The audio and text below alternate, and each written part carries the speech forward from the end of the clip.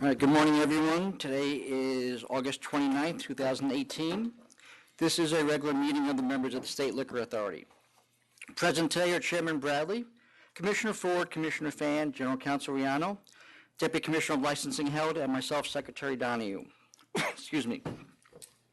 The next meetings of the authority will be September 12th, 26th, and October 10th and 24th. Those are all Wednesdays. I'd ask you if you have a cell phone, please silence it, and if you have to take a call, please take it outside. The items will be called, for the most part, in the order they were signed in, first in Buffalo, then Albany and New York, or we will be taking some matters in New York out of order. As your item is called, please approach the podium and speak your name clearly into the microphone. Remember, we need to speak into the microphone because everything's being recorded. And there are a lot of licensing matters on today's calendar, so we ask that you be brief and to the point as a courtesy to everybody else who's waiting to have their matter heard. The first item is going to be here in New York. It's item 1676, Mario Enterprises, Inc.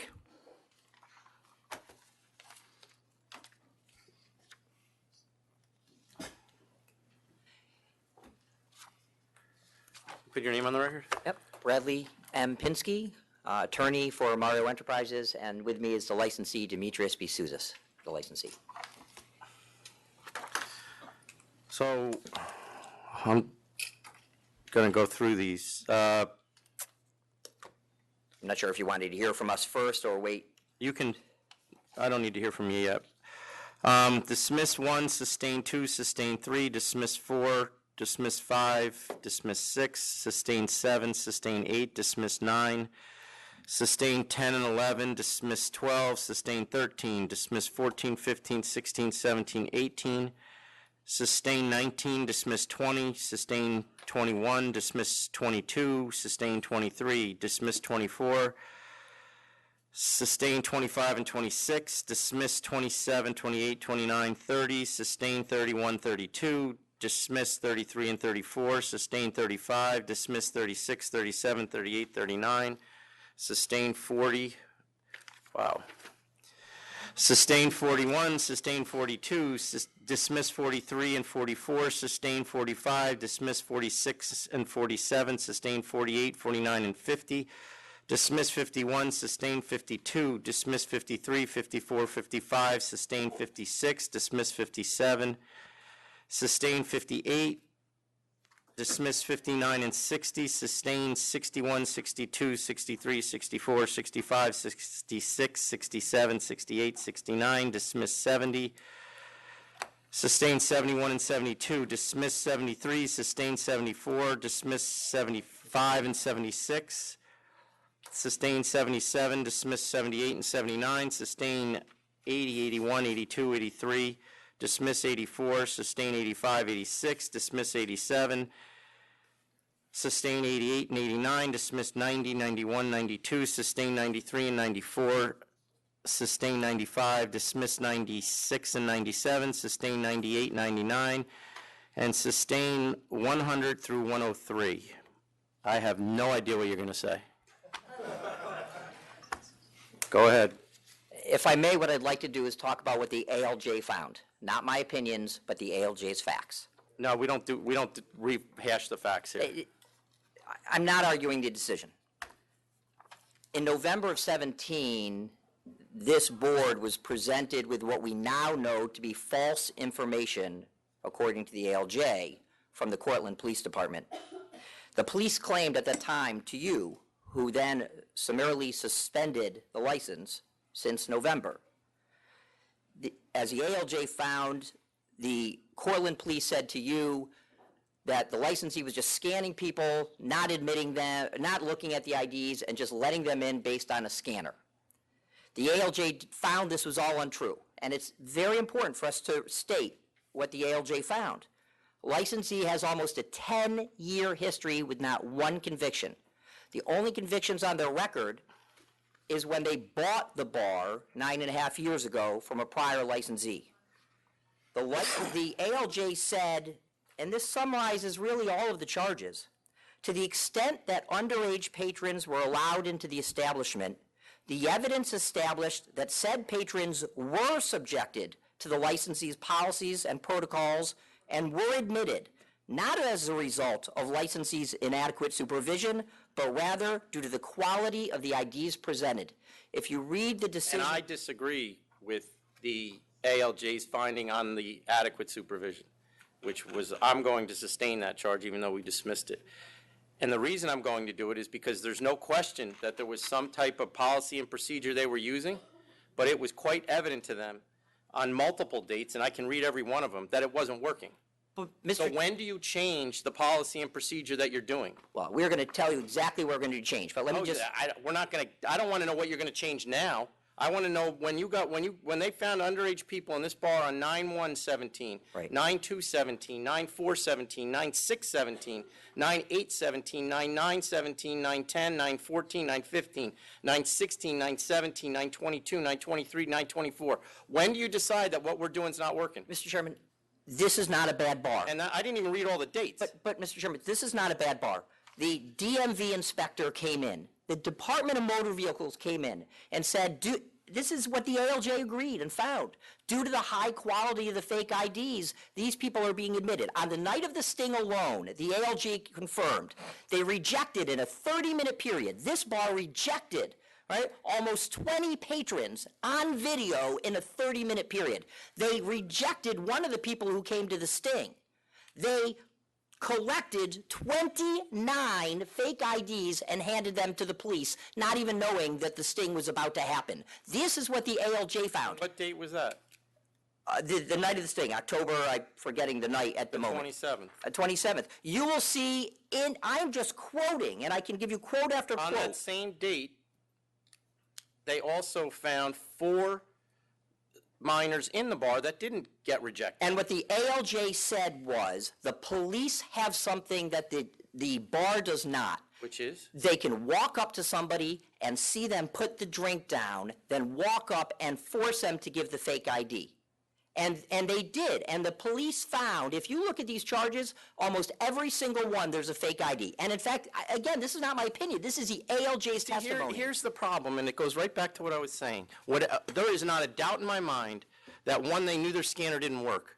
And two, a large majority of these underage people, because it's Cortland and we know there's a college there, are 18 or under. So you're going to tell me that they didn't know there were kids in that bar? On all of these dates, at some point, you have to change something, and they never did. Actually, I can show you. They've already purchased, and we found... It's too late. But, Mr. I don't Chairman, care. You might as well go buy a convenience store, because there's no way, I don't know what they're doing, but I can tell you this place isn't open. But the ALJ found they're adequately supervising. You can take He that listened to to the 4 months Article of testimony. 78. And let me be actually quite clear, counsel. The ALJ found that the establishment was known as the Freshman Bar when the ALJ found that this is a focal point for police attention, and that because there's so many people underage at this place, that the ALJ found that under Section 118, this place adversely affects the health, safety, and welfare of the inhabitants of the area. So that actually, by definition, 2 of our most serious charges refutes exactly what you're saying. This is not a good bar. We understand your point. Not to make a legal argument, but the reason the ALJ did that is because he said you should have asked for a second form of ID, right? He said they should have asked for an out-of-state ID. One, they did. The ALJ found they did. And you could see them on the video asking for a second form of ID. However, the appellate division, and we have lawyers on the board, the appellate division has said, as I state in my controversion, you are not permitted to require a licensee to ask for a second form of ID. If it's an apparently issued But it goes government ID, back that to the makes fact, when does he decide that I need a second?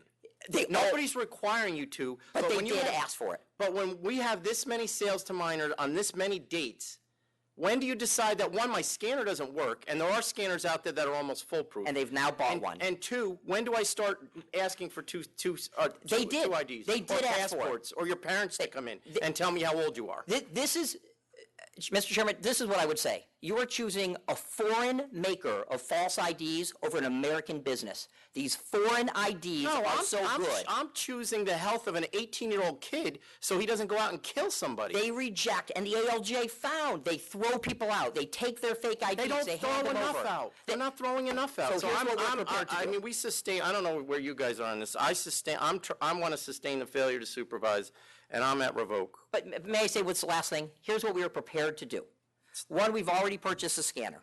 And two, we were prepared to post a sign, and the scanner will track, stating that we will not admit more than, we're going to ask the police what they suggest. Our belief is 10% of anybody out of state. That should cut down the out-of-state fake IDs. It's too late. But all of this happened over a 3-month period. None of them were turned in.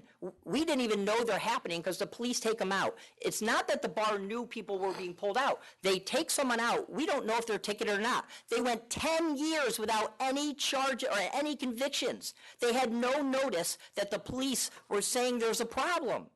These are 18-year-old kids. They had notice. Most of them, almost every one of these were 20. Almost every single one was 20. The youngest who was thrown out was a 17-year-old was thrown out.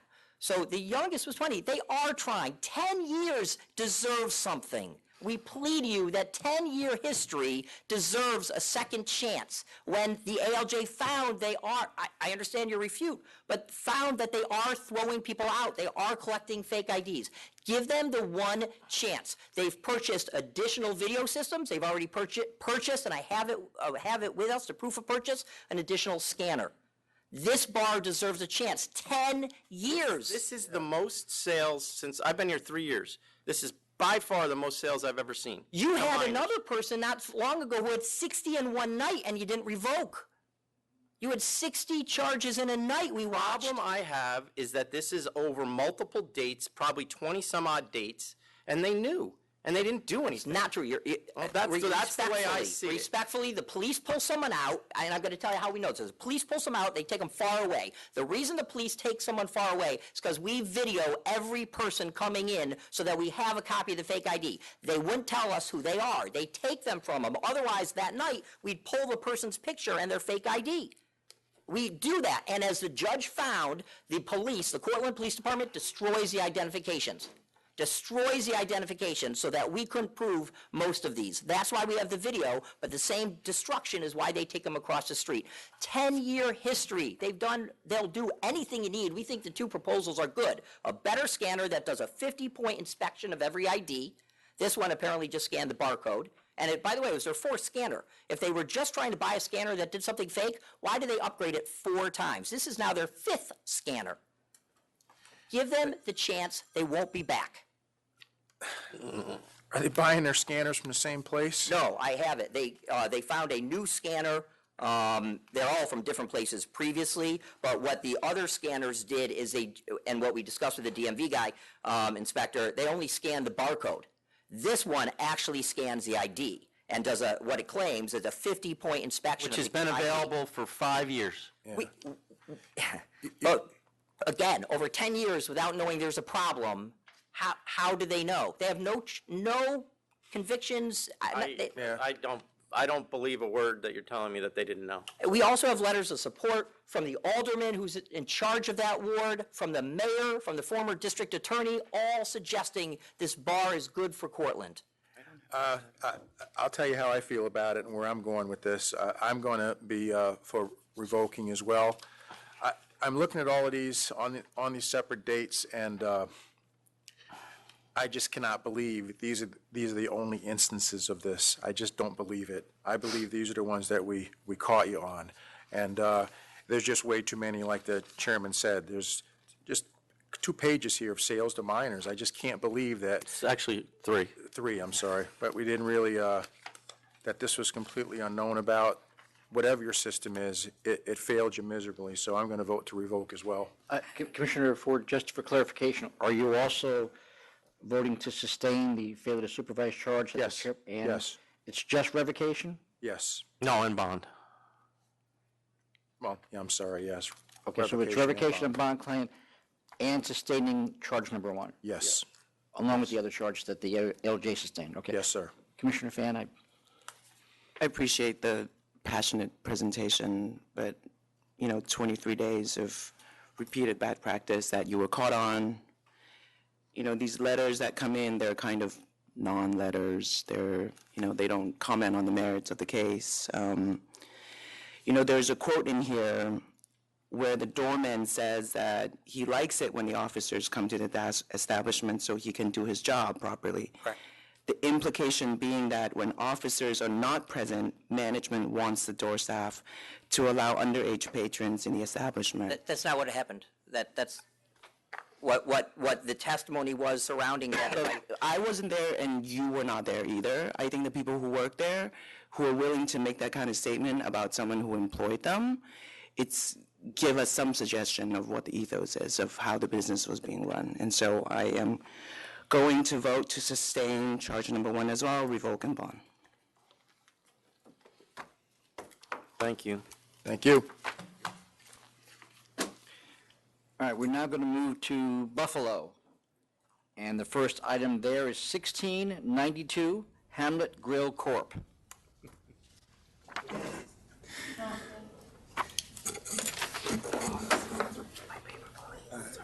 Kimberly? Yes. Okay. Good morning, everyone. Good morning. Robert Romano for Hamlet Grill Corp. I'm here with Kimberly Panapinto. We're here for any questions you may have with regard to the operation of the applicant. I believe, if I'm not mistaken, there was a previous history question, and So, what role is the son playing in this? he's the landlord. He bought the building. Is he going to do anything with the restaurant? No, no. Kimberly and her daughter will be running the restaurant. And other than being the landlord, I believe it's Chad, will have nothing to do with the restaurant. And he was the licensee when we canceled it last time, as a focal point in 6/15? June of 2015? Correct. So what are they doing different that is going to make this not a focal point? Because I see they want a DJ, they want karaoke, they want live music, the same thing he was doing. Kimberly, do you want to explain? When you say, you're talking about my son Chad? No, My son Chad, we're talking about your method of operation not being any different than what it was before. oh my goodness. Well, we're having a restaurant there. We're hoping to have, a more of a family restaurant plus the bar. We don't, my understanding, we don't have to have the DJ booth or karaoke. We'd like karaoke, but We don't have to, no. What's the hours?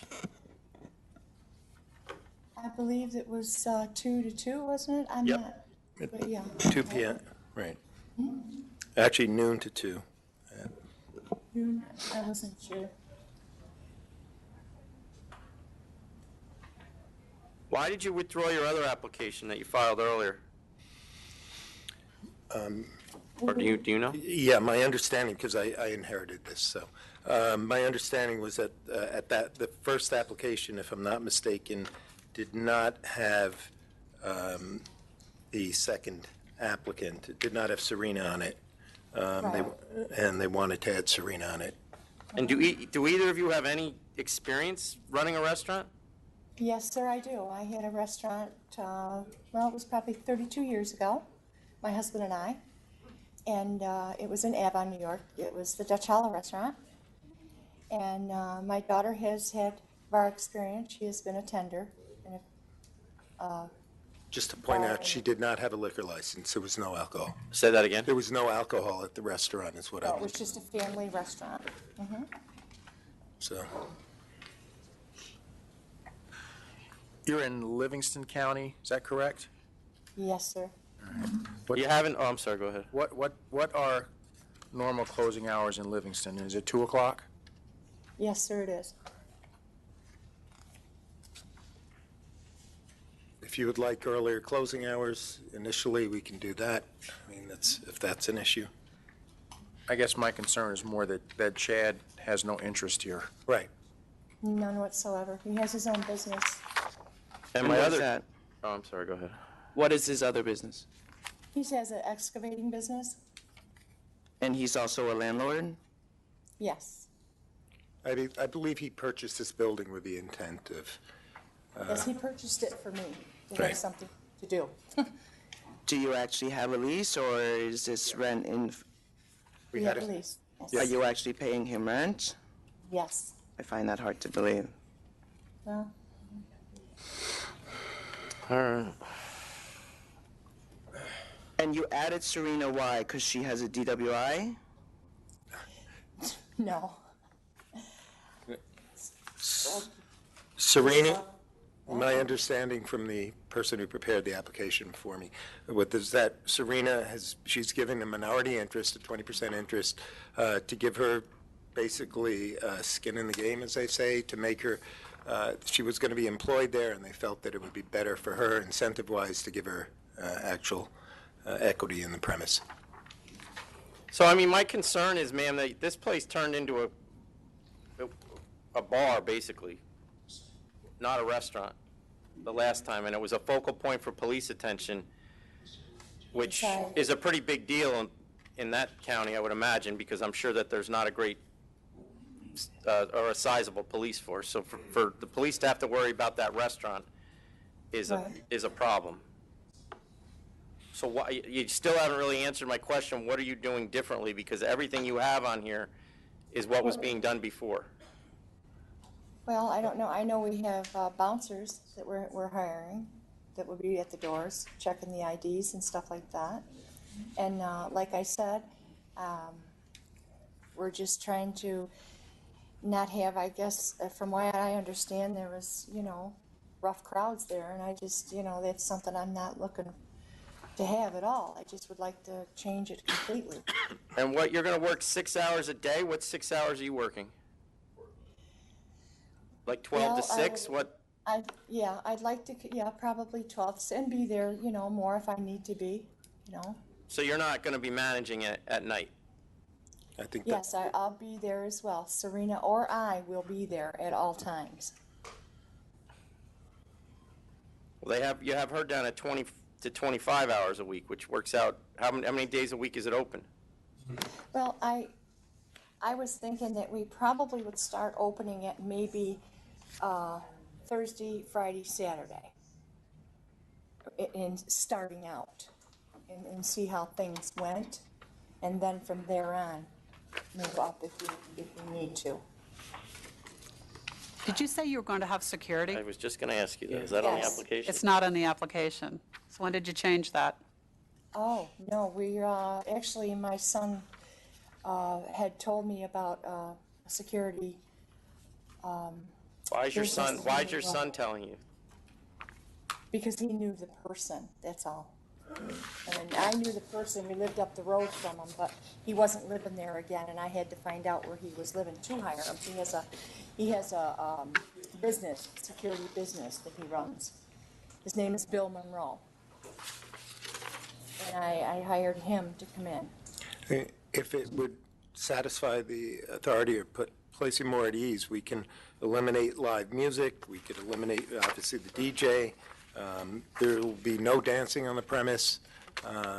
It'll be food, and, there is a bar, obviously. Well, here's what I'm thinking, is that we eliminate the karaoke, the DJ, the live music. She can have a jukebox if she wants to run a restaurant. Right. And she shuts at 1. That's fine. I believe, is that fine with you, Kimberly? Yes, that's fine. 1 o'clock, yes, that's And fine. that's doors locked at 1, It's fine, I have no problem. with nobody in the restaurant. Except, I would assume staff. Right. Myself, that's fine. Assuming they're fine with that, I don't. Okay. On those conditions, I'll grant it. And you have to amend the application for the security guard. Okay, yes, I will. I'm going to vote to deny. I'm just not comfortable with the whole situation as far as your son being the landlord, based on the previous history.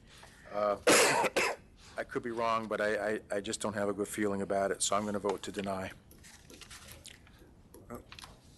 I would, in my conversations with Kimberly, and I did initially have a conversation with Chad, the landlord, it was pretty clear to me that Chad was doing this, has his excavation. I think he does bridge work. He does have a separate business, that this would not be his business to run whatsoever. He wants nothing to do with it. I'm going to vote to deny as well. a bouncer on Thursday, Friday, Saturday sound like a nightlife place to me, not a restaurant. And Chad, who's supposed to be at arm's length, is recommending the security company. I mean, it sounds to me like he's running the show, so. Thank you. All right, we're going to go back to New York. Next item is 1663, Cuscatalan Bar and Lounge and Grill. I believe there's an interpreter here. My client is coming in. By the way, I apologize. I had another matter on, and my partner's here, and I'm sorry. I didn't even notice you weren't here. Good, in a sense. I don't know if I should have. Can I get my client? He's Yes.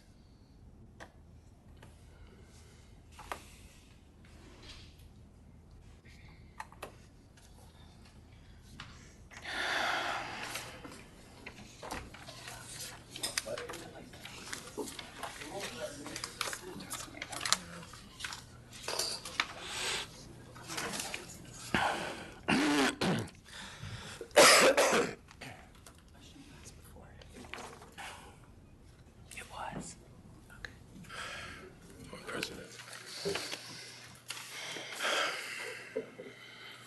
Is he coming? Yeah, apparently the security guard has to go out to let him in.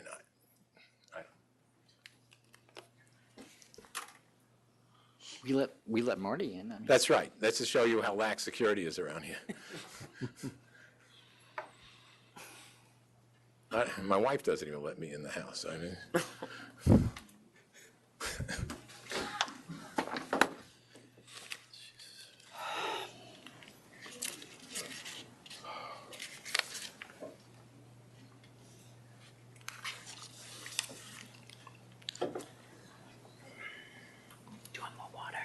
Sure. Thank you.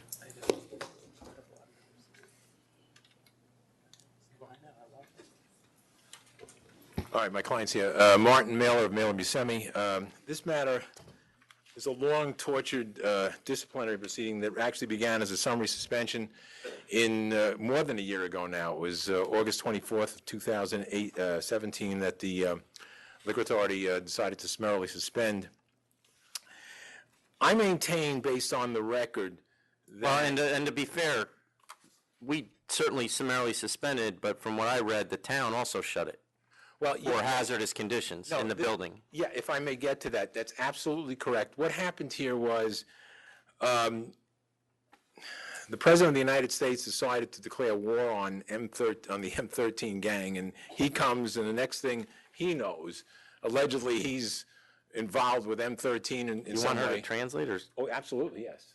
I mean, I didn't order this translator. You got to...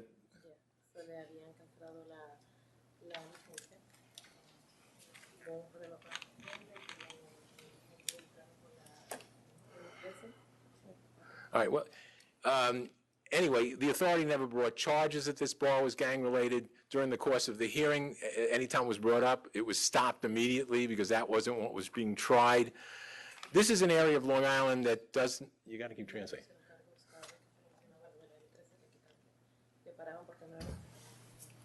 This is an area of Long Island that whether this bar is open or not is not one of the greatest areas of Long Island.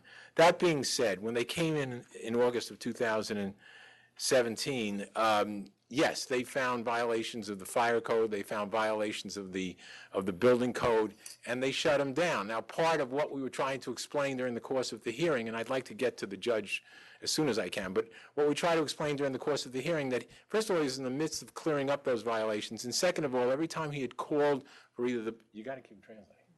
I don't want to get into your... No, it's okay.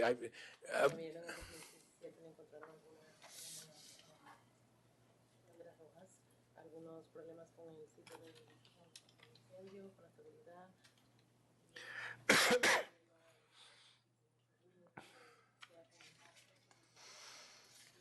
Okay. Every time him or his representative who was going through the buildings department and the fire department attempted to get representatives of either of those groups to come in, they always would make excuses not to come in. Then on the day of the raid, then just like in Casablanca, there's gambling going on here, and they close everything down.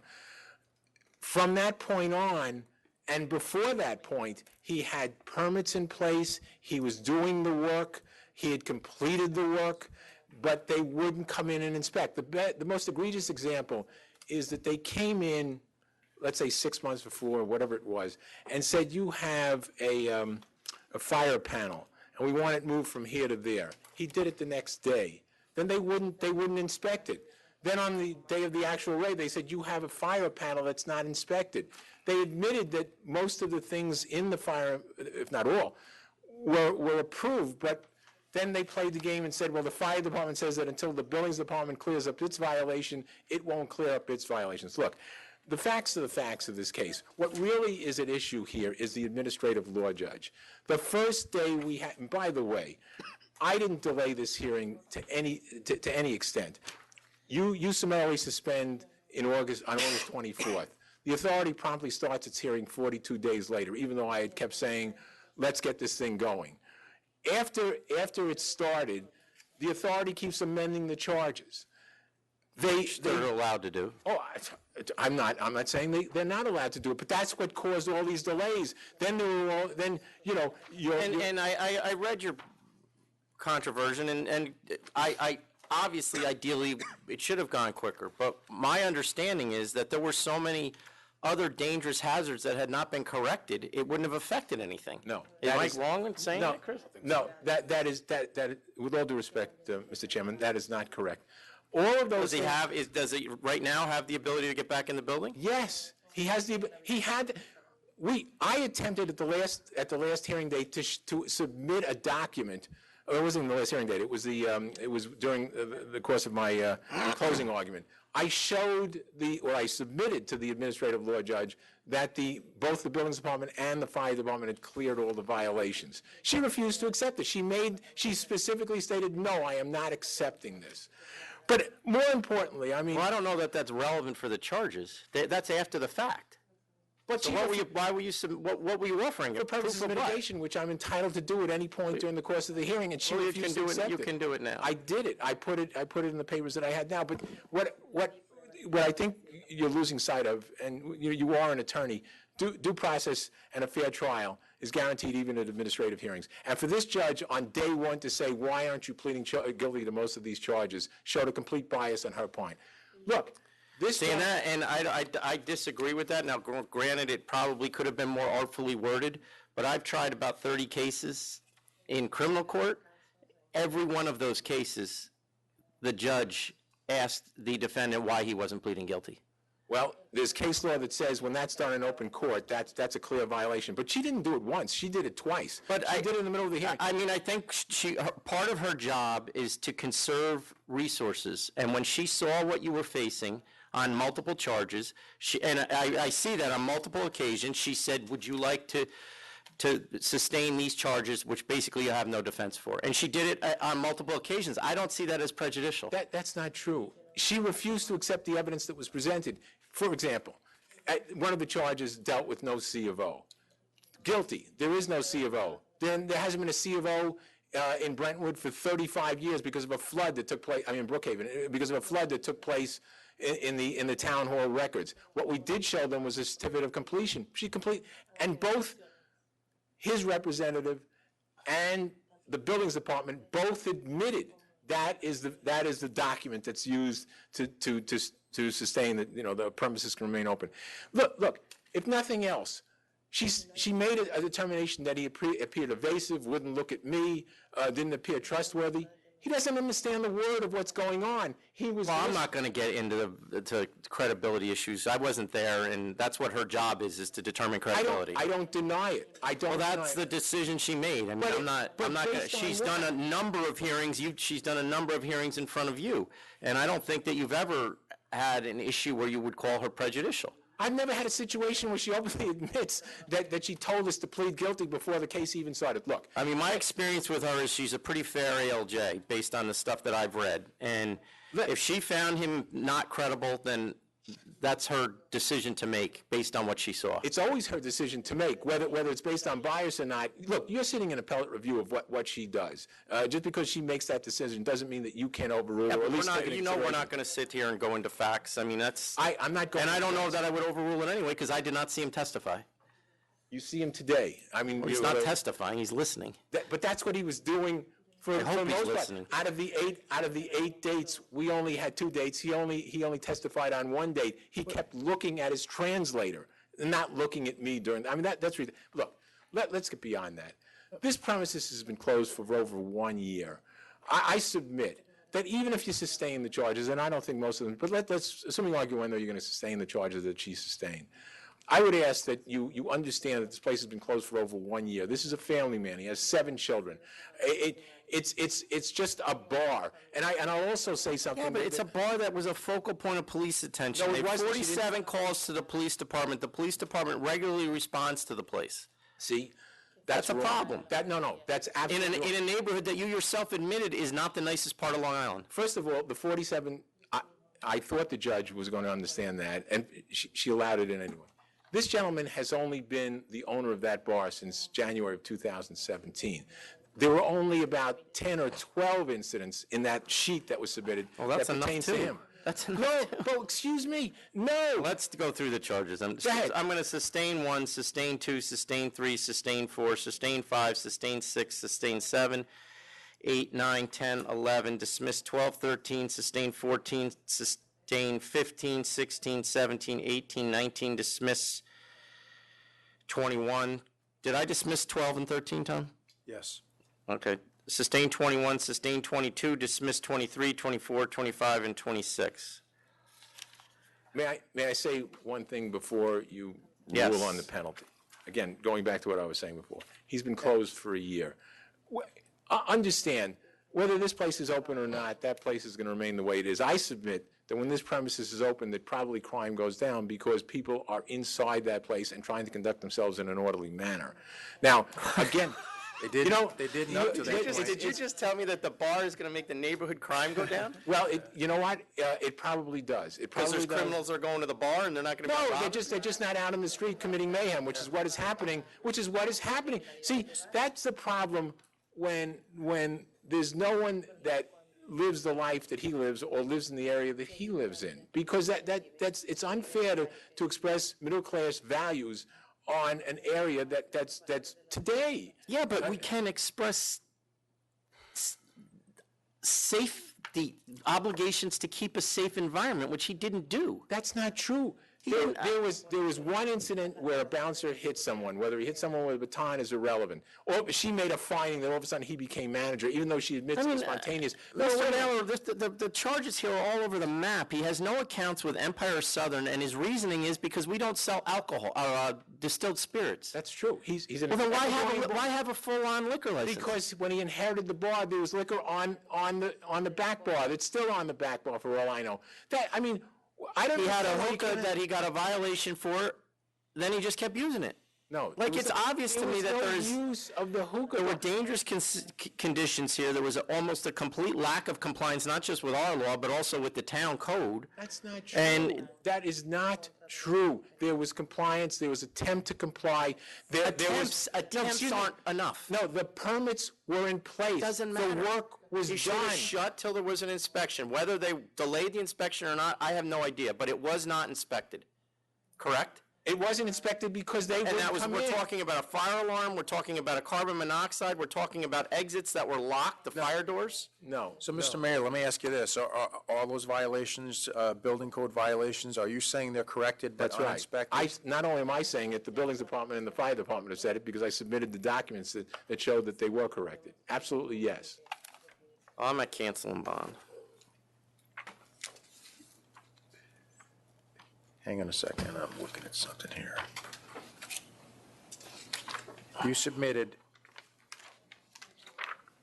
am I missing something here? You submitted that the fire department codes all said that he's up to code now? Is Yeah, what no, you're that was saying? submitted at the hearing.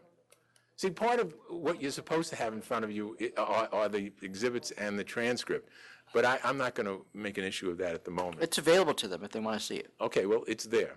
It's there. Town of Brookhaven inspection report. Again, I'm not making an issue of it. Inspection completed, correct all deficiencies.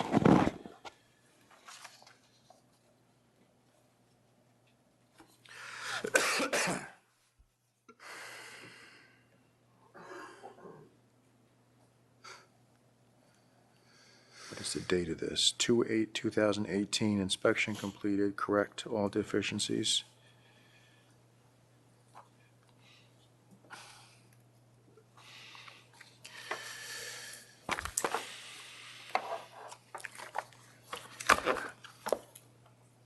He took over the place in January of 2007. 2017. It's been looks like- closed for the past year, Yeah. more than a year.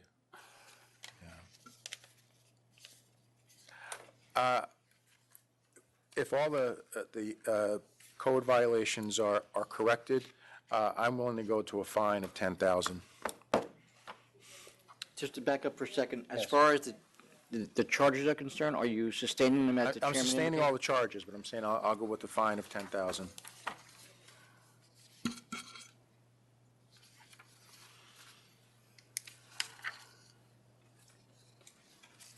This is Mr. Guerrero. No, this is Mr. Lopez. I'm sorry, Jose Garcia, I'm sorry. This is Jose Garcia. Garcia, Okay. Garcia, yes. Okay. Where is Mr. Guerrero? Mr. Garcia is the working partner. He's been there since the beginning. Okay. So the He other was- partner is not involved. He's involved, but I mean, not on a day-to-day basis. He's the working partner. He's the one that, I understand.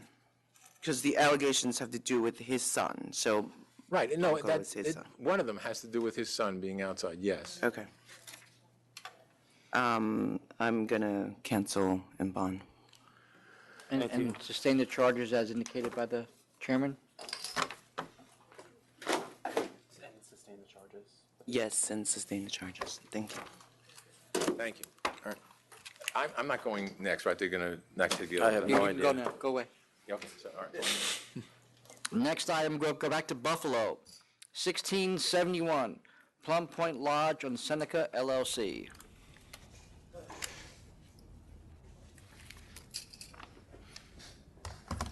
Hello again, everyone. Robert Romano. I'm here with Dave Bonnell of Plum Point Lodge on Seneca, LLC. We're coming to you for approval of a wine store. See if there's any opposition. Is there any opposition? There's no opposition, President Buffalo. All right. This is going to be a tiny wine store on a hotel grounds. It's 270 square feet. What? Outside the hotel grounds. Just outside the hotel grounds, I'm sorry. The exactly. closest licensee is 10 miles away, so I think by virtue of the fact that you would have to drive 10 miles to get a bottle of wine if this place isn't open,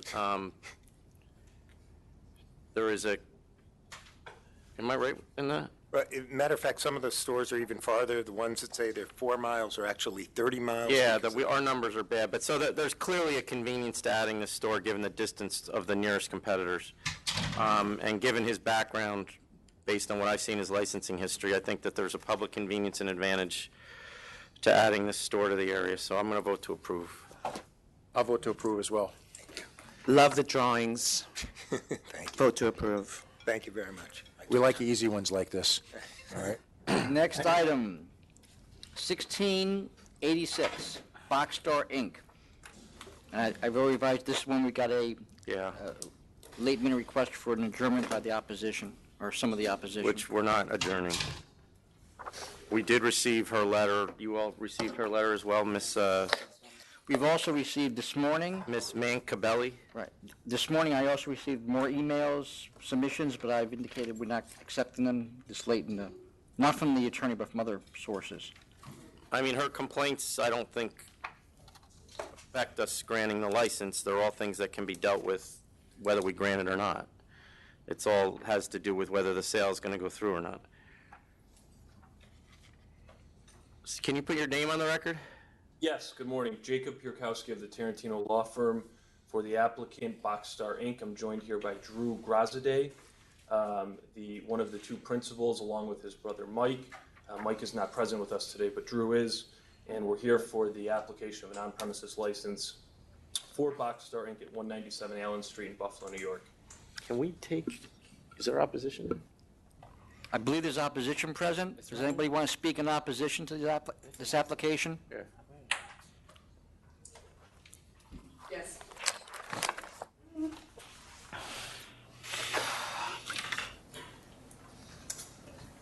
My name is Ann Romanello. I'm the paralegal at Mancabelli Law. Patty could not be here today. She's in Arizona. But you mentioned that you received our letter. I could read it aloud, from what I understand, you all have read the letter. Yes, we have. So ultimately, that is our position. Could you clarify what evidence you have that his father is involved in this establishment? I mean, you point out two things that I don't think really establish that he's going to be working there or even own it. So what we have is the prior counsel. The text message that was included in the letter is a note from Megan's prior counsel, Tom Agello, that identifies that his father was contacting Megan directly to perform a liquor inventory at... Well, his father and the client. Correct. He was also the main point of contact when the initial deal was being put together with the attorneys. He was the person who was contacting the retail, the real estate agent. Okay. And your concern is that he's a felon, and that's your main concern? Well, that it wouldn't be in the public interest. Okay. Anybody, is anything else? No. Okay, thank you. Is anybody else there who wants to speak in opposition? No one else is present in opposition. We did get 4 letters of protest. No, I'm sorry, 3 letters of protest, plus the letter from Ms. Machiavelli. Go ahead. Good morning, members of the full board, Chairman Bradley, Commissioner Green, Commissioner Fan. We're here to apply for a very small bar in Buffalo, New York. There's an occupancy of 38 people. The bar is 20 feet wide by 58 feet long. My client, Mr. Grozade, and his brother Mike will be a constant presence as owner-operators. They're going to also appoint a manager. The bar is a quiet neighborhood bar. We're going to engage in a few improvements, which we think will really benefit the public interest. Namely, number one, we contacted a chef, Dale Custodi. His affidavit was a part of our 500-foot hearing. And Mr. Custodi has designed a kitchen that we can work within this bar to allow some unique food offerings for the neighborhood. The establishment will be open for lunch as well as dinner. And we're in the process of working with local establishments. There's a theater in the area that we're working with to try to establish ourselves as a place for the community to come and enjoy, not just an evening bar. Second, we're going to have a real focus on safety and security. As noted in the hearing, there is an issue in the neighborhood. Now, none of the issues in the neighborhood concerning the safety and security have been directly attributed to this bar, but we think we can be a part of the solution. And so number one, on Thursday, Friday, Saturday nights, we will always have someone at the door checking identification, a licensed security guard. And on busy nights, as recommended by the police lieutenant who came to that hearing, we'll have somebody in the bar as well providing security. Well, I think this might be a little bit unnecessary. The lieutenant has asked us to do it, and we're very happy to comply. The lieutenant at our 500-foot hearing noted that the bar does have problems with people leaving the premises with alcohol and has problems with loitering. Those are two things that we would address and not permit, and we think that's really simply done by having somebody at the door constantly and someone inside. Lastly, Was the father playing a role in this? I'm sorry? Why was he involved in the sale and contacting the seller? I don't think for any other reason than this is his son. There's no ownership. He won't be a presence at the bar. He's not going to be working there. He's not the landlord. I think it's just familial. I'm unaware of the opposition's letter. I wasn't provided a copy, so I don't know what the allegations are other than what I heard. But That's what you heard is pretty much it. But the brothers are 35 and 30, so why do they need, these aren't kids. Sure. So why is the father involved at all? I think it's just a tight family. I don't think there's any reason. There's no business relationship wherein he's involved. There's no oversight. He's not providing any guidance in that regard.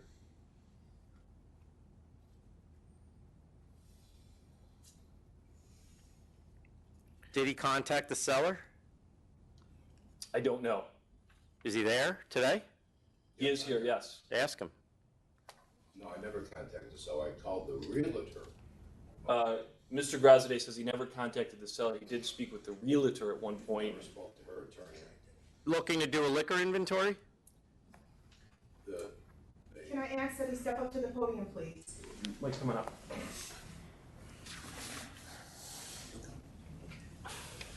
I happen to know the realtor involved. And I asked him, I called him, I said, he had told me he needed a free inventory of the liquor for the license, that whoever he hired to do the liquor license told him. So I called the realtor, I said, listen, could you call the owner and see if you can get the liquor inventory? So why are you doing that if you're not involved in it? Well, I'm not involved, I was just, he had mentioned he needed it, I just called the realtor, because I know the realtor, somewhat. I'm not even good friends with him, I just know him from, through another friend. So I just called him, asked him if he could get the inventory, I never contacted the seller, never contacted her attorney. I got really nothing to do with it. I got cancer. I just had surgery and, I'm not in good health. Sorry to hear that. All right, thank you. Chairman, Yeah. board members, I have Megan Culver who would like to speak in opposition. Okay. Step up to the podium, please, and state your name for the record. Hello, my name is Megan Calvert. I'm the current owner of Alley Cat. After we listed the bar, Drew's father was present for the walkthrough, who did contact me about the liquor inventory. It took me a little longer to get that liquor inventory because we were unclear as to why we had to provide Wait, it. wait. You're the one selling the bar to him? My And you're father and speaking, I- you don't want us to give him a license? My father and I ran this bar. My father died unexpectedly of cancer. Within 6 weeks of a diagnosis, he passed away. I made a very quick decision to sell the bar. I didn't want to run the bar without him. After 4 months of waiting for them to get their liquor license, I had to quit my job to run the bar, to be there every day, my husband and I. And last September, after waiting 4 months for the liquor license, I asked if we could back out of the deal because I felt like I had a good grasp on the bar and we were successful running the bar. I enjoyed running the bar, and we have not been able to back out. So now you don't want us to give them a liquor license so you can have the bar back? I'd like to keep running the bar. That's what I've been doing since my father's passed away. Okay, thank you. Who has the license now? She does. It's in her name. Is it, the bar's open in your name right now, right? Yeah, the license has always been in my name and Yeah. we've been running it. Okay, thank you. Thank you. Even before that, I was going to ask, can I have a moment with counsel, please?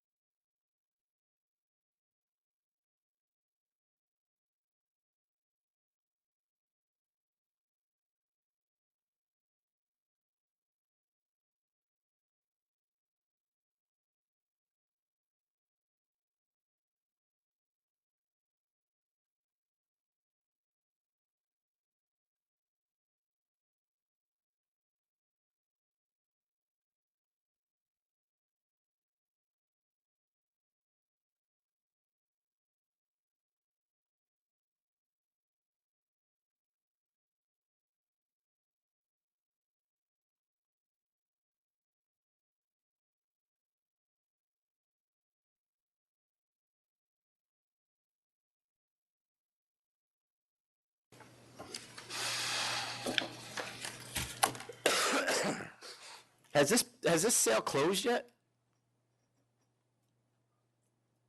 Hold on, I can't hear you. Larry, you got it muted. Go ahead. The closing is contingent upon the issuance of the liquor license. Okay. So the contract has been signed, we have a valid lease, but there's no timeline wherein the license has to be issued. So hopefully today, if we're successful, then we can move to close the deal. But we have made a substantial deposit financially and taken a loan, so there are some, we've had a financial hardship in the delay that this has taken to get to this point today. Mr. Pierkowski, why was the first application withdrawn? It was withdrawn because in this neighborhood in the city of Buffalo, there's a green code for zoning. And that green code requires that any bar, anyone selling alcohol, obtain a special use permit. And when the application was going through, when we were to meet last time and appear before the full board, we had an appeal through an Article 78 against the city of Buffalo for this special use permit. We were successful. The Supreme Court ruled that the city of Buffalo was arbitrary and capricious in their denial of our permit. The city has now been ordered to issue us said permit, and so then we reapplied. I didn't want to appear without being able to say to you that we have all permits in place. All right, the ALJ found that there is public interest. The bar has been open for a significant period of time with little negative history. And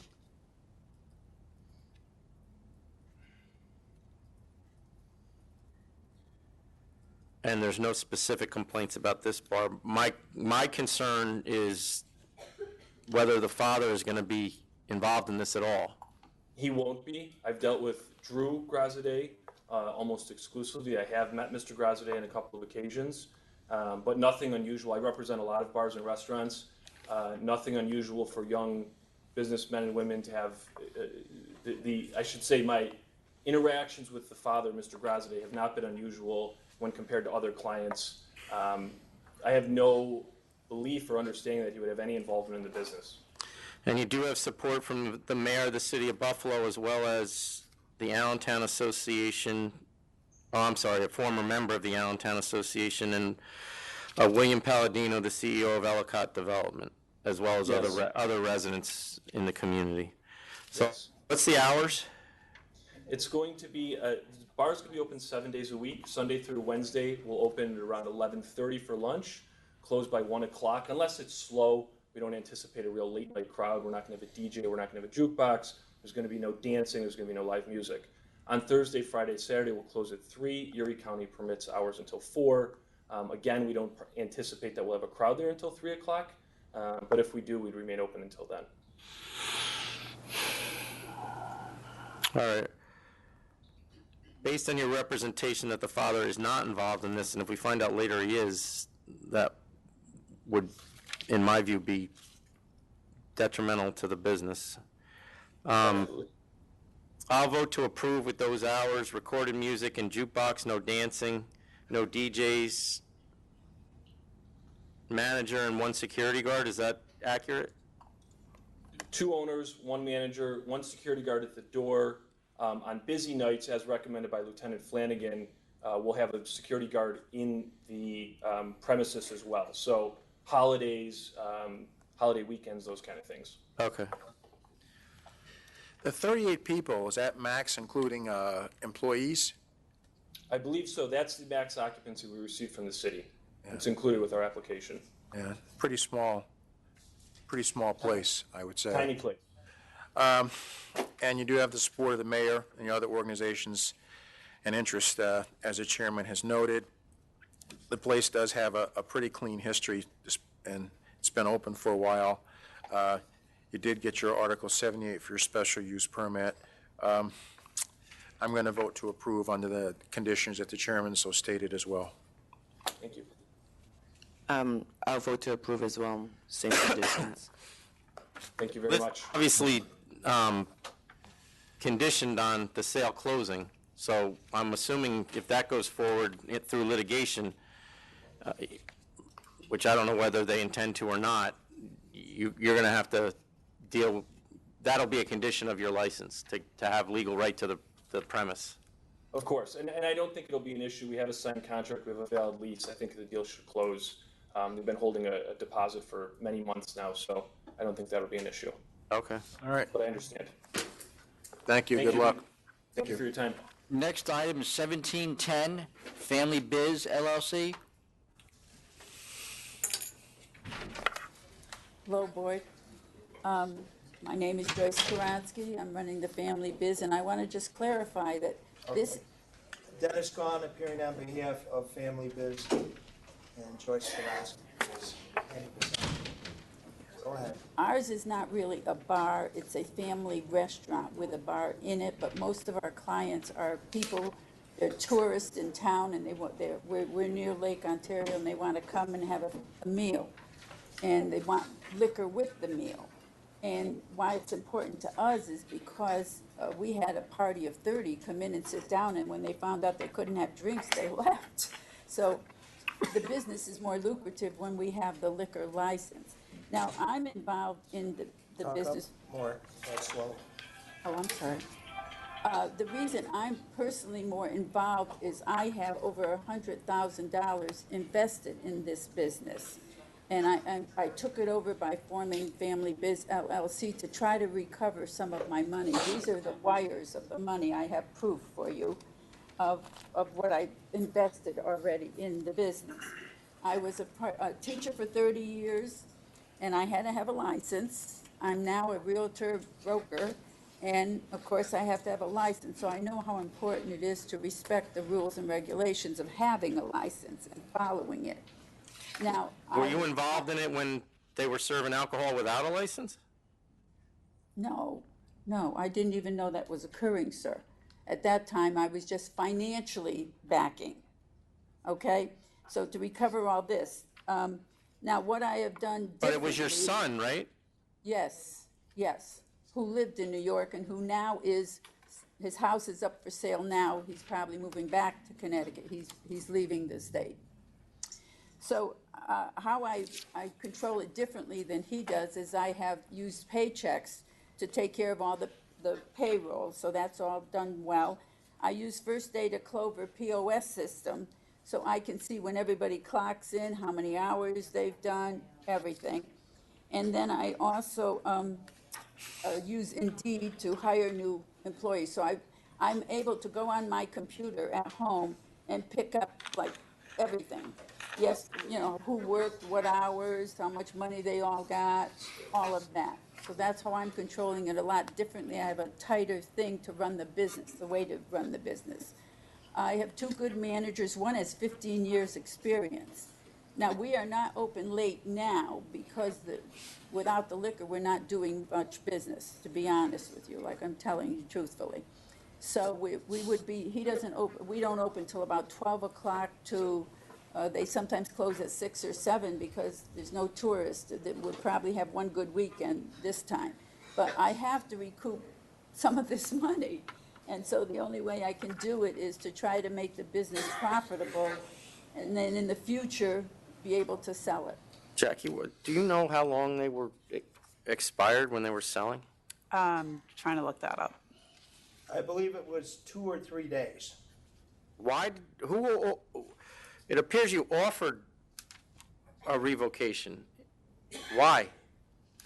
Because at that point, that's what he wanted to do. He wanted to sell the business, get out of the field, get out of the restaurant, move back to Connecticut. But Olcott is a tourist. But why offer the revocation? I mean, even a cancellation would have been easier. Non-payment of a fine. Oh, it was for non-payment? I'm showing it. No, I think the CNC was a revoke. Chairman? It was a $12,000 fine. Oh, it's the one before you. You want to talk? Yeah, Chairman, Oh, Jamie yes. Gallagher. Got it. Yes. Okay. There was a separate proceeding. Among the issues in that proceeding was a failure to conform to application because there was a door being utilized that was within 200 feet of a church, I believe, among other issues. We had, And the board, I'm sorry, I'm trying to remember the path of the case. He defaulted.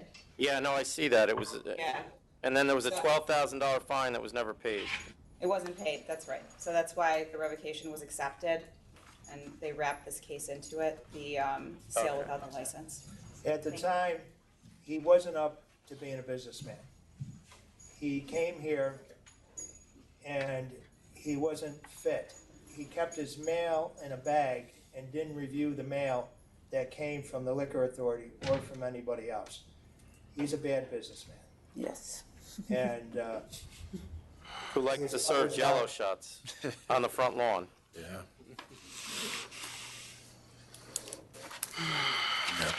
I don't know. What are the hours here? 12 to 6 now, but it would be extended out as business, comes. So that's what I'm asking you. Well, if it's a bar, probably open till 1 if we had any business. But like I said, usually our business is families coming in to eat. That's our main business. And what type of music do you play, if any? No, maybe jukebox or something. We don't have dances or anything anymore. they have tables there, they have approximately 20 tables. They're able to seat capacity 120, but they only have 84 seats. They have delicious French fries. I've been there a few times. They serve excellent food, but without the liquor license and it being a tourist area. Being somewhat familiar with Newfane and going out to court there a lot, the town of Olcott, except in the summertime, closes down approximately at 6 o'clock. It's tough to find anybody on the streets. In the summertime, it's probably 10, 11 o'clock at the latest. It's not, it's a fishing. I have a question to the council. Oh, for.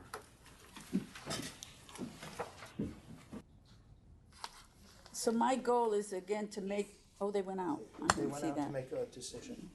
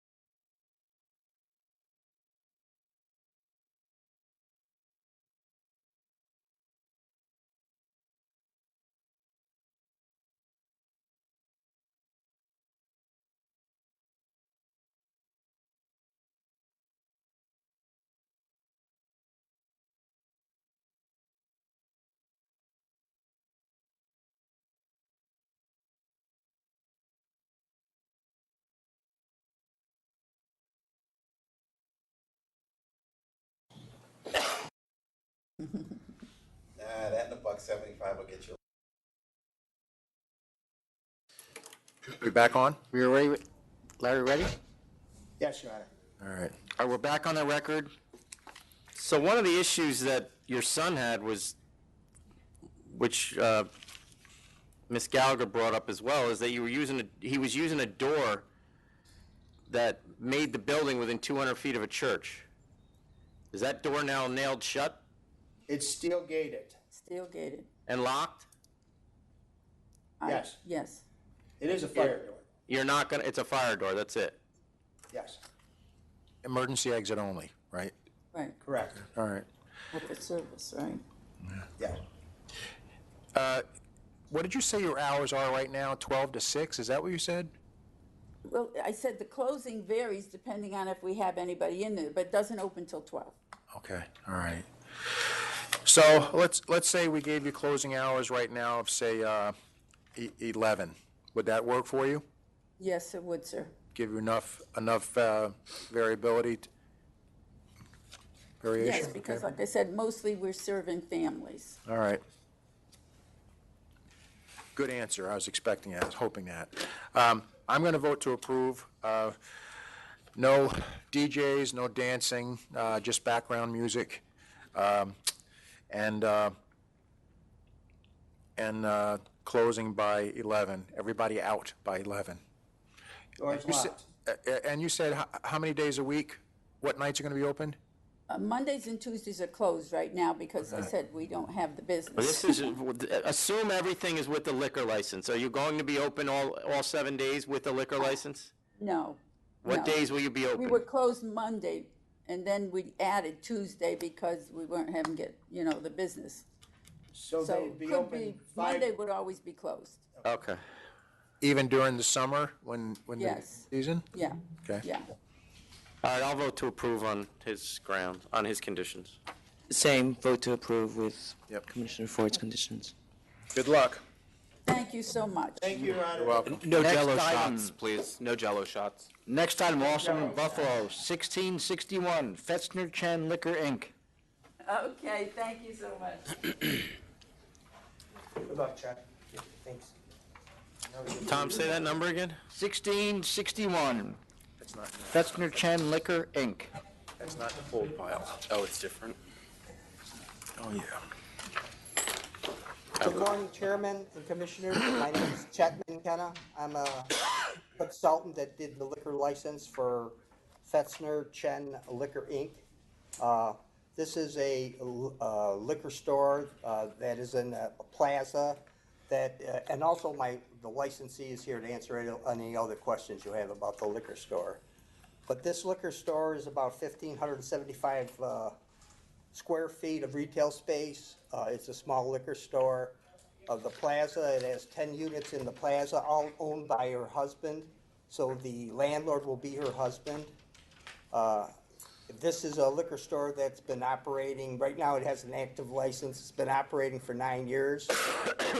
And it still has an active license. And we're just going in there, a new applicant is going in, and that's my client, who is here to answer any questions you have about this liquor store. Why does she want to get in the liquor business? Does she have any experience? Do you have any experience with the? Right now, they work in a restaurant that doesn't have alcohol in it. Her husband and herself work in they own a restaurant in the Greece area, but she doesn't have any experience really in owning a liquor store. Do any of her family members own a liquor store? Any of your family members own a liquor store? Any families own a liquor store? Brother. When? Where? Is What city? Is it in this area? in Rochester. Yeah, he says her husband, her brother owns a liquor store. Her husband and her brother, or just the brother? No, just the brother. Just the What's his name? What's his name? Ming Fen Chen. Ming Fen Chen.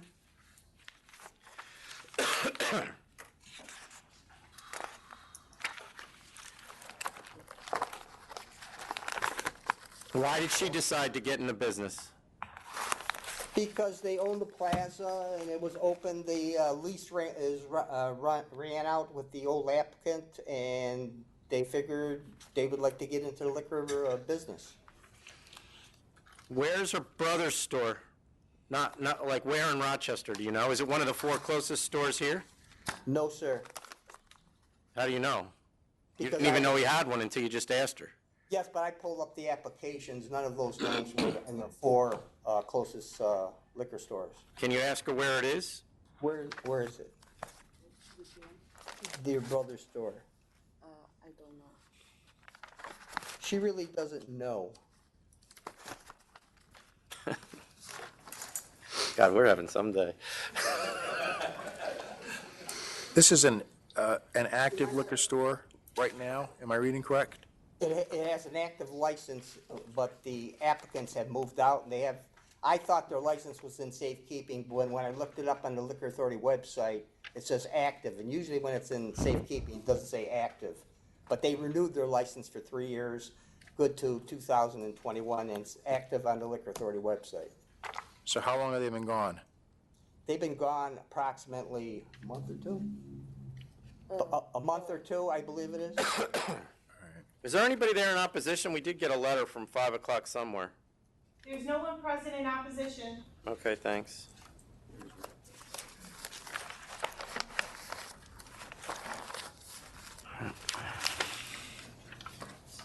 So you have one. I will be advising her on all the liquor laws before she starts her business of what she can or cannot do, and make sure she's in line with all liquor laws, regulations. And she has, all my clients can call me at any time for any kind of advice or information concerning the liquor laws. Is her brother there today? Her brother? Is he in the room? No, he isn't. All right.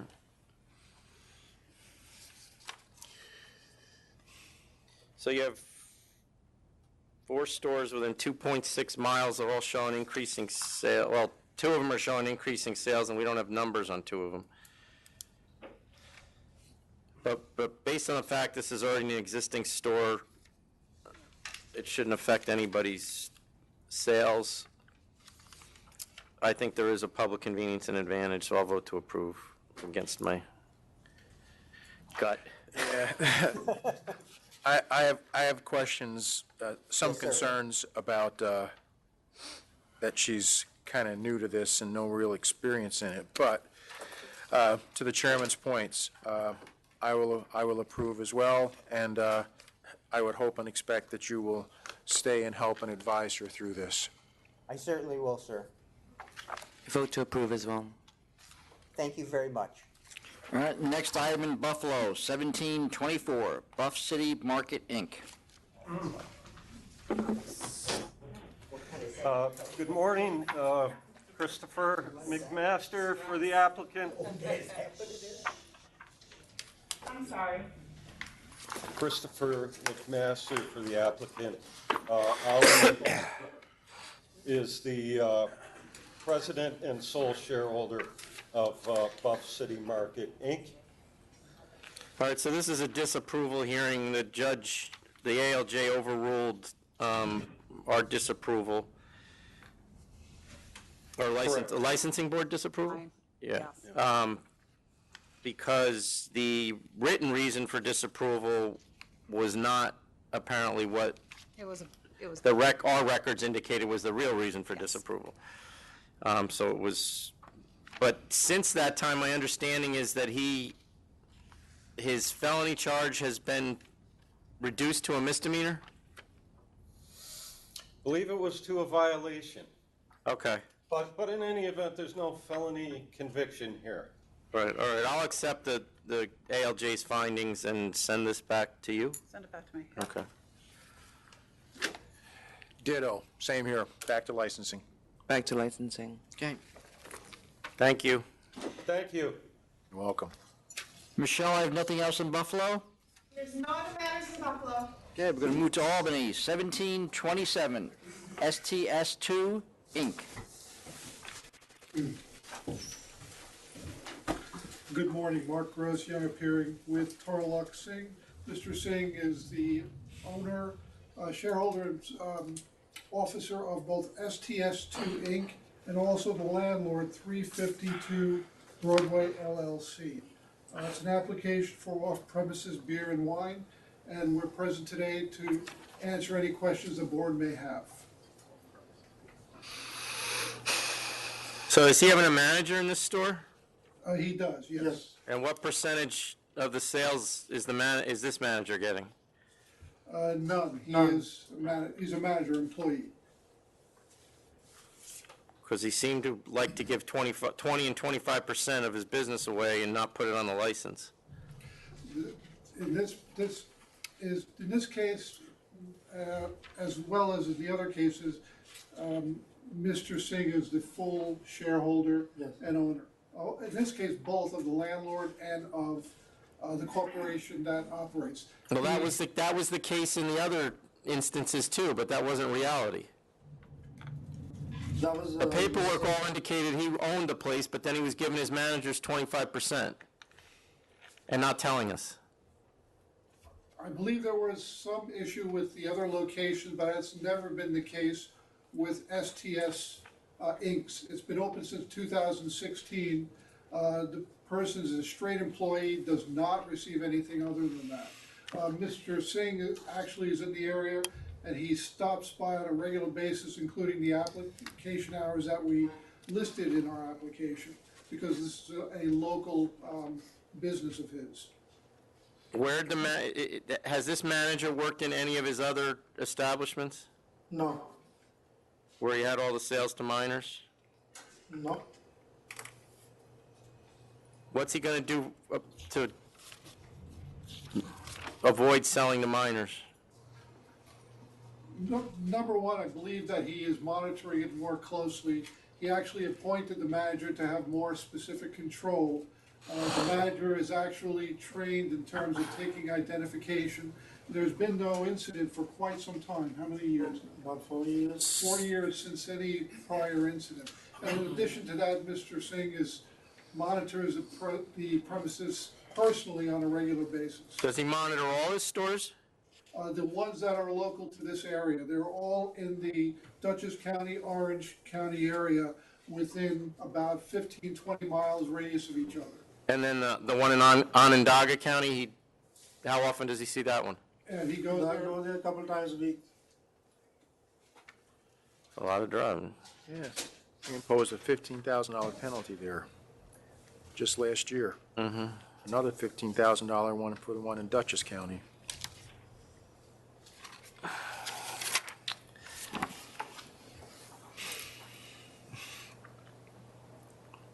And I believe that there was a proceeding before the board on that. With regard to that, he misunderstood what the requirements were, actually provided the board with information. He's rectified that situation. Did pay the fine, but that has not occurred at this location, and he's now licensed to operate in each of these locations continually. All right, I'll vote to approve, but I'm going to require he get a scanner and Okay, use that's it fine. and use it on any alcohol purchase. That'd be fine.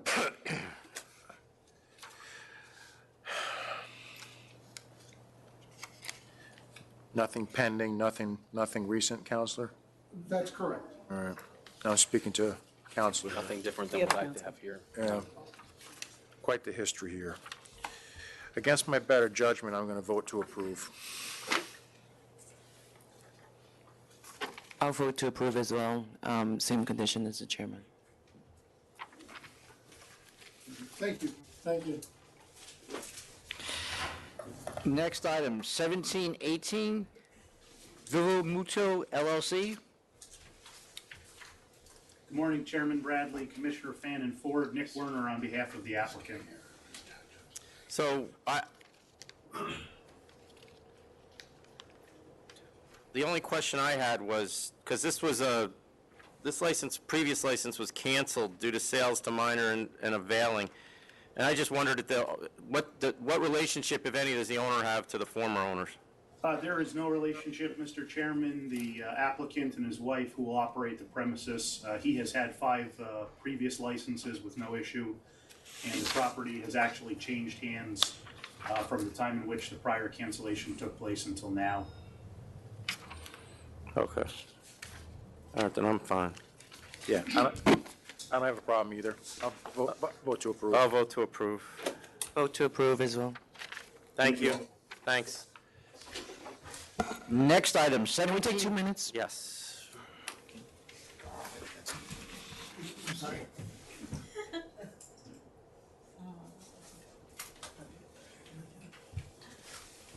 about that. That's all right, it happens. Close quarters.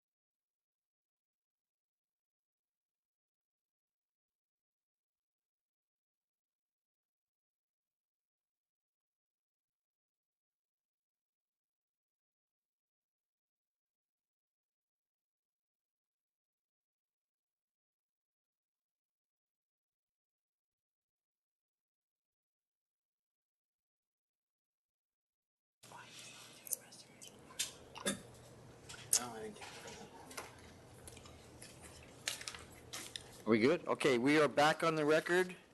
And in Albany, we're calling item 1713, Why Not LLC.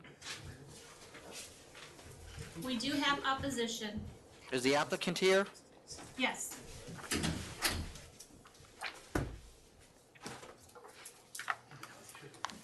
Good morning. Matt Wagner and Anthony Cove on behalf of the applicant, Paul Cook, who's here to answer any questions that you may have. We can give a brief introduction if you prefer, or take questions to start. We're going to hear from the opposition first. Fair enough.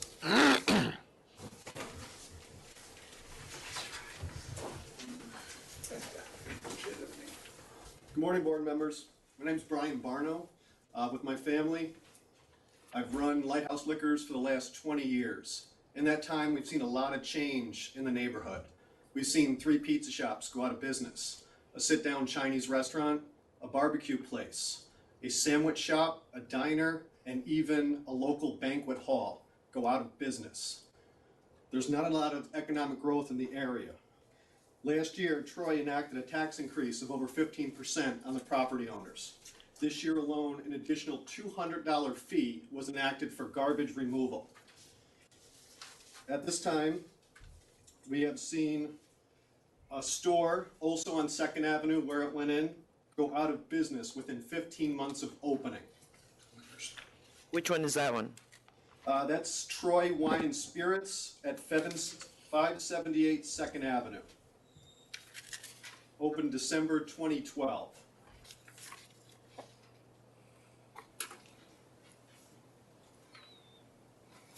Okay.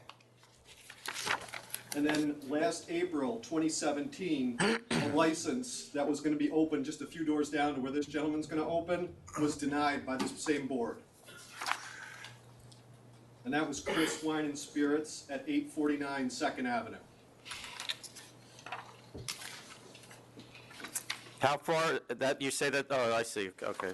It's just down the street. Correct. And the proposed store is only 1/4 of a mile away from where our location is, and 2 miles away from 3 other stores that service the area. All right, anything else?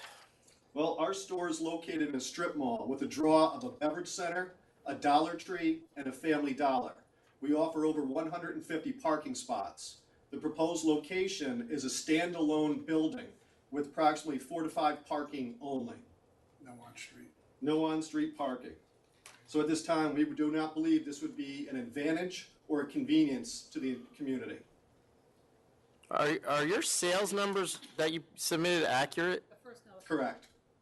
Sorry, we have a typo in the first year for 2014. Oh, so it's not a million? Yeah, that's, Okay. that's the exact number that was on Okay. All right, thank you. Thank you.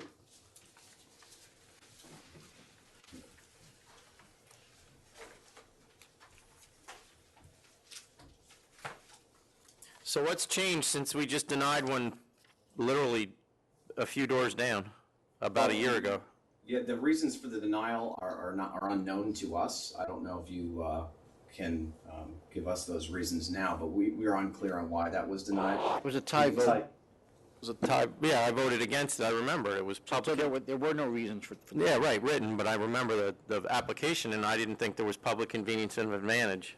The public convenience here is this location is a standalone location located directly next to a supermarket with plenty, as you can see in the diagrams submitted with our applications, with plenty of parking. The ideal customer for us will be a customer that is going to stop at the supermarket, shop for their groceries, and come by to a small boutique wine shop that Mr. Cook is looking forward to running. He has extensive experience in both the wine and liquor businesses. He worked as a sommelier for more than 3 years at a higher-end New York City restaurant.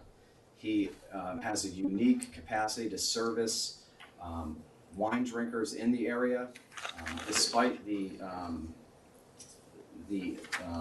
opposition that we've received here. The location, Troy, New York, is known in this area as being a very up-and-coming location. They call it the Brooklyn of the upstate New York area. and it has seen a great deal of economic activity, as demonstrated through a $40 million residential complex going up in Troy, New York, that was on the Albany Business Review's website today. So we do think that there's plenty of commercial activity to support this business. Mr. Cook also worked as a bartender, and he worked in a liquor store in New York City, and again understands the importance of safety, understands the importance of licensing requirements, understands the importance of providing service to customers and knowing the product, and also understands how to run a business and manage it. He has invested a significant portion of the last, almost the last year in trying to get this business up and running, and essentially took all of the accumulated wealth that he had to invest it in this operation, in both obtaining the lease, doing work on it, and preparing to enter this business. I'd be happy to allow him to elaborate on his experience, but I do think that he is uniquely situated, and I believe his experience makes him uniquely situated to make this not only a convenience for the public, but a added public benefit given his background and the location next to the supermarket. Counsel, who else is there with you? I have my colleague Anthony Cove here. He's a recent law graduate who has just started working at my firm and is interested in the SLA space, and then the applicant Paul Cook is to my right. Okay. Do you want Paul to go? Do you want? Sure. If you'd like to speak to any of Okay, that, Paul, that'd be so just trying to follow my dream. I spent 25 years either on or off premises selling wine and liquor. Member of the Court of Master Sommeliers. Been basically looking for 2 years for a viable location. I consider being across from the Hannaford. A good location, convenience to people coming and going shopping there. The store looks towards Waterford. We get a lot of traffic that doesn't even head towards Lighthouse. So hopefully I'll be able to put everything together and open my small little boutique wine shop. You're already paying rent at this location? I have been since January 1st. So you're applying for wine or full? For a wine and liquor license, yes. Retail.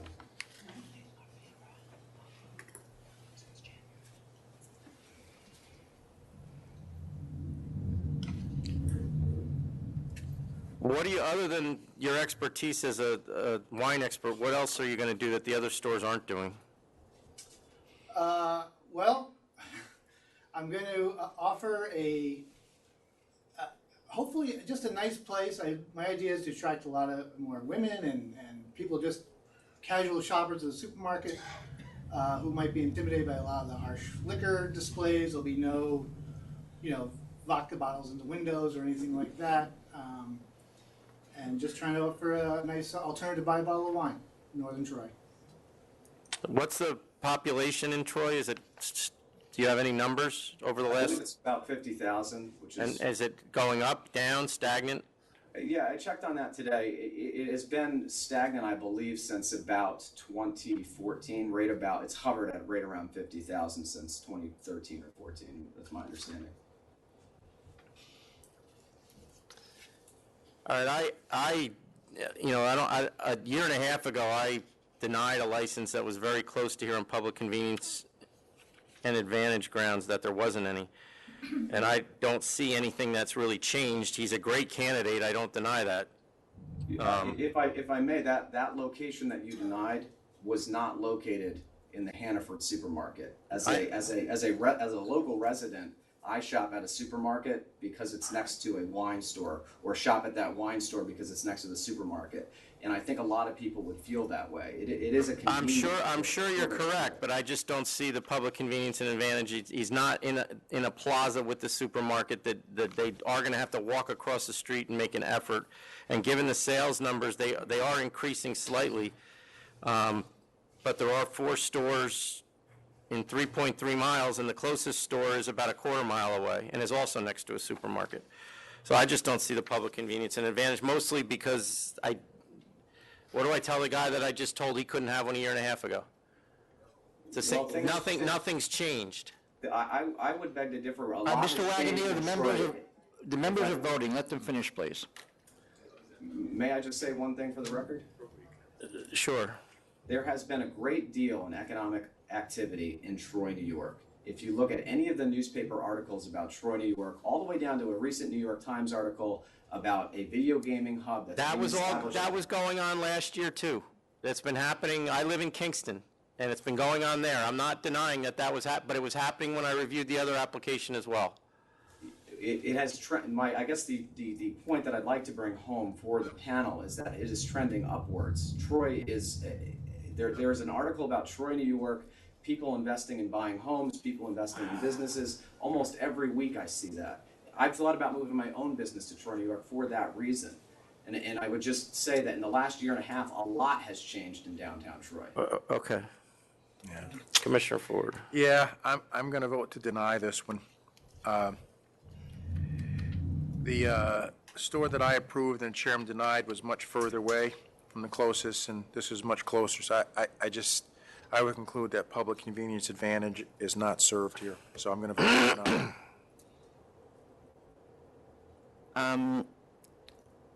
I think, Mr. Cook, you're a great candidate for a liquor store, so unfortunately you have committed to this space, but perhaps find a different location and come back again. I vote to deny. The members have voted, it's been denied. The next item, 1696, Lucas Bar and Grill LLC.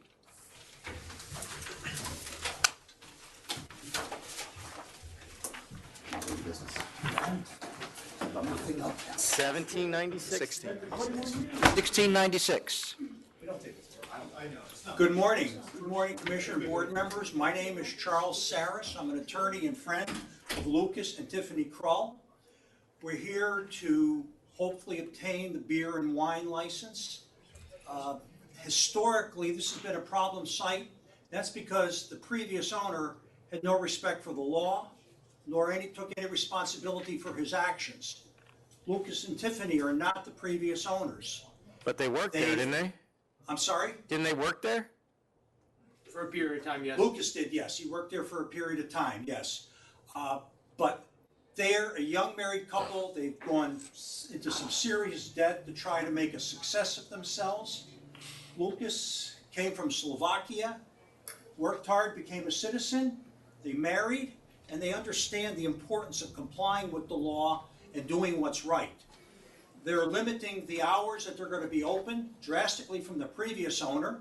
They're going to be closed Sunday. They're going to close at 10 p.m. I mean, I think we all know what the problem is here, and it's not the hours, and it's the fact that this is right across the street from Union College. The college doesn't want it because of the underage factor. There's already an underage problem there when they had the liquor license last time, and the police don't want it for that reason. And that 3/4 of that population is under 21, and that's within walking distance. That's correct. That's correct, sir. We've received the support of the City of Schenectady, Mayor McCarthy. Our customers right now are the Schenectady Police, the Air National Guard out of Scotia, City Hall of Schenectady, the firemen. They're our customers now.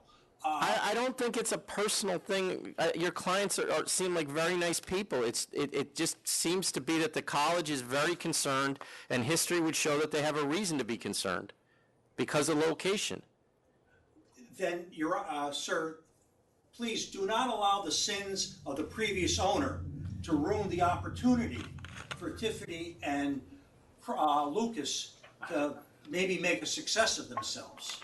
And that's what's happening. It's the previous owner who had no respect for the law, did not do the right thing. It was a joint. This is not a joint. But your client was working there when that was happening.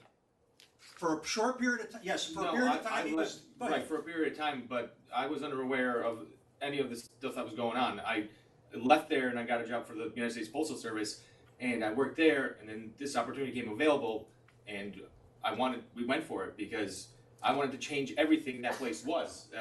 We're not open until 3 in the morning like they were. We leave there at 10 o'clock at night. We are a restaurant, food main only, and we just want to add on beer and wine. They've purchased ahead of time, they purchased about a $1,400 scanner. As backup for security checking, we have this year's ID book for verifying if an ID needs to be verified. But this will not turn into any kind of bar. We have a bar there, but this is just minor sales of beer and wine. And they've taken the TIPS course for the Alcohol Safety Awareness course. They've done that also. They recognize what happened in the past, okay? And All right, that's not Do you what have the any future questions? will I hold. think we know what the issue is. I think we're ready to vote. Yeah.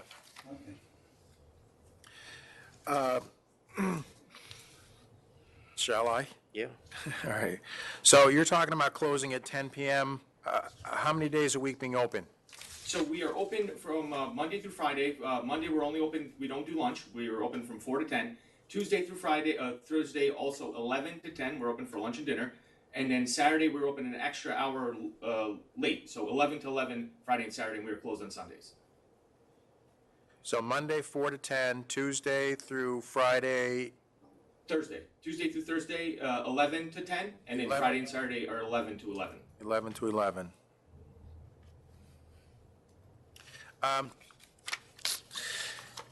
You do have the support of the mayor. Let me ask you this, are there any other establishments close to the school? Yes, there's one right up the street. It's called Rookies. They're more of a bar, I believe, than they do have food sales. They're 2 blocks up the street from us. All right. And you're only beer and wine. I don't really see it as being a major threat with your commitment to run the place properly and screen properly. Yes. And you do have the support of the mayor. The school said that they would not, let me see, the police department does not write letters or recommendations, and the school said that they would not be able to withdraw their opposition, but willing to sit down for a meeting. So, I don't know, that doesn't to me sound all negative, so I'm going to vote to approve under those hours. So, yes, Commissioner Ford, just to clean things up, you're voting to reconsider, rescind the disapproval, and then approve the application now. Yes. Okay. Thank you, sir. Yeah. Commissioner?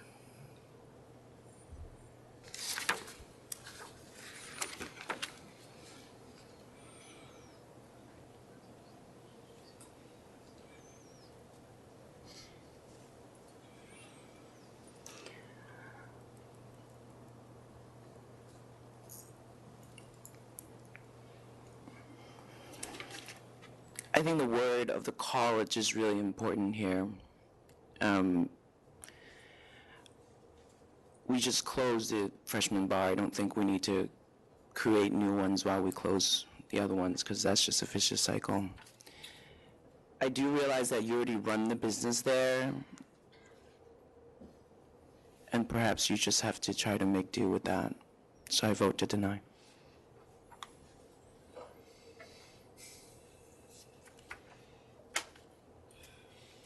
What hours did you give them? 11. I just wrote them, close at 10 Monday through Thursday, and Thursday, Friday, close at 11 PM there. And we're not open on Sunday. Well, I'm gonna make it mandatory that you get a scanner. We've already purchased one. Cost about $1,400. Yeah, is it a good one? It's an iToken. I mean, it was rated very, highly. Believe, we'll get the best on the market if this is approved. And then I'm gonna also ask that you meet quarterly with the head of security at Union College. Okay, absolutely. I've met with Mr. Hayham before, and yes, I can meet him. Absolutely. We've already sat down with the police chief and the assistant chief and with security at Union College. All right, so those are my 2 things. I'll stick with the hours that Commissioner Ford had, but quarterly with the police department and Union College. Commissioner And then I'll vote to approve. Are you good with those 2 additions? Absolutely. All right. Good luck. Thank you very much. Thank you. Thank you very much. It's greatly appreciated. It's been a long time. They will not disappoint you. We will not. Yes. Thank you, gentlemen, ladies. Paula, do you have any other matters in Albany? No, sir. All right, I'm going to move to, New York. 1675, Connex Corner, Inc.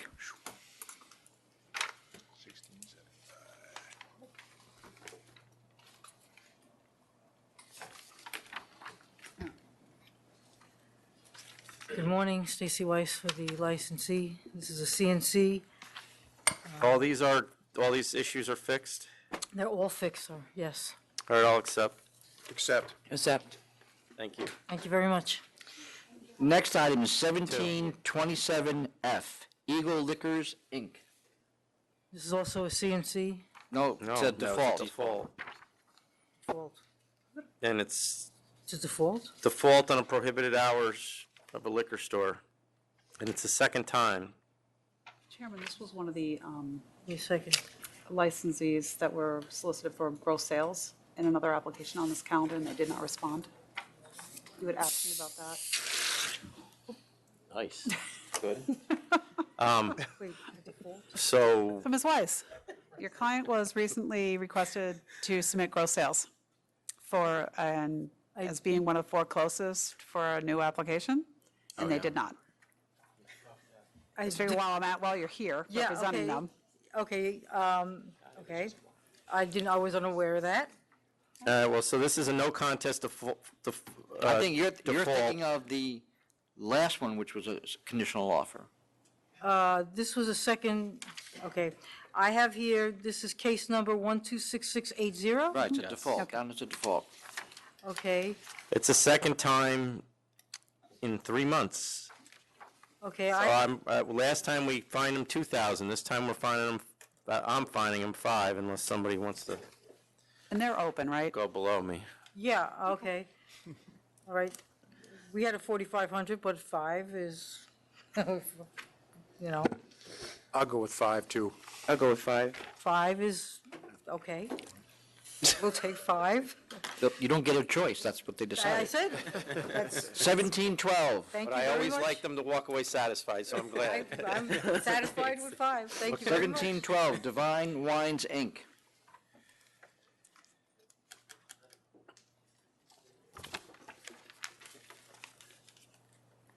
Good morning. As this is an application for an off-premise, we'll ask if there's opposition. There is opposition? Is there any opposition here? Come on up. We didn't receive any Is anybody here in opposition to Divine Wines in Mount Vernon? Somebody just raised their hand. Going once? Going twice? All right, I guess there's no opposition. All right. He must have been stretching. Are you using employees or no employees? One employee. One employee?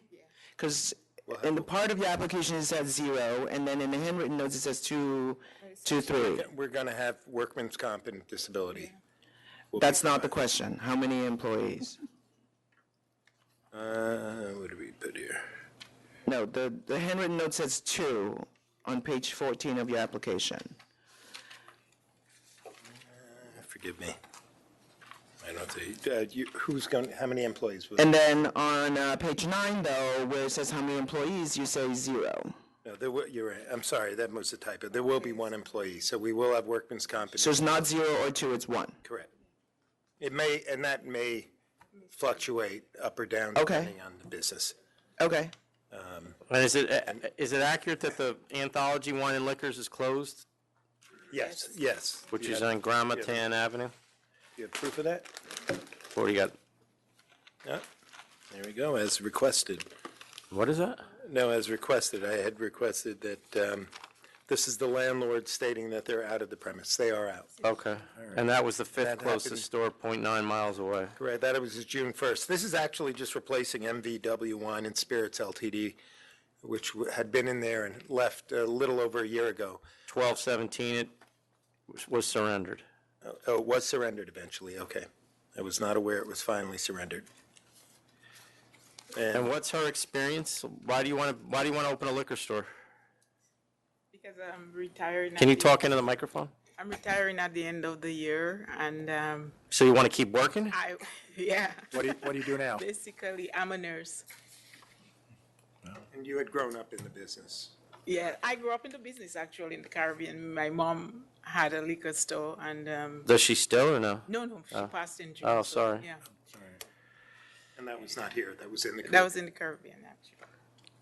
I'll vote to approve. Yeah, so the fifth closest, there's 5 stores within 0.9 miles. The fifth closest store is closed. This store is actually replacing a store that shut in December of 2017.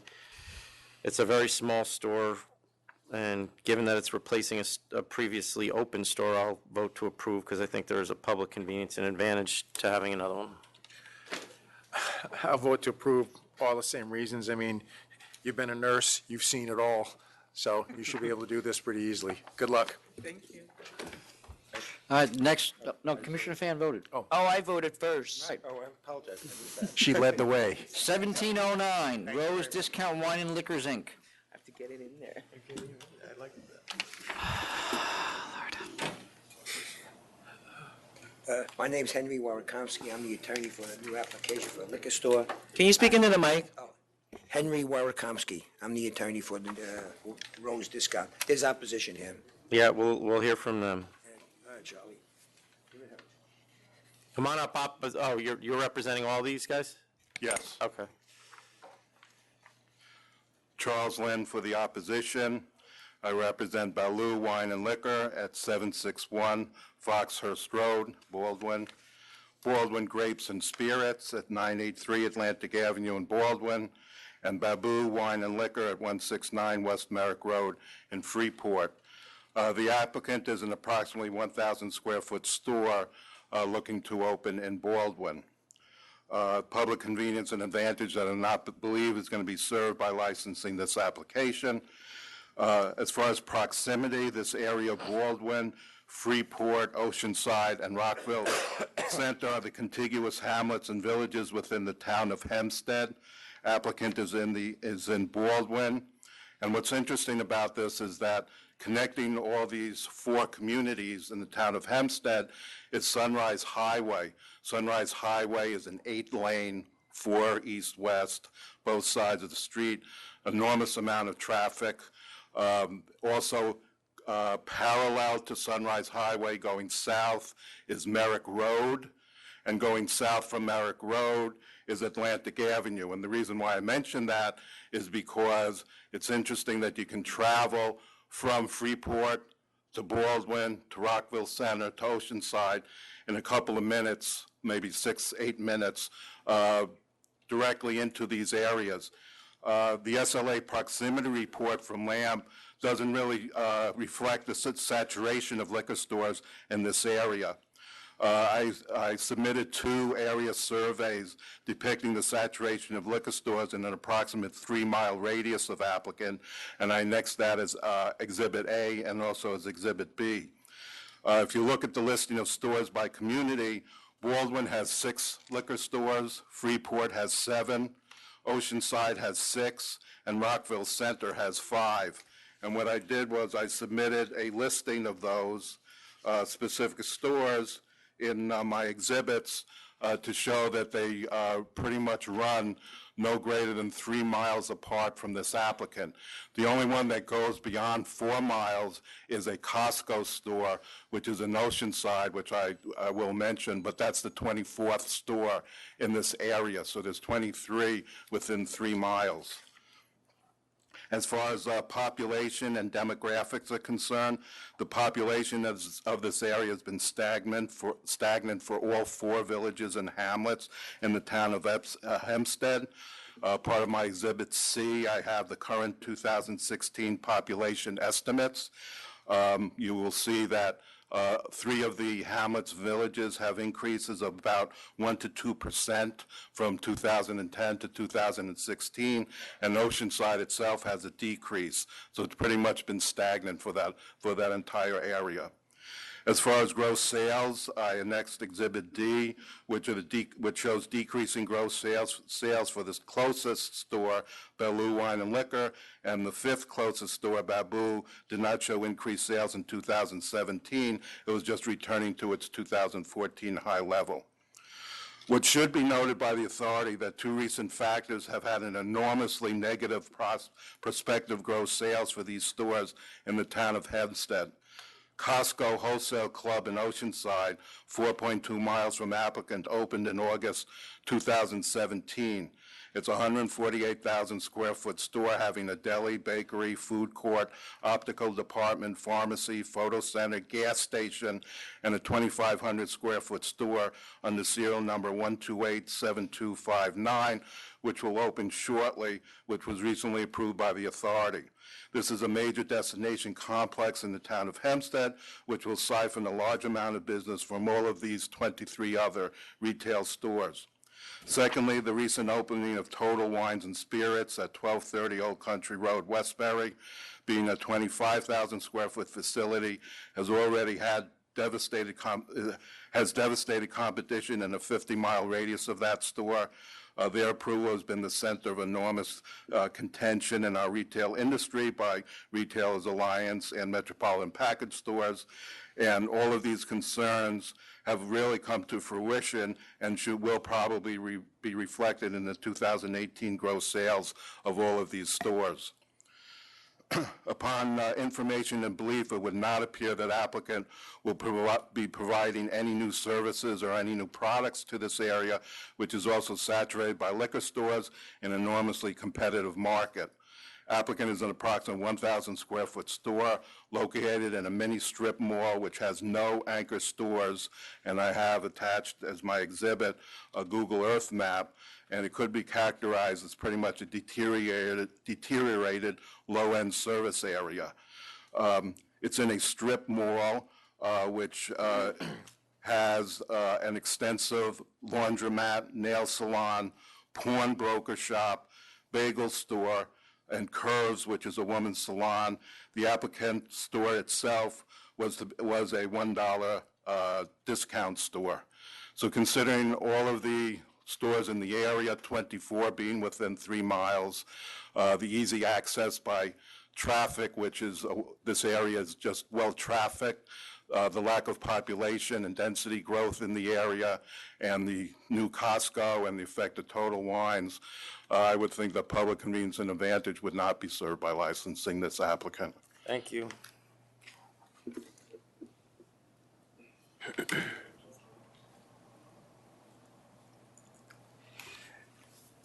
The first thing I want to say, the size of the store is not 1,000 square feet like Charlie says. It's 825 square feet, and the retail is going to be 705 feet.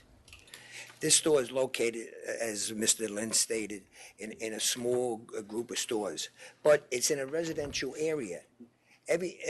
Always behind this whole store is all residential houses, where it would be convenient for these people to go to this location. They're going to Rockville Center, going over the Sunrise Highway, going to Freeport, because in the location is perfect for these people. It's all residential houses behind the store.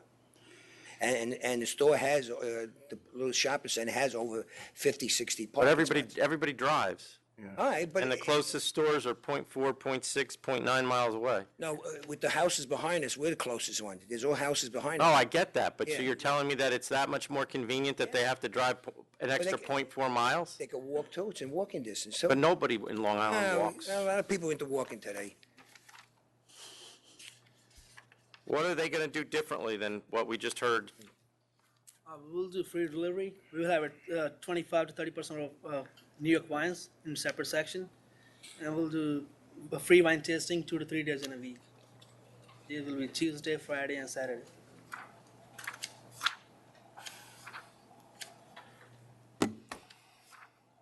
Why'd you guys want to get, are you brothers? No. And why'd you want to get in the liquor business? Because we both drive Uber, so the Uber is also losing business in these days because of a lot of like Uber apps. So we're trying to get in like Uber's losing business? Yeah, because there are so many apps in these days. Oh, the competition, okay. Competition goes up. So that's why we're trying to get another business, because we're suffering in Uber. Does your family own liquor stores? My cousin and my friend, he owned a liquor store in Long Island. In Long Island? Yep. How far from this? One of the liquor stores is in Merrick in East Meadow. The one is across by Howard Beach, and one has a in Valley Stream, Merrick. Okay. You guys have any questions?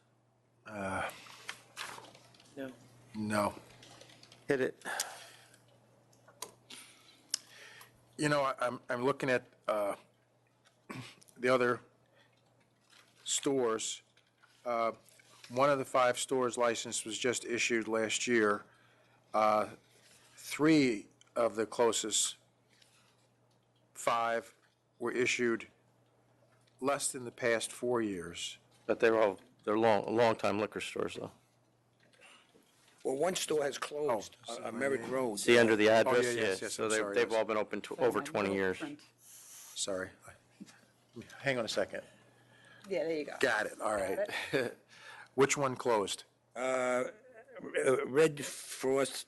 Rose Wine and Liquor at 818 Merrick Road, Baldwin.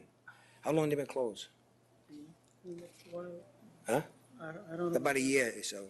How far away is that? It's not listed here. It was approximately about a mile away. Okay. The closest store, Baloo, seems to be, they've lost a little bit of business, but the next 3 seems to be increasing or holding their own.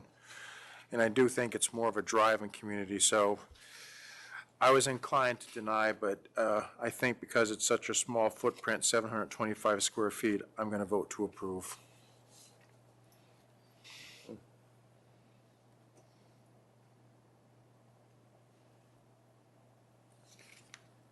You want to go? Or you want me to go? I want you to go. I'm going to deny. There's 23 stores in 3 miles. Their population is clearly stagnant. There's an enormous amount, not an enormous amount, but a significant amount of stores in Baldwin itself. And it doesn't sound like you're offering anything different than the other stores in the area. And I think this area, as I've said many times, is saturated with liquor stores. You're good candidates, but you either got to go buy one or find somewhere else. I'm going to have to agree with the chairman. I think there are just too many stores in this area, so maybe find another different location. All right, thank you. Next item, 1707, Park XY Corp.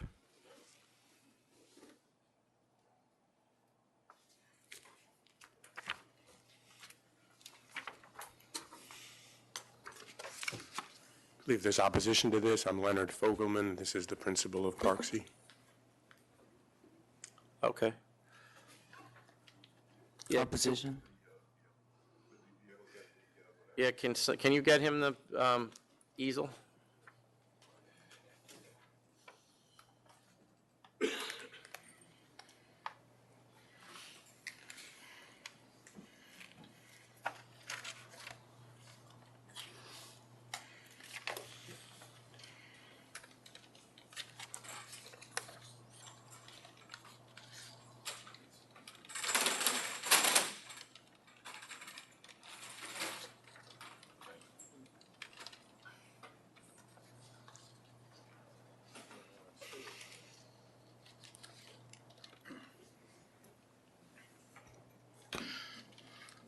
Charles Lynn for the opposition. I represent 2 of the closest liquor stores, MCC, 168 Inc., at 3065 East Main Street, and Rukmini and Rayo at 3566 Crown Pound Road in Peekskill. But also here is another protester who's the second closest store, that's Kimbry Liquor Corp., April Kim. I'm looking to oppose this on public convenience and advantage, being that I believe that the area is being well serviced by 7 existing stores in this area. The SLA proximity report from the Lamb site is attached as part of my Exhibit 1. I do have a more detailed survey map, which is similar to the one that's being posted here, and that's Exhibit 1 of my supplement that I gave to the authority.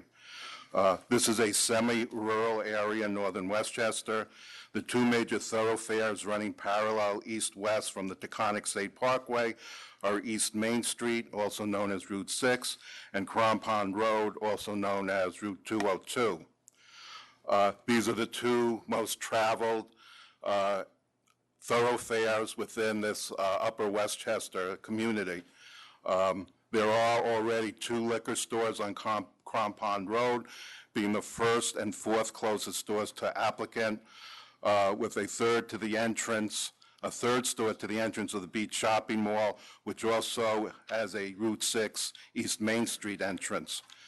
Rukmini and Rayo at 3566 Crom Pond Road is just 1,300 feet from applicant's proposed location.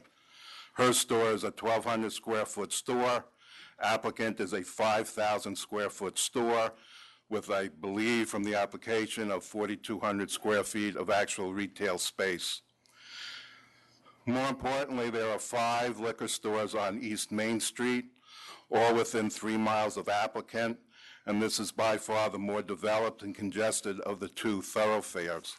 The Route 6 East Main Street is a parallel thoroughfare to Crom Pond Road. Of these stores that are on East Main Street, one of these stores, Yorktown Discount Liquors at 1776 East Main Street, Steel number 130789, the 5th closest store to applicant, was just approved by the full board in May 2018, only 3 months ago. Public convenience and advantage will not be served by licensing another store when a new store right on Route 6 will be opening shortly. In addition, MCC 168 Inc., the 3rd closest store, was licensed on 8/31/2017, just 9 months ago, but that was a transfer, but it still hasn't yet established itself to compete in the area. As far as population and demographics, the area that applicant is seeking to license covers 2 communities in northern Westchester, Peekskill and Mohegan Lake. These are low-density, semi-rural areas whose population from 2010 to 2016 has been static, and I put those statistics on as part of Exhibit 2. 4 of the closest stores are destination locations. 4 of the closest stores on East Main Street are destination locations. Kimbry Liquor Corp., the 2nd closest store at 3008 East Main Street, is in a large shopping plaza where the anchor store is Kohl's Department Store with 2 auto dealerships adjacent to it. MCC 168 Inc., the 4th closest store at 3065 Main Street, is an even larger shopping mall known as Cortland Town Center. Cortland Town Center is one of the biggest shopping plazas in northern Westchester, with anchor stores Walmart, Barnes & Noble, Home Depot, 11 Screen United Artists Movie Theater as just examples. I should go back to the Kimbry Liquor Store, which I first mentioned, which is in the Kohl's Department Plaza. That's a 6,000 square foot store. With the MCC 168 Inc. in the Cortland Town Center, that's a 5,200 square foot store. In addition to that, you have the Beach Wines and Liquors at 1885 East Main Street. The 6th closest store is within a shopping plaza where it has Super Stop and Shop, a drive-in CVS. It also has a drive-in KFC and about 15 retail stores. The retail store in the Beach Shopping Center is 2,500 square feet. And then, of course, we have the addition of the new Yorktown Discount Liquors, which is about 2,500 square feet, also just recently approved by the Liquor Authority just 2 months ago. How far away is that one? That one is... Approximately? Yeah. I can give you more than 2.37 miles. Mr. Lin, these charts are beautiful. Next time, it'd be very helpful if you put the name of the liquor store where you put the addresses. Shake them up. No, I enjoy the presentation very much. Commissioner Kim always said he loved my maps. I do. I guess. What I want to point out, first of all, Crom Pond Road, which is here, is directly parallel to East Main Street. 1, 2, 3, 4, 5 stores, all within less than 3 miles. And if you take this guy out, the one that comes right into the start of the community, you can see that 2.5 miles. You have 4 stores all in shopping malls. This one is the new one. The chairman had asked about it. This is Yorktown, just licensed. This is Kimbry. No, this is the one in Cortland Shopping Mall, 5,200 square feet. This is Kimbry, 6,000 square feet. This is Beach Shopping Mall, 2,500 square feet. And what's interesting too is with East Main Street, Compound Road goes right into East Main Street. So when you have this liquor store, but there's an entrance at the Beach Shopping Mall from Compound Road, and there's an entrance to Beach Shopping Mall from Main Street. So it pretty much covers all of this area. One other very, very important thing. This is the major business section of the Peekskill Mohegan Lake area. All of these businesses with these 4 major plazas are right here, readily accessible by going, this is called Lexington Avenue, but just going right up, or going on Compound Road and going through this way. But there's numerous other routes that people go. And it's just like the last application, basically traffic, it's a vehicular traffic. It's not that there's houses or anything. But mentioning the houses is important. Again, one store, which is Ruth's store, is only 1,300 feet away on Compound Road. Then also you just go 2.2 miles, there's only 2 traffic lights. It takes about 4 minutes to get there. There's another traffic light. I mean, we can see the distances. You don't need to continue. One very, very other important thing. Compound Road is a rural road. It's true, it's a major thoroughfare. It has a lot of vehicular traffic. But this side of Compound Road, all vacated property, wooded area, because apparently it's a marsh area. So you run all the way from the stores here, all the way going 3/4 of the way here. There is some housing as you go into the beach. But over here, all of this land on this side of Compound Road is, there aren't any, there's nothing, it's just vacant property. It is true though on this side where the applicant's gonna be, there's auto dealerships, there's a couple of restaurants, a lot of vacant stores. The fact that this applicant is going into a vacant lot exemplifies the fact that there are vacant areas within this Compound Road. And the south of this, even though you have little houses on the one side, all of this other area too is vacant with wooded areas, not vacant, it's wooded areas without having really much residential dwelling at all. The one thing about Compound Road that you do have is you do have a DJ shopping mall right off the Taconic, but it is up here about 1/4 mile. And you do have about 1/2 mile up, they're just now developing a Lowe's Depot. But other than that, it's pretty much a rural area that people get off the Taconic in order to go to Cortland Manor, Peekskill, Croton-on-Hudson, Buchanan, Burplank, all the other areas. It's really not a store that. I think we get the idea. Yeah, wrap it up. Thank you. Really doesn't make Thank you. much of a case. So you're against it is what you're saying? Possibly. Got it. Thank you. Thank you. Thank you. Go ahead. Morning, Leonard Fogelman. So is it true that he owned a liquor store and sold it to a relative for $20?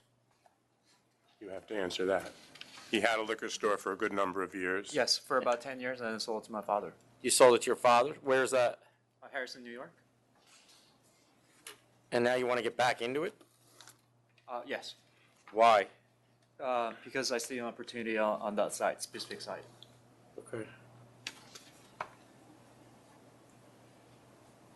And this site is, as you can see from Mr. Lynn's beautiful map, the site is within 1/2 mile from Cortland Crossing, which has BJ's, Emergency Medical Center, Staples, Dunkin' Donuts, and prospective tenants including ShopRite, HomeSense, and other smaller scale stores.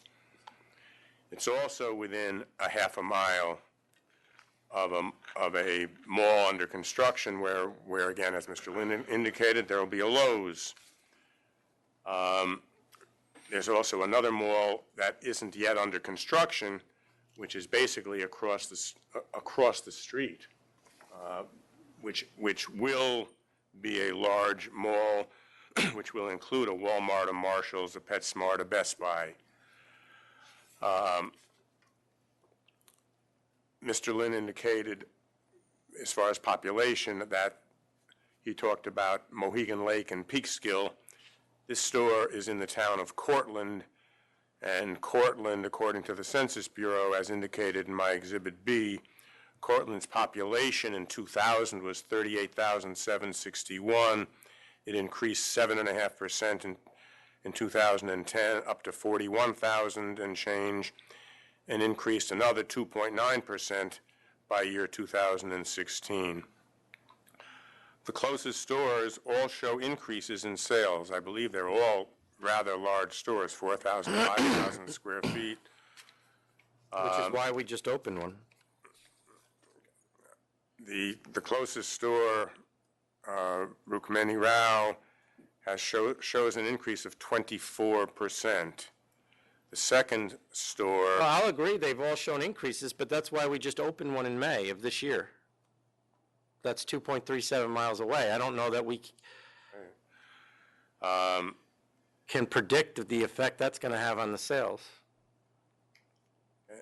As far as things that my client plans on doing at the other stores, I don't think, to the best of my knowledge, unless my client wants to. Sorry, can I just ask Mr. Lin a question?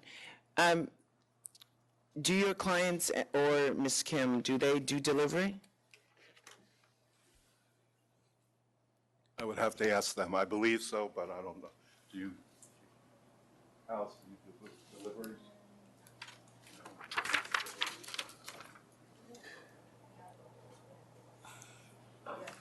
A little bit, but again, it's basically, first of all, the residential areas in that area. I think she just wants to know, do they offer? No. Is there an option? I'm not asking if anyone uses the service. One store has an option, yes. Okay, thank you. My client will definitely have, as part of his modus operandi, free delivery to seniors and retired veterans. When my client told me that, I asked if the other stores do deliveries, and he indicated, to the best of his knowledge, they do not. So I don't know whether they do or they don't, but I think you had done some research, and you had indicated to me that they do not. I didn't see any information indicating delivery services on any web. Okay. Also, my client plans on having approximately 20% of his stock comprised of New York-produced wines and spirits. Again, I don't know what percentages these other stores have, but from my client's experience with his previous store and his knowledge of New York products, he's willing to make as a condition that he will have, I used the word approximately in my letter, but if you want it to be specific, we can. But he will be selling a significant amount of New York spirits and wines. He's been in the liquor business for nearly 10 years at his previous store in Harrison. He has a vast knowledge of the industry.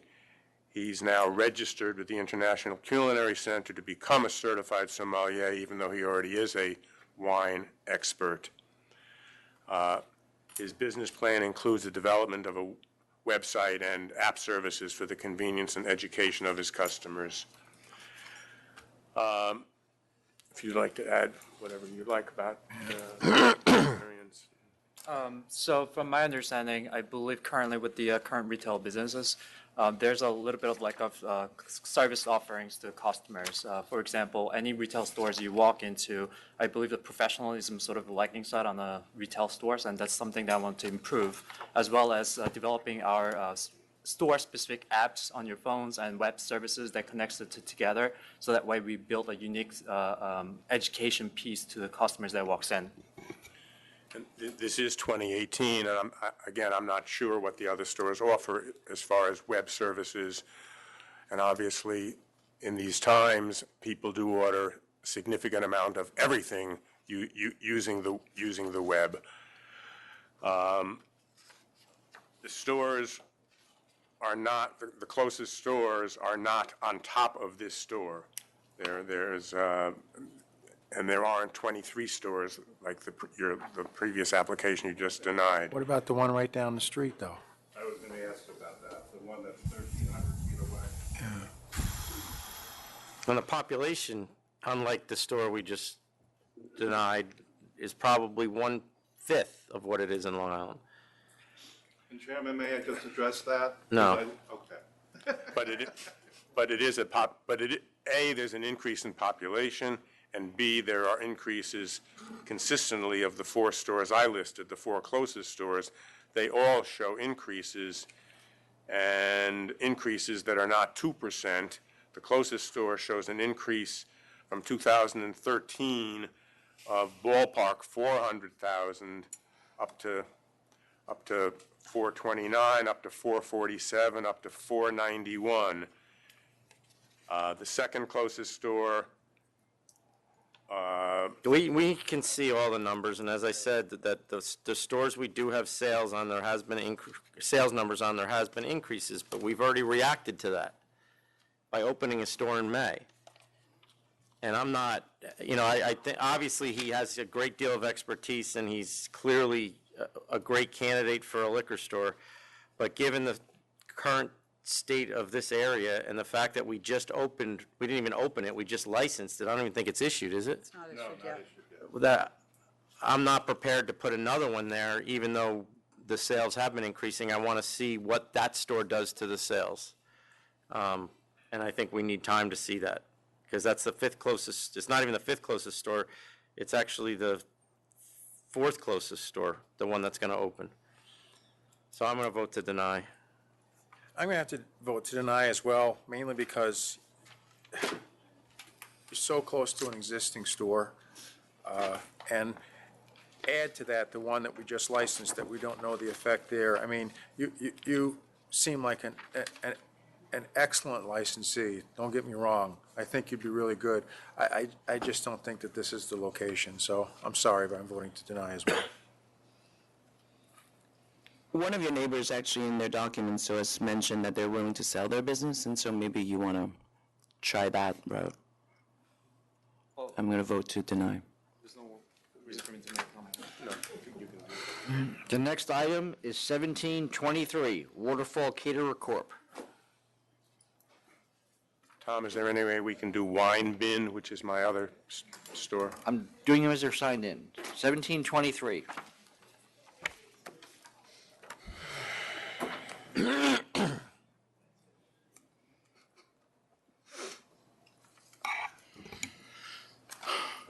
Charles Lynn for the applicant. With me is the sole principal, Ali Tefi. This is a request for reconsideration on a disapproval for a caterer's license. The disapproval was based upon the fact that with the catering license, we did not have a kitchen, nor do we're going to have any concessionaires.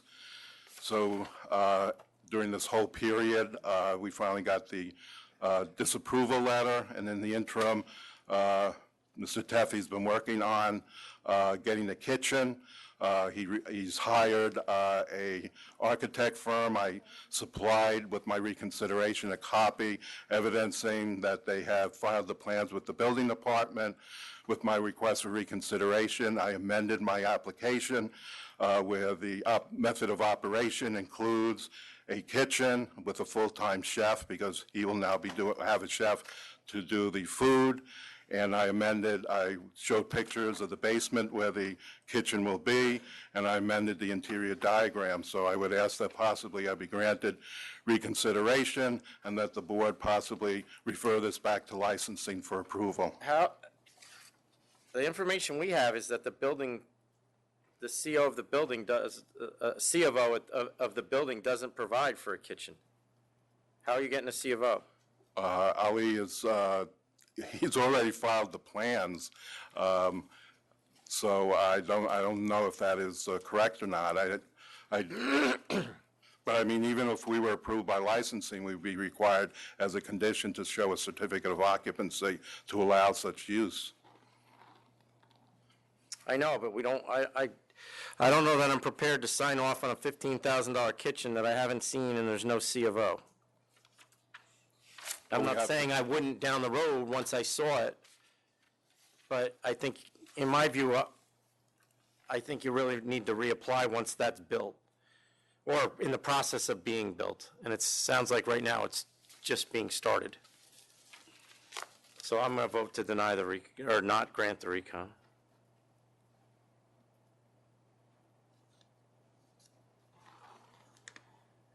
I can't read the date on this. Department Buildings C of O says August 17th. Is that like 19? Usually say you didn't take Okay, any stuff. all right. It's going to take some time. Yeah. That's probably 93. Yeah, I'm going to go with the chairman on this one. Let's see some proof here, and then you can reapply. I have no other prejudice toward it other than that. That's what we have to do, so when you're ready, yeah. I'm going to go with the chairman and Commissioner Ford. What the architect back in there. Deny as well for now. Thank you. All right, thank you. Thank you. 1714, which is Wine Bin LLC.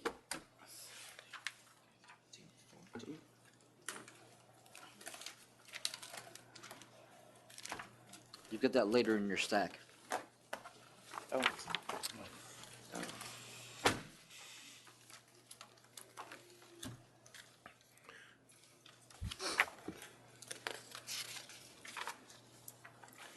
It's Leonard Fogelman for the applicant, who is here with me. Hang on one second, please. Certainly. Find out. Go ahead. This is a application for a store in Penn Station. Okay, do we have opposition? Why don't you come up?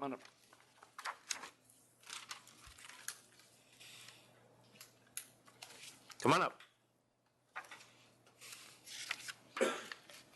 Good morning. My name is Michael Choi. I work at Barrelmore Wine and Spirits, which is located at 488 7th Avenue. You just grant us a license just a little over a year ago. You work there or you have the license? I work there. Okay. And just wanted to explain, the majority of our customers are commuters through Penn Station. We're just located 3 blocks away from Penn Station. And this is mainly a business and commercial area, so our weekends, Saturdays, Sundays, business is very, very, very slow. In fact, it starts dying down Friday in the afternoon. There are already 8 wine and spirit shops within a 5-block radius, including already one in Penn Station. The owners have been working very hard into reinvesting into the business and providing a comfortable and service to the community. But, because of the harsh competition, we just opened a little over a year ago. We're just trying really hard. Okay, thank you. Thank you.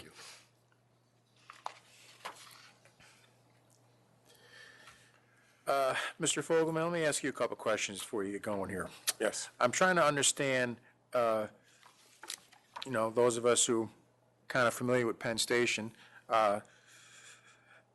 where your applicant is and where the existing store is compared to that. You could probably answer that Yes. better than I can. It's in a, In Penn Station, we have 2 levels. One is upper level that goes to New Jersey Transit and Amtrak. Right. And bottom level is the local trains going to Long Island and the local suburbs. There are about 500,000 people traveling at the lower level, total different clientele.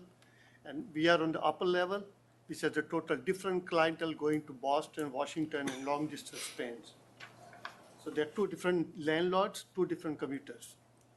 So where on the upper level? On upper level, once you enter down on the 7th Avenue side, it's right in the concourse. And the other store that is there at the lower level, at the corner, on the total different entrances, they're total different clientele. I think the letter that we have So from. you're off in main concourse near the Amtrak waiting area? Near the Amtrak waiting area? You're in that general area? Very And close the to other, Amtrak, yeah. and the other store is down the escalators in the Long Island Railroad area? Yes. Section. Okay. Where in that area, like down the hallway? So it's right in the corner towards the 8th Avenue side. Okay, all right. They're not, they're in the same building, they're not close to each other, they're not in the same I understand. corridor. And there For sure. enough number of commuters, 500,000 commuters up and 500,000 commuters going down. And it's more than 500,000. Again, we have a letter from Amtrak Senior Real Estate Development Manager in which she states that there's 650,000 daily commuters, making it the busiest rail hub in North America. And she also states that the applicant here has a longstanding relationship with Amtrak because he has other locations within Penn Station. Yeah, that he's been selling off premises to for quite some time. Sale for consumption off premises, prohibited hours of sale. Sale for consumption off premises. All three of his RWs, he's already acting like a liquor store.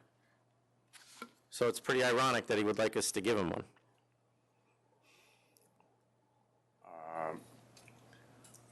I think the sales are showing a tremendous increase in the sales. Yeah, but what about the fact that you're already selling liquor? No, we are not selling liquor. There's 4 charges, or 6 charges here, I'm sorry, that indicate that you have sold from your restaurants for off-premises consumption.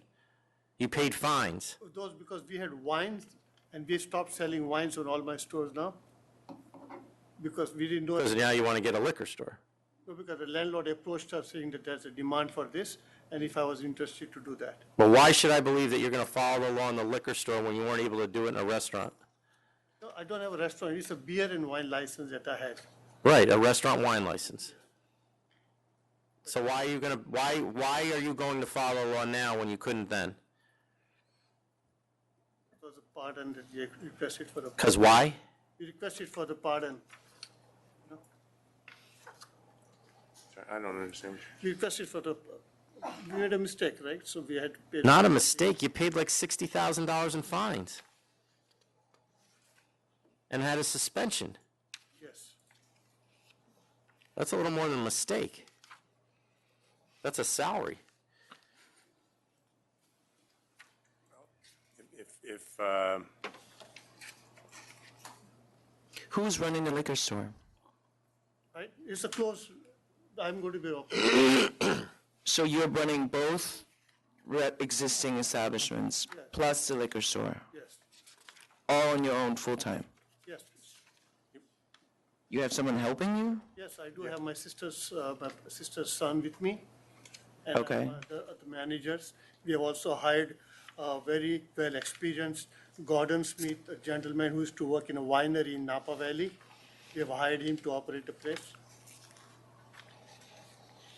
Okay. the gentleman who was here in opposition from Barrymore Wines and Spirits, located on 7th Avenue, had as its reported sales in 2016, $764,000, and for 2017 had sales of $1,236,000, which obviously. 16 was only 3 months. Well, but he's. That goes from the middle of September to December. But he is showing sales of more than $1.2 million for 17. The other store in Penn Station has sales of $2.5 million. The other stores on the street on 6th Avenue have sales of $2,800,000. One of the stores did not report. I don't know whether you got the report, but Did they ever turn the license in? Wine Disciples, I never received anything on Wine Disciples. Do you know if they're open? 129 West 29th Street? I don't know. I'm showing the license expired. Not expired, okay. It's still on your lamb list. Okay. You guys have any questions? And the final store, again, has sales in 2017 just shy of $2 million. The landlord approached them. The landlord wants them to open the store for the convenience of the public, of the 650,000 daily commuters who pass through Penn Station every day. And in the letter from Amtrak, there's a sentence that reads, "The addition of the wine bin will cater to the station's patrons and add value to all." Hold on a second, I'm In not the following you. lease, you're saying, their argument is that the landlords, would like to, of course they are, because they receive a percent. Right. Sorry, I didn't hear you, Mr. She's just saying that the lease allows the landlord to receive a percentage of the sales. 15,000. Do you guys have any questions? I added up all the fines here. It comes out to just under $70,000. He certainly has, obviously, based on what you're saying, he hasn't tremendously complied with his responsibilities, but he has paid for them with a suspension and with what you just said, a total of $70,000.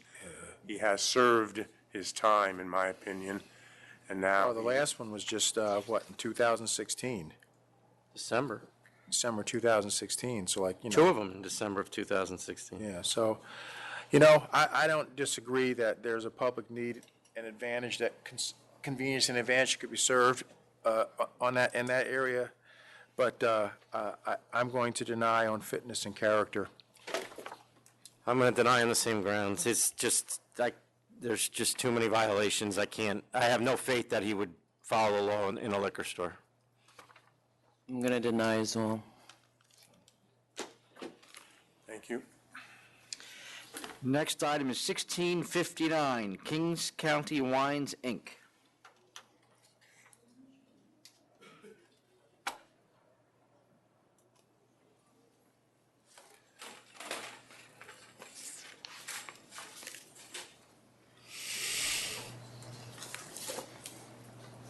Hi, my name is Elke Hoffman. Good afternoon, Chairman Hi. and Commissioners.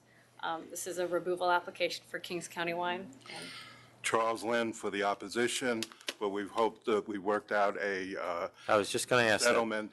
That we So there can is go a on, stipulation, if acceptable to the authority. and you're representing both protesting stores? Yes. What is it? What's the stipulation? Stipulation is that we will withdraw our protest and allow the new store to continue to operate as they are now as a boutique wine and liquor store, focusing on small producers and artisanal wines and spirits, as long as the State Liquor Authority would print same as their method of operation on the company's license certificate, and that we also have a Print what on it? for a method of operation where you limit, like, when you have 25% New York wines, or you print that, like, say, only The Italian. problem with doing that is that I don't know that we can define what small batch is. So how do we enforce that? How do you enforce it? We have a schedule, we're going to supply the liquor authority, which has been agreed upon, by a listing of 55 specific liquors and wines that cannot be sold by their store. You want that to go on the license too? No, no. it would- How much room do you think I have? No, but to answer your question, they are allowed to sell anything else that's not on that list. So it doesn't matter what the definition of artisanal and boutique are. They have carte blanche to do that as long as they don't do the commercial product that we're selling. Okay. And I think it's fair to the parties, fair to the public, because it is a store moving within 226 feet, which would cause a problem on, as well as a matter for the public interest. But Ms. Hoffman, am I correct that They're only moving the same, the four closest are still the four closest. There's one shift, this store is already the closest anyway. and Right. But you're they are moving closer to it. 3 But blocks it's to within about 1 2.5 block. blocks. Yeah, so. And, you know, they are a tiny store. It is a boutique store. They have no intention of becoming a mainstream store, and this is why they have no issue with the brands that were excluded. But they're not changing their method of operation. It's still a small footprint store, but it is closer to one of Why the. are you moving? We need more space, frankly, to contain our business, which is growing at around 18% per year. And the space that we're in is about 350 square feet of retail space, and this would be about double that. Yep. We need more space for our customers for tasting. All right. Yeah, the package included some pictures. You can see boxes in the middle and a Yeah, I big see private that. tasting area. Yep. All right, I'll approve with the stipulation and the list of 55. So okay with you guys is fine? Not on the license, I mean. So it's, what you're essentially doing is you're approving it, and one of the conditions of approval, the conditions of the license is they can't sell those items. Right. Yeah. So it won't be on the license certificate. It'll just be, just like any other method of operation, it's going to be, you know, And as long as the liquor authority is aware of it, yeah, and the only concern we had, but I'm satisfied with what the Secretary said, is the concern that you see sometimes with these boutique and artisanal wines. They have every desire and hope of being able to do it, and then all of a sudden competition, and maybe they don't have the. Yeah, but these guys are already doing it. No, right, so I'm saying it's minimized, but still that possibility is there. This would remove it because we have the filing with the liquor authority. Okay. I vote to approve. Have a nice day. Thank you. next item is 1726, 22 SP Wine and Liquors LLC.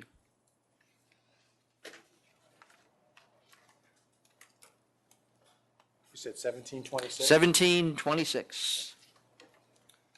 Hello, my name is Jacob Matlin, Ruben Ehrlich and Buckley, counsel for the licensee. Can we take 2 minutes with counsel?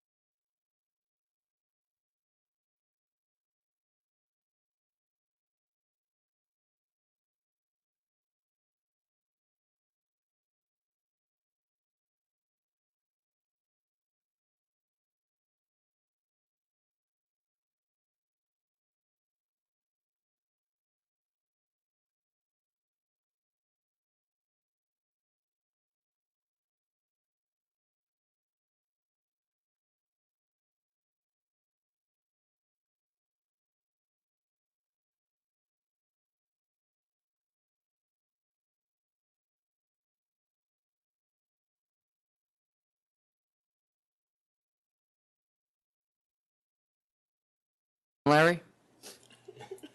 All right, we're back on the record after a conference with council. Go ahead. Do you guys put your name on the record? No, we haven't done anything. Okay, go ahead. Thanks for keeping us honest. My name is Jacob Matlin, Reuben Ehrlich Buckley, counsel for licensee. Okay. Colin So, junior nephew of the licensee. Gary Lisa for construction. Okay, Mr. Lynn, you representing everybody? Yes. Okay. Do you like put on your website that you like do protests or something? Where did he It's on the back of his jacket when he looks at the TV screen. Liquor store, those are the good ones. The chairman first time came here, and I was introduced by Kerry O'Brien. Kerry goes, "This guy only does protests," which I don't. You're good at them.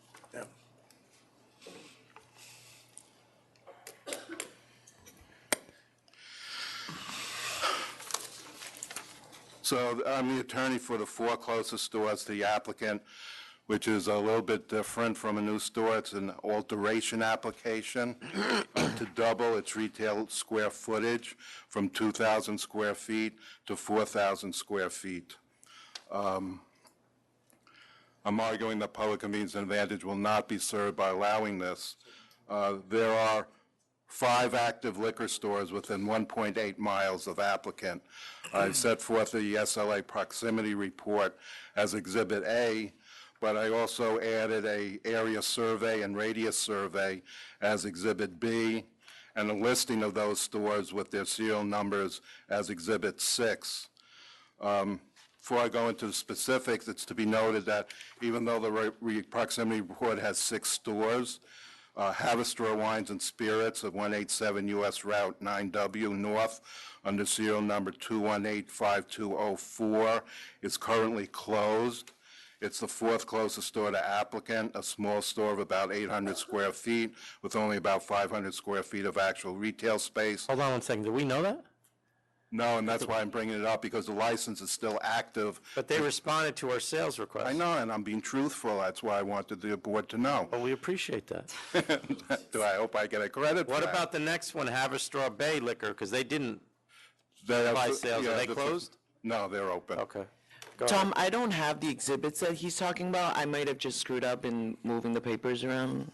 Do you have them? I don't have it. I think it's in my other stack because he you made can a use mine. change. Something down here? Okay, thanks. I'll give it back to you. Go ahead, Mr. Lynn. But I just would like to preface the fact that even though that store is closed, the license is still active to September 30th, 2018. So it's actually technically still a active license. As far as population, this entire area has a low-density population with stagnant growth in the last 6 to 7 years. I gave the statistics from 2010 to 2016. This area encompasses 4 rural villages along Route 9W in Rockland County, and going south to north, they include West Haverstraw, which has a population of about 5,000, and it had an increase over the 6 years of plus 300 people. Haverstraw, estimated 2017 population of 12,200, had an increase in population over the last 6 years of 300. Garnerville, estimated population 8,800. It had a little 100 people less than within the 6-year period. And Stony Point itself had a population of 14,197. The population has density that's deemed as low, and it had 800 people less last year, just to show that this entire area, the demographics, has decreased or stagnant population as far as growth, and they're also, it's deemed as a low-density area. As far as gross sales, I don't think that it's dispositive of any great demand in this market. C&C House of Spirits, which is the closest, purchased this business in September 20th, 2017, so it has no real sales to show. Garnerville Wines and Spirits on Bridge Street does have yearly income increases for the last 4 years. Haverstraw, the one that has been closed, did issue reports to the authority, and it does show decreasing sales for the last 4 years. And G&W shows decreasing sales for the last 3 years. So you do have one that's not, that you really can't get any dispositive concept from it for the CNC house, but you do have 2 of the 3 that do have decreasing and 1 increasing. As far as demographics, Route 9W is a 2-lane route and is the main thoroughfare connecting these 4 villages, giving access to all of the stores in the area. It should be emphasized that these are all bordered on the east side by the Hudson River, so that the limited area serviced is west of the Hudson River. So you have nothing east, because that's the Hudson, including all 4 villages. To the west is basically the service area. In addition, my map does not go north above Stony Point, as Route 9W then curves and bends above the river as it goes into the mountainous area of Dundenberg Mountain and Bear Mountain State Park. Therefore, the stores, the current active stores, just service the populated south and east portion of the areas, Haverstraw, West Haverstraw, Garnersville, and Stony Point. Again, as far as saying that public convenience and advantage is not served, applicant itself is in a warehouse factory complex, that's how I would probably characterize it, about 100 yards off of Route 9W.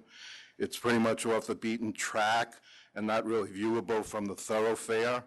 It's in a plaza with a super ShopRite, but it has no other anchor stores.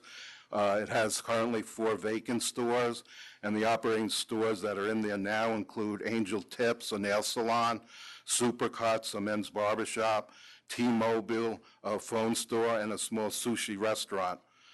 The second closest store to applicant, CNC House of Spirits, is a destination area right off 9W in the middle of West Haverstraw. It has a super Stop and Shop, Dollar Store, Advanced Auto Parks as anchor stores, and about 12 commercial retail stores. Garnerville Wine and Liquor, 1.7 miles away, is also in a destination shopping plaza with CVS drive-through pharmacy and multiple retail stores. Applicant is seeking to double the size of its store, again, as I say, from 2,000 square feet to 4,000 square feet, although I believe from the application that even though it's 2,000 square feet, I think your actual retail space, I think, is 600 less than that, and I think they're going to continue that storage in the back part. So you're really talking about 2,900 square feet. But all the other stores in the area are close to about 1,200 square feet or less of retail space, with only the second closest store, CNC House of Spirits, being 2,940 square feet with approximately 2,100 square feet of retail space. So they're going to become the biggest store within the entire area by doubling its space. I'd just like to finally point out that prior application was disapproved by the full board on August 26, 2014. It was North Rockland Liquor Corp. At 120 West Ramapo Road, Garnersville, under serial number 2196849, was disapproved by the full board on August 26, 2014 for public convenience and advantage. That application was 2.9 miles from applicant, but included many of the stores herein, as Garnerville is on the southwestern and Route 9W, and applicant is on the northeastern end of Route 9W, which is relevant to this proceeding. Also, it did not include 2 other stores. That disapproval included 2 other stores, which were in Pomona. But what's interesting about Pomona is that it is also contiguous to Garnersville, and they're on Route 202. Route 202 goes directly into Route 9W in Haverstraw, so the amount of time and the actual distance between those stores and the applicant is 4.5 miles, so those are 2 additional stores. They're Jeff's Pomona Fine Wine at 1621 Route 202 in Pomona, and Keedy Enterprises, Inc., which is 21 Route 202A in Pomona. I don't believe that any public convenience advantage as to any new services or good would be provided to this community that the current 6 stores, including applicant currently operating with 2,000 square feet, does not already provide. So therefore, this application should not be approved as public convenience and advantage will not be served by doubling the size of this applicant store to this community. Thank you. Thank you.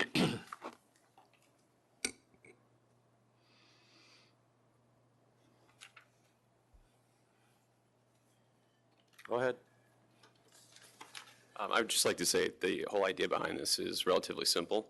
We've been growing in sales double digits for the past 5 or 6 years. We're looking to add additional space so we can bring in more variety of product, including local and organic products. We're also looking to pass on the savings that we can achieve by purchasing more product in bulk to our customers. So we're going to offer the people of the community lower prices and a better variety. It's quite honestly that simple. When you say growth in double digits, is that a percentage? Percentage of sales, sorry. How much of this new 2,000 square feet is going to be retail? Do you know the exact square footage? Yeah, so it's approximately going to be an additional, right now they have approximately 2,600 square feet of space. No, wait a second, I'm sorry. Right now it's So 2,000, right now, right? right now it's 2,000 square feet with 400 in the back room. So it's 1,600 square feet, they'll add another 1,600 Selling space. of retail selling space. So you'll be Floor space. 3,200 Correct. retail selling, and then another 800 in the 800 back room storage. of a storage room. So who's Lawrence? That's my uncle. That's your uncle, and that's not you? No. Gary's involved with the construction. You work there? No, so I participate in oversight of the business. Oh, okay. And where's your uncle? You couldn't be here today. Okay. So our family actually, we own and operate 10 liquor stores, 9 in the state of New Jersey. This is the one store in New York. What made you do that? So we also own and operate 22 ShopRite supermarket stores. So we are affiliated with the adjacent supermarket as well.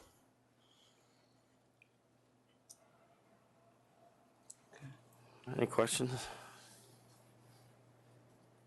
What are your approximate sales? What are you doing? Anywhere from 35,000 to 40,000 a week in sales. Between 5 to 40,000? No, 35. 35 to 40 Oh, okay. A week. per week, yes. And increasing every week over last year.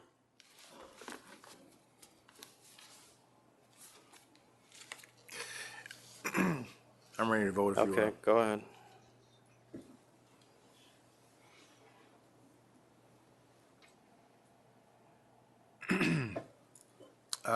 I'm going to vote to approve.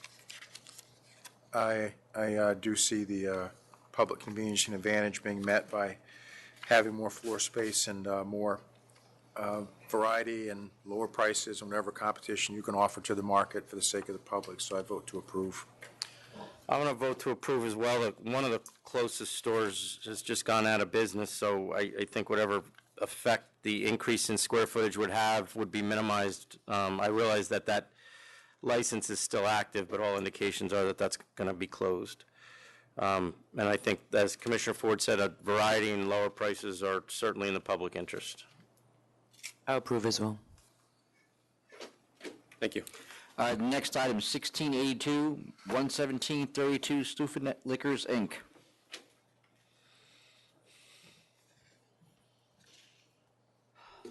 Oh, sorry. Thank you.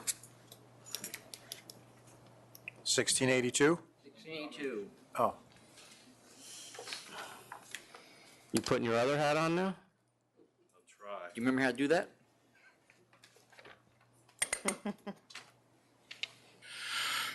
Charles Lynn for the applicant, 117-32 Sutphin Liquors. With me today is Sharonjit Kaur. She's the principal This is a corporate change application, and I also asked to be with us Rajpal Singh, who is selling the store to my client. And how are they related? Cousins. And then her husband owns the store. Her husband owns a store in Riverhead. Her husband is Rajinder Singh, and he owns a store in Riverhead. And does she have any work history? Did she ever work at the store? There's another store, which is her brother-in-law, Tarvinder Singh, who works who has a store on Sutphin Boulevard, and she's worked there during periods of time whenever he's sick, in order to have control over the business. She has spent time there. Why didn't she disclose that? She didn't put any of that on her personal questionnaire. Because she wasn't employed there. I mean, the reason for her going into this store is because she has children, one 17 and one 16. The 17-year-old is looking to enter Hofstra, and the panic shock has set in as to the cost. And rather than to just get a menial job of $15 a day, it was decided to purchase this store, which was available because Rajpal here, even though he's young, he believes that he has to go on a sabbatical and take a break from business, and he's going to be moving to either California or Florida, and he's going to be giving up the business, so the store was available. So you two don't know each other other than that? No, they're cousins. Okay, They're I'm cousins. sorry, you did say that. Yeah. But they're just cousins. How did this end up here, Jackie? Because she has no experience whatsoever. Okay. That's what I thought. And with her husband operating the store in Riverdale, Riverhead, this store is quite simple to open and operate because 90% of their sales is basically liquor. It's in Sutphin Boulevard. There's no great demand for wines, so it's pretty much the nips and the pints and half pints, the same type of sales that were in her brother's store. So there wasn't much of a concern about how to operate. In addition to that, Rajpal's father and mother own the building. His father's been retired for a while. He likes to work the store, has been for his son. He has agreed to continue to help in the operation, almost like a vested interest, since he's the landlord. And Rajpal also has a friend who he started to employ in the last couple of months. He's very much interested in staying on because apparently there's not too many possibilities for employment for him, so it works out pretty good that she will have 2 employees that she could fall back on in the operation of the business. How much is the rent? $2,500 a month. And then she's got $4,000 in note payments for 24 months. 24 months, correct. Which I guess Rajpal feels that if he finally comes back, at least he'll have 2 years of income while he goes on his sabbatical. And is this a bulletproof or Bulletproof, yes. All the stores in this area are bulletproof.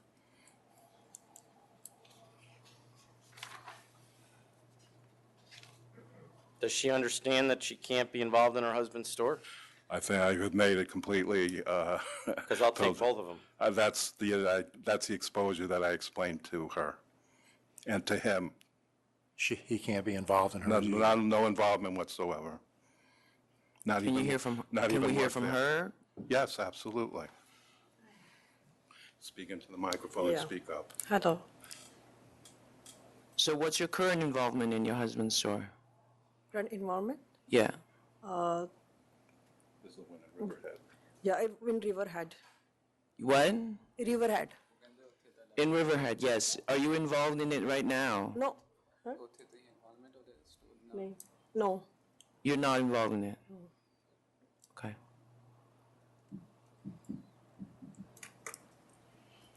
Are you really able to explain things to your client? Yes. You use an interpreter? No. I didn't want to interrupt because I didn't want to think that I was putting words into her mouth. So Raj Paul just explained to her the question, that's all. No, I understand, but how do you usually communicate? Telephone, and also not only by telephone and email, but I go to the store itself. When we first got interested in the store, I've been there 3 times. I wanted to explain, especially what the commissioner said about the problem of any contact whatsoever with her brother-in-law's store or with her husband's store, and the necessity to maintain proper supervision. And the husband has been involved in this transaction? No. Okay.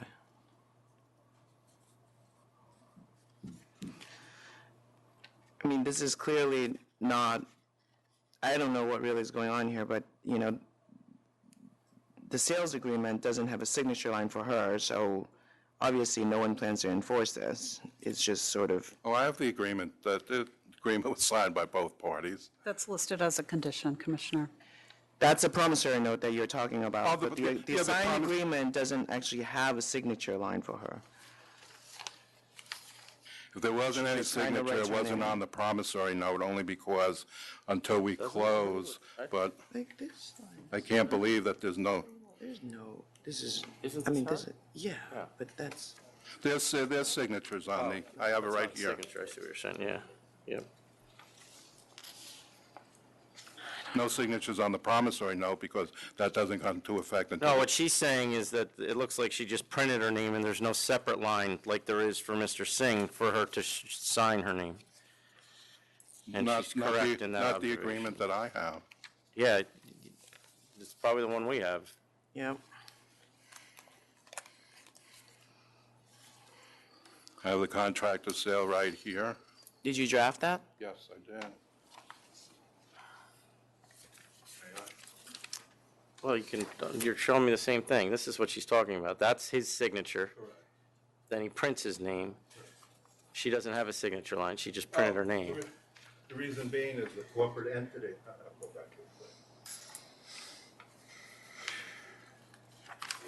The reason being is that Raj Paul has to sign twice. He has to sign for the corporate entity to consent to it, and then he has to sign personally for his transfer. Then she's the transferee, she signs. Yeah, So but that's he what- didn't sign twice.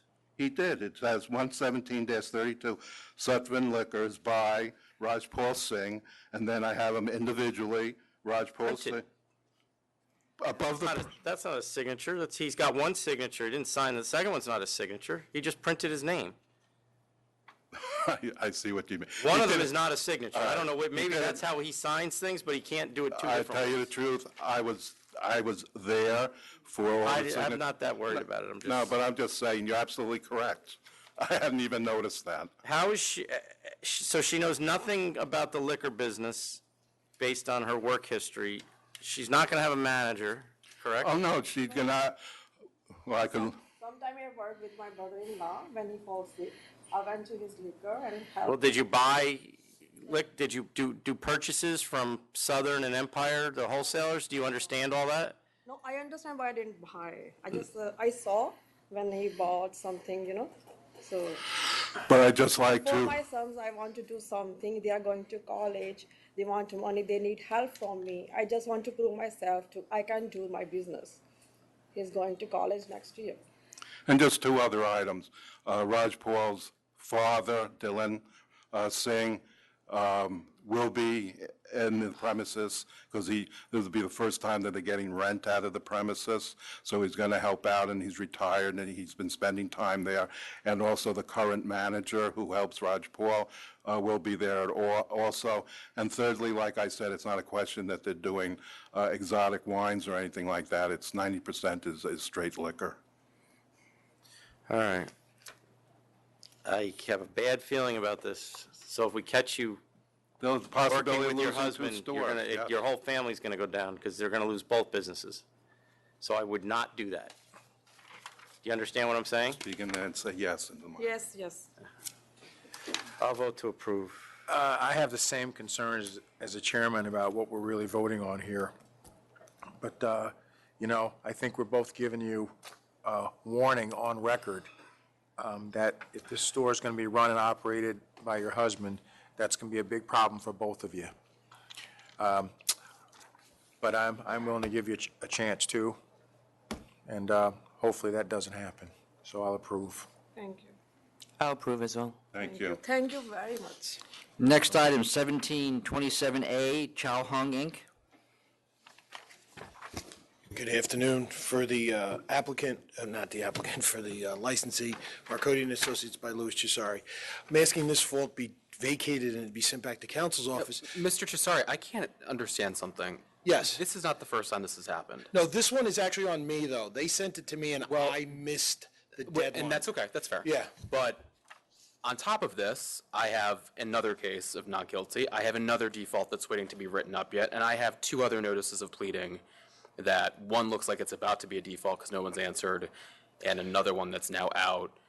I mean, there's so much pending here. No, and it's a default, not default, and there's already, I don't know how much has been paid here. Oh, a bunch has been Just paid. noticing, I don't know about the new notices of pleading. Now that I've been told this, I will call my my client and find out what's going on. This one was my office's fault. It was sent to me timely, and I missed it. And when I realized it on July 31st, I did send the pleading in to Ms. Chaplin with the explanation. As for the other ones, there was the one issue that I'm dealing with Mr. Donahue on with there's a missing $500 check, which that particular suspension was stayed. And I've pretty much resolved it with my bank, what happened with that. The new notices of pleading I don't know about. I don't know when they were sent out. I will ask. And I know there is something currently pending that I did put in a not guilty on. That is true. I do have that too. So that I know. This one was my office's fault. Is the business operating right now? Yes, it is. They're operating on the SAPA at this point. Okay. There was a stop work order from Workers' Compensation Board, but that was resolved. My client resolved it with the Workers' Compensation Board and his CPA.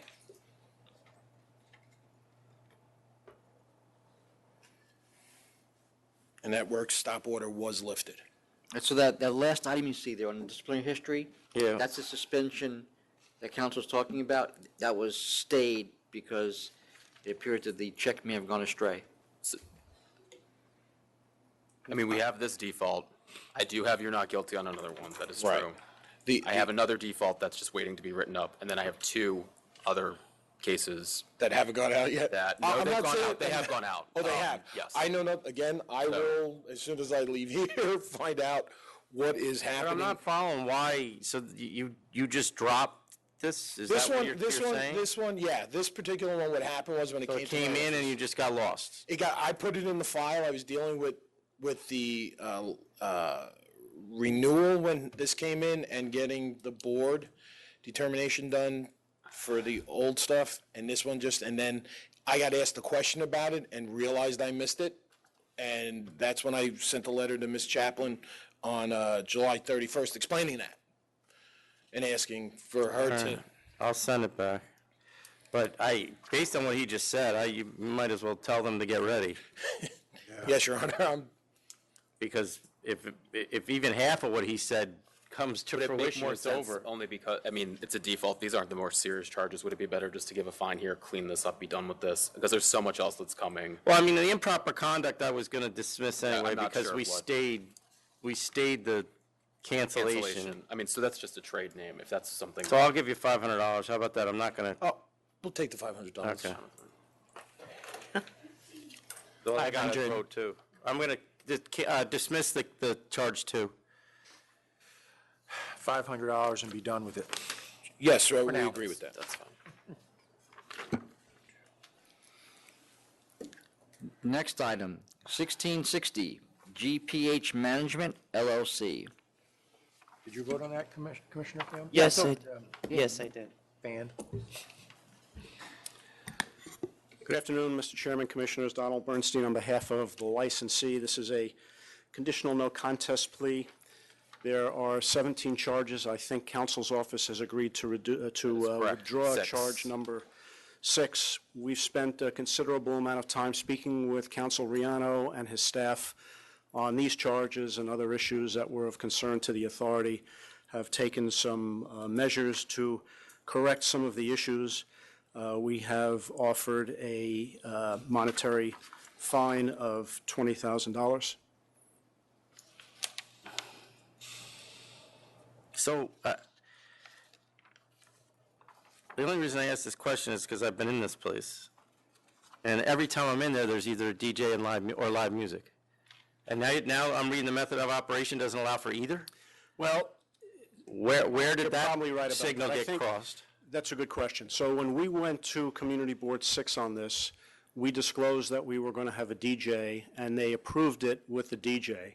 For whatever reason that I can't really answer, when the papers were filed with the authority, it did not, actually that application did not have a spot to check DJ or not to check DJ. So it was not as if it was excluded, but it was not expressly included. So they have had a DJ for years under the impression that because it was disclosed to and approved by the community board and not prohibited by the then SLA application, that they were allowed to have it. So that frankly remains an open issue. So they're still having DJs? They may have discontinued once this proceeding began. Mr. Bernstein? because- Yes, The application has a question about music. yes. It says yes, and then it says background music. Correct. Piano, bass player, and string instrument. That's right. That's exactly what it said. It Right, did not, it did not say DJ. There was also no box that says where there was DJ that was not checked. But again, that was an error. You may interpret that otherwise, but the documentation on file with the community board and is approved by the community board says DJ. All right, And I'll withdraw charge 6 and I'll accept the penalty. I was going to say that 5 minutes ago. All right. I'll accept. Thank you. And withdraw 6, Tom. Yep, 1702, 147, 149 McCarran LLC. Donald Bernstein on behalf of the licensee. This is the McCarran Hotel in Brooklyn. There are 17 charges. Most of them are various code violations, all of which have been cured, and we've provided documentation to that effect. This also has a similar issue with respect to the DJ. My office did not file this application. The documents given to the community board clearly showed DJ and live music. The stipulation provided that there was to be no DJ or live music on the roof, which was agreed to. Which they're But- having every day. No, that was discontinued. As soon as we were contacted by counsel's office, we agreed to discontinue that. We also actually discontinued it on the pool level, even though my understanding is that that was included in the application. In fact, the 30-day notice sent to the community board that's part of the SLA materials did check DJ. And there's also a sub-grade small indoor restaurant that has a DJ, which I don't think there's any dispute as to being allowed to have that. But we have discontinued the DJ outside completely because of the concerns and issues. Mr. we've been Bernstein, having. you may want to go back and look at the application on this one again, too. Because for the whole application, the only thing that was checked was recorded. No, I agree with that. I said that. No, for the entire premises. Agreed. I said that was, my office. So did file the whatever they said to application. the community board isn't really relevant. We go off the application. Well, And community board could have authorized DJs, it doesn't mean that we would have. I understand that. But Mr. Bernstein, one of the reasons I actually sent this back to counsel's office, because the initial offer said you were going to discontinue the DJ outside, but continue it inside. And clearly you can't. The licensee can't. Well, that's what I have again, in here, but- I think the documentation is conflicting, because the 30-day notice that's part of this application does check DJ as well as background No, music. but So it was always- we review, I don't even see the 30-day notice. What we see is the application. And if it's not on there, then it's not allowed. And what time is the music done at the pool at night? Jeffrey? 8 p.m. 8 p.m.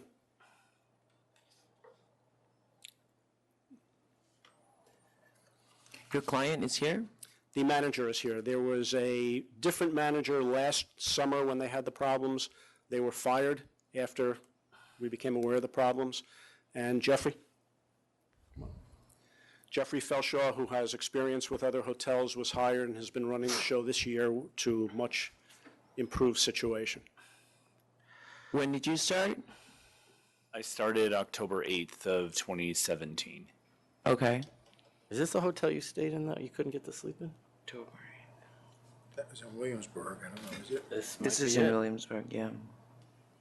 That was in Williamsburg. And I'm sure that. And what have you been doing differently? Oh, you were in the Williamsburg motel? We've Hotel? added more food options. We've had more private events and other guest-related options.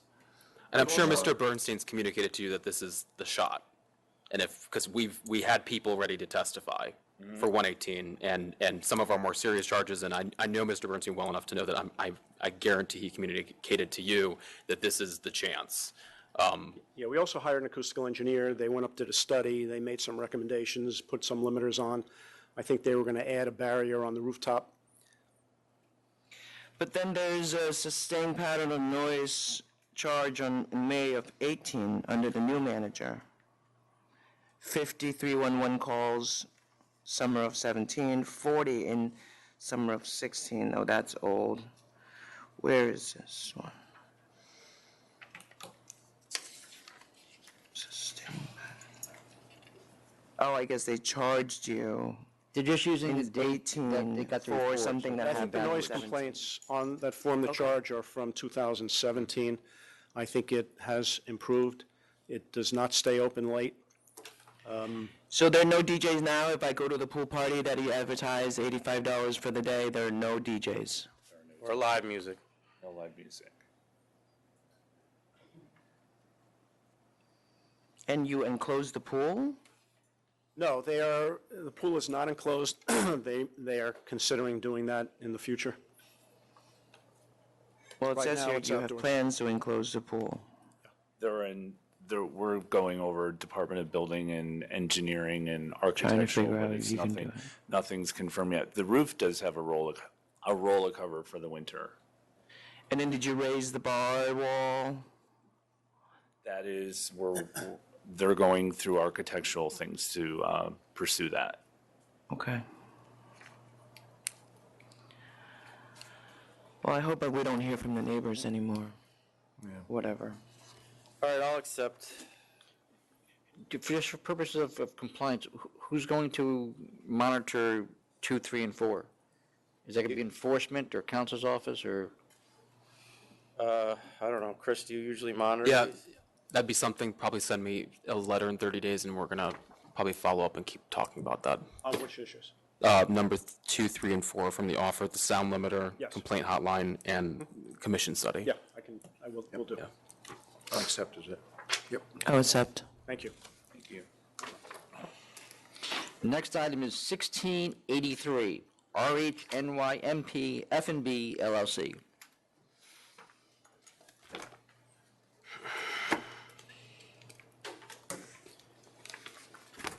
Good afternoon. Joseph Levy Hi. here on behalf of the applicant before you. So we got a call, as I expected we would, from the community board.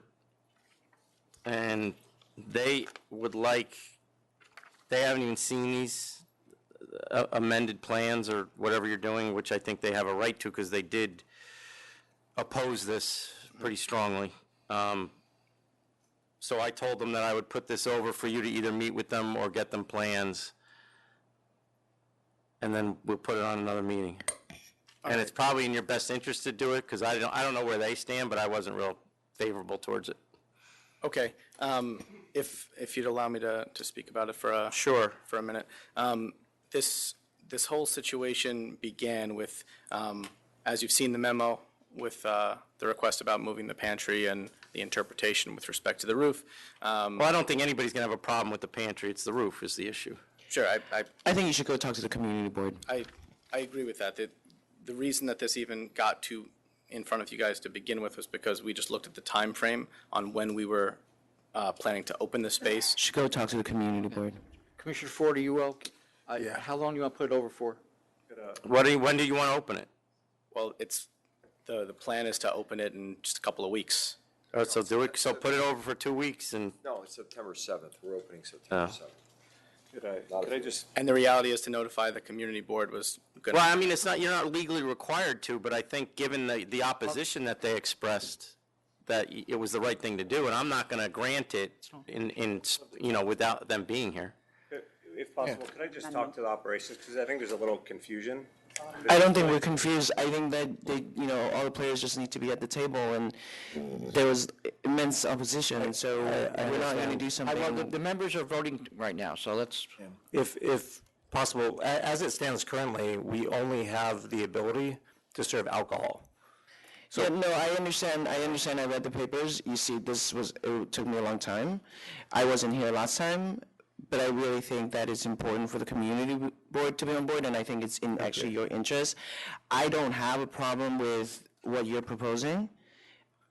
I mean, I don't think you're trying to run a club, as Chairman said in the video last time. I don't think you want people drinking on your furniture or dancing on your furniture or whatever. I don't think that's your intention. But I think having your neighbors be part of the process is important. We're just really seeking a clarification to what we have in place currently.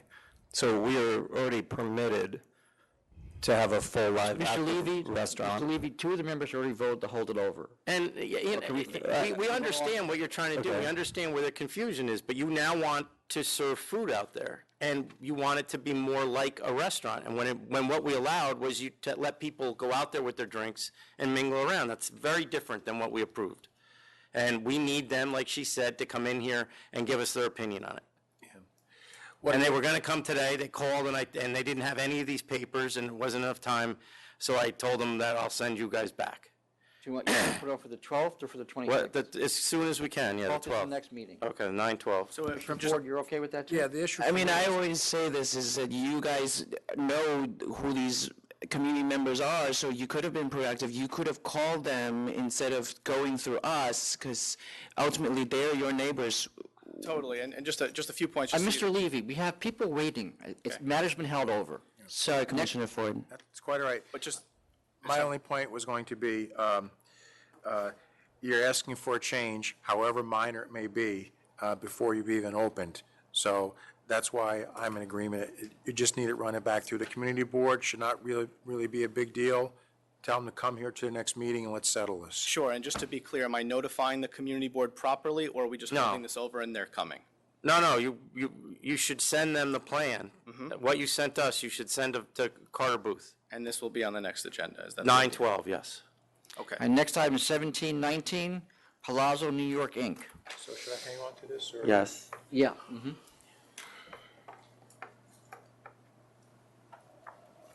Good afternoon, Martin Mailer of Mailer Buscemi. Tell me you weren't the guy's attorney. No, I wasn't the guy's attorney. Look, I have my own pet peeve about this. People come in here every time you have a meeting and say, or at least tell their clients what kind of expert they are. You have expediters coming in here saying what kind of experts they are. Sure, they shuffle some papers, they bring it in, and maybe sometimes it gets through, maybe sometimes it doesn't. They go on to the next one. This was a complete fiasco. The attorney that actually represented this gentleman had no idea that if he put something like that into a contract that. All right, so my one question was, how long did he operate with the other guy's license? He only had this thing for a couple of weeks, because what happened was he was closing it down anyway. Right. And then they went out of business, and it was a mistake. We're sorry, and Yeah, I'll grant the reconsideration and send it back to licensing. Same here. Same here. Thank you very much. Start up the malpractice suit. No, actually, you guys saved him. Next item, 1665 and 1666, That Meatball Place 2, Inc. Martin Mailer of Mailer Buscemi. Mr. Chairman, you are aware of this place. You've seen this place. The problem that we have here is, first of all, if I may address the issue of the fight, I submit that. Hold on, is this 1665 and 66? Yeah, it's the same, it's a combined item. Go ahead. But with respect to the fight, I mean, we take that one first. What happened here was at 4:00 in the afternoon, a patron leaves and he throws some alcohol, some beverage at the manager who says you can't take the drink with you. He returns 2 hours later. Oh, I think I'm on your wavelength. I just got to talk to the attorney for a second. Oh.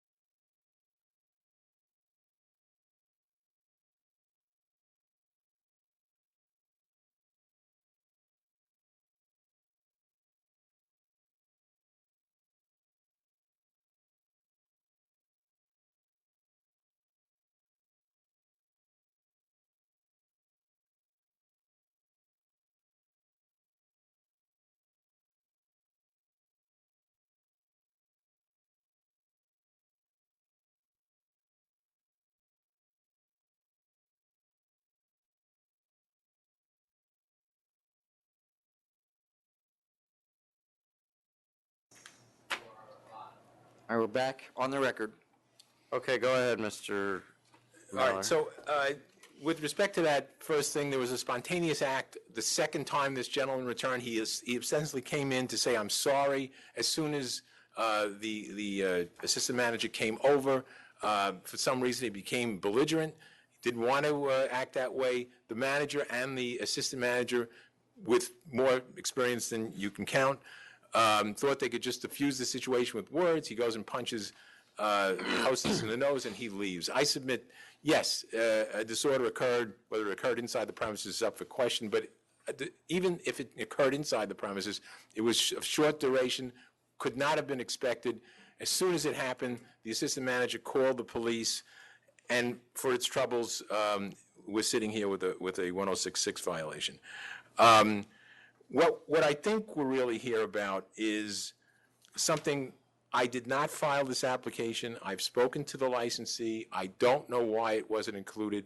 The block that this restaurant is located in, and by the way, they spent over $3.5 million in this restaurant. They're rated one of the top 10 restaurants in all of Long Island by Newsday.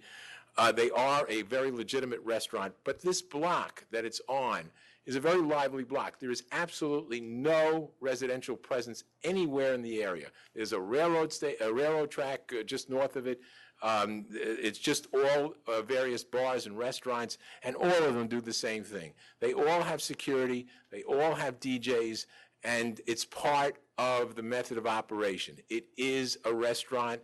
Its meatballs are rated #1 in Long Island, or whatever the story is that's related to that. But that's what they are. And they filed, once they realized that these other additions weren't added to the application, they filed. This thing has been on file for a long time. You turned it down because charges were pending. These charges were pending. Look.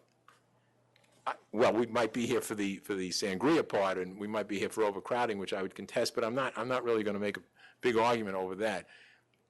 They did not do anything wrong with the 1066 violation. No, and I don't disagree with that. So I'll dismiss one, but I'm going to sustain two because I think the fact that they did let the guy back in was just not it showed a clear lack of supervision. I'm not going to really argue. I'll dismiss 3, sustain 1, 2, 3, 4, and 5, and then I'm going to let them decide what the fine is. But may I say one other thing? There'll be a fine, I understand that, but please, can they have security guards? You had a big to-do with the expediter, who I don't think presented this thing with what really is going on here. It's part of that block. I mean, it's just you know what's funny about the 1066, or at least the supervision? The ALJ was looking at us as if, why don't you have security there? Well, we can't have security there because you won't let us have Mr. Miller, security the good there. news I have for you is I don't see anything else in the system, so there shouldn't be anything after this. And No, I know, there's- but the chairman, apparently the chairman had it with the expediter when this came on, the part about the change in method of operation, and it was denied, and the chairman seemed to say, you're not getting security guards, and that doesn't. Well, maybe I did. I'm usually saying you're not getting DJs.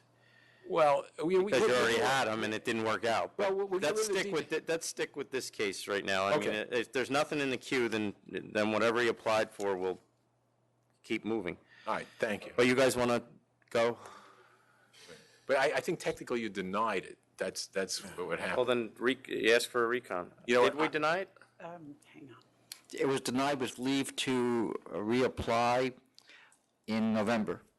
This Yeah, coming that- November. But see, that's why you just, let me take over the application part of this thing. Let me reapply, and hopefully the license bureau will understand that there's nothing in the queue. Go This will ahead and be- reapply. Just, can we get this fine though, please?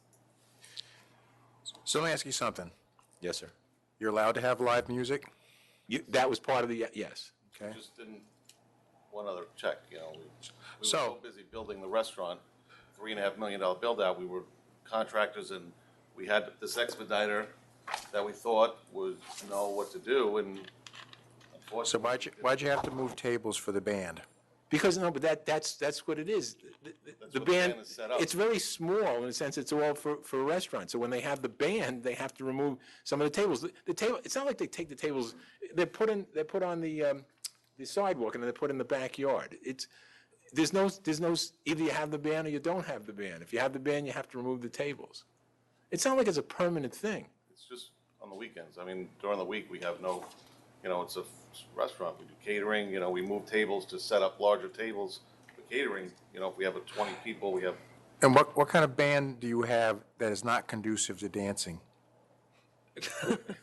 That's, kind of a gray area. What are we supposed to go over to a table or customers that are like bopping around, stop dancing? May I? But see, then this is where we have this argument all the time. These things morph into clubs. And now it's not a club with a disco ball and everything, but he's not a restaurant anymore. No, look, When Mr. that Chairman, happens, because that's what you're supposed to do, is stop them from dancing. It sounds stupid, but you're turning yourself into a nightclub. I don't disagree, but here's the bottom line. The supervisor of the town has no problem with the method of operation, has told you that. So if I'm allowed to file now, I'll file it and make it as proper. But that's just the way business is conducted these days in Farmingdale. I get It it, is but a you've restaurant. seen what goes on, like, when we go up into Dykeman in Washington Heights up there, it gets insane. Because where do you put the limits on it? I don't disagree. This is Farmingdale. This area was built, or at least this area that he's located, was built specifically for something like this, in that there's no residential presence. So, yes, he has a band. Yes, he takes the seats out because otherwise the band wouldn't fit. And we're going to put in the application, the change of method of operation, which has the approval, which has the blessing of the town supervisor anyway. Yeah, but in the meantime, you're doing it. You know you don't have the application in. It's on your website that you're advertising for Long Island's top bands. Excuse me, the bands are allowed. The bands are allowed now. They're part of the application. Yeah, but the authority approved Long that. Island's top bands, it's coming with dancing. I don't know what kind of music they're playing, but it's just... Madam Commissioner, I will assure you that they are going to be read the Riot Act about nobody dancing, and but you see, if we don't have security guards to stop them, then we got a problem, don't we? In terms of telling people to stop. Yeah, you do. We don't. I get it. So can we move on with this? 15,000. Yeah. Okay, where are you? What did you say? 15,000. I'll go 15 too, that's fine. 15. File an application for the security guards. If I ever get out of here, I'll try to do it today. Next items, actually, going to be two items, 1668, and there's a separate item, 1700 for the same licensee. Right. I don't know why they were separated, but, I'm sorry. Blade. Right? They're two separate, because they're. No, I'm saying, but it's Blaze. She didn't. Right, but they were processed separately by the Right. judge. But they were heard the same day before the same ALJ. Listen, for the same reason that I think you dismissed the 1066 and the other one, I mean, come on. I'm not even going to get an argument with you. I already agree with you. Okay, so so let's- charge 1, sustain 2, sustain 3. You're on 168. I'm sorry. What are you talking about? So 1668 first. Okay. Well, you were talking about 1700, though, right? Is that case 12, 122, 462? 124, 185. All right, 123, 78, 72. You've got a choice between 124, 185 and 122, 462. Okay. So which one are we talking We're about? talking about 124, 185 right now. Okay. So that one, that's the one with the Books and records. Books and records, okay. The investigator comes in the premises. He admits he sees 18 months' worth of the records, the records that are the invoices, et cetera. What had happened was he had asked in a previous case to see the years before, and that was given to him.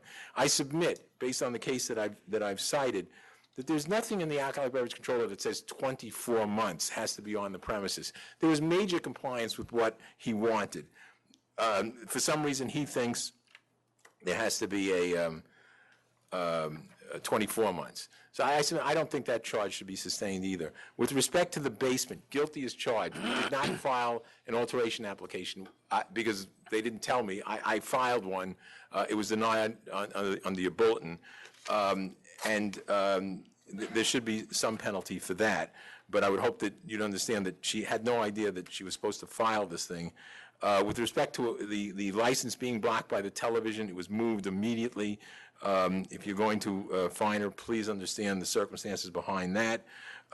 With respect to the permits, all the permits in the world are on her wall. What he didn't see, I'm not exactly sure, but he says he didn't see I didn't even know what permit it was, but there was some permit. Business certificate. The business certificate, all right? I'd submit that if you walk into any licensed premises in the state of New York today, none of them would have that business certificate on the wall. That doesn't make it right, but that's just life, and sometimes some of these investigators, well, they can find things that no one else can find. With respect to the basement, I would submit there's charge number 7. That's just a duplicate of charge number 2. I mean, the basement was not being used. It was completely blocked off. Everybody knew that it wasn't there, and as such, it's duplicate of charge 2 and should be dismissed on matter of El Carib. The door that was okay. There is a on the door. There's a semicircular mosaic, if you will. No one can see that. I mean, you have to be about 6'5" in order to see into that. The windows themselves are clear, and they said that's a violation. I mean, I'll leave that to you. Can you change the door or something? It's going to be changed. It is changed. I explained to them, and I'll explain to the authorities so that everybody understands this, if we made the place, if we just took all the windows out and had just concrete blocks, there's no violation of... Yeah, I know, but you had this violation on October of 17, and then you got cited for the same thing in February of 18. No, it's What gone. happened? It's gone. There was. It's gone now? It's gone. It's gone. I apologize that that it happened in the first place, and it's gone. In terms of having a fire extinguisher, for goodness sakes, there was a fire extinguisher in their storage room, which was old and rusty. She forgot to throw it out. No one in the world could say that was a fire extinguisher that was in violation. And if I may get technical, which I did in my controversion, The authority never charged, nor did it in its bill of particulars ever cite the local rule that was violated. As a matter of fact, when they were talking about the New York City violations. So I submit on that basis it should be shown. I'm sorry, what? That's something for your Article 78. I'll dismiss, I'll dismiss one because I think 18 months is sufficient compliance. I'll sustain 2, sustain 3, dismiss 4 and 5, sustain 6 and 7, 8 and 9, 10 and 10, dismiss 11, 12, and 13. All right, so, but can we do this jointly so that I can go on to the second? Sure. Okay. So I think you already said that with respect to the barmaid, two people coming in, a third person coming and punching the guy in the nose. Because, I'll dismiss that. Okay, I think so that was I clearly don't- spontaneous. Thank you.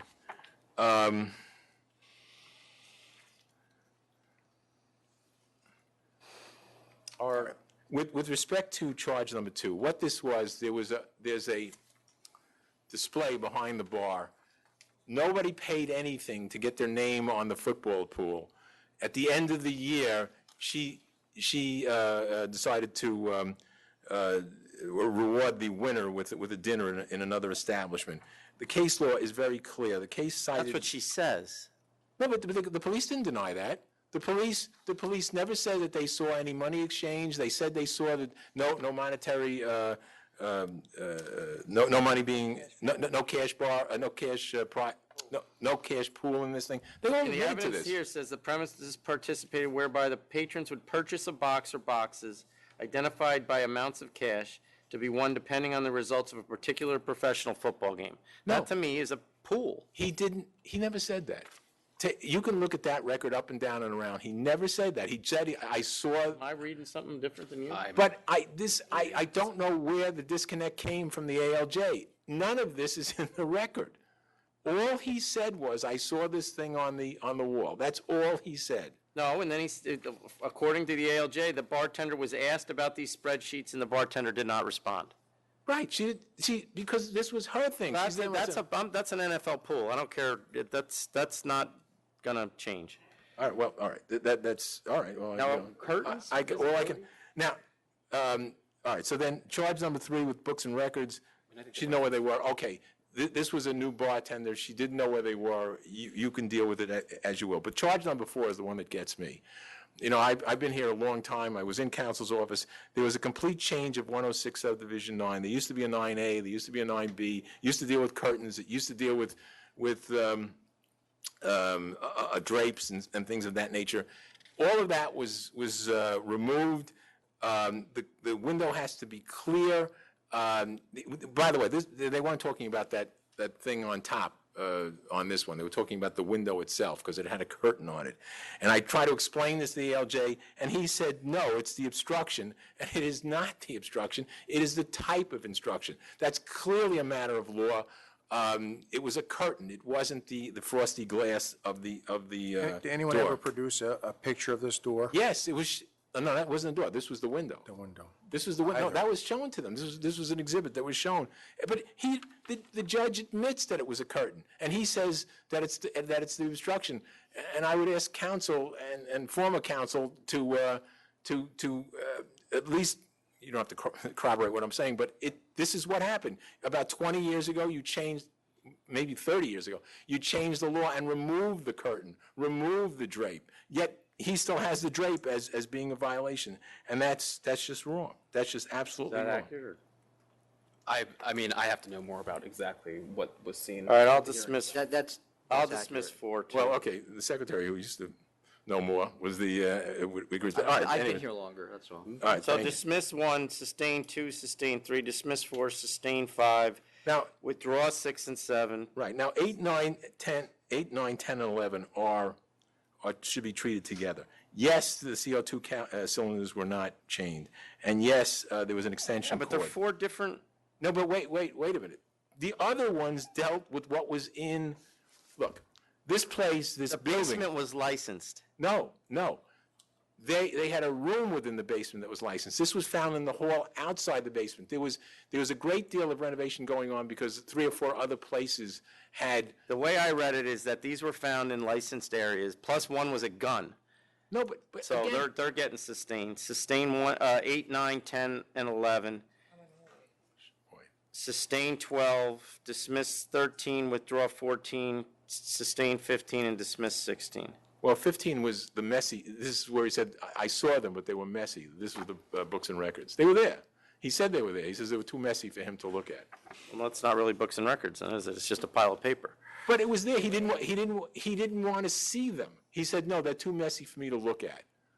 All right, I'm not, you guys decide what to do with this. I don't know what happened here. I mean, you were operating pretty cleanly for 6, 7 years, so. Actually, more like 10. If you want to know what happened, there's a sergeant that has it in for him. Still has it in. That's all this is about, a personal vendetta. Believe it or not, he had brought charges for pool cues. I'll take 5,000. That's exactly what I was thinking, Is that 5,000. for both cases? Yes. Yes. You're lucky. All right, on that note, I'm going to leave. Thank you very much. 5,000.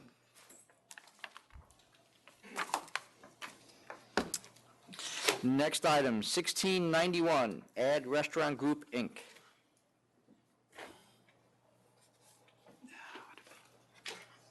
Good afternoon. Francis Buscemi for the licensee, or for the applicant. With me today is Angelo DiMaggio, the applicant's principal. This is a request to review the conditional letter of approval, which is dated April 9th, 2018, with a request to remove the requirement that the Village of Hempstead supply a letter of no objection to the application. Yeah, can we have 2 seconds with council?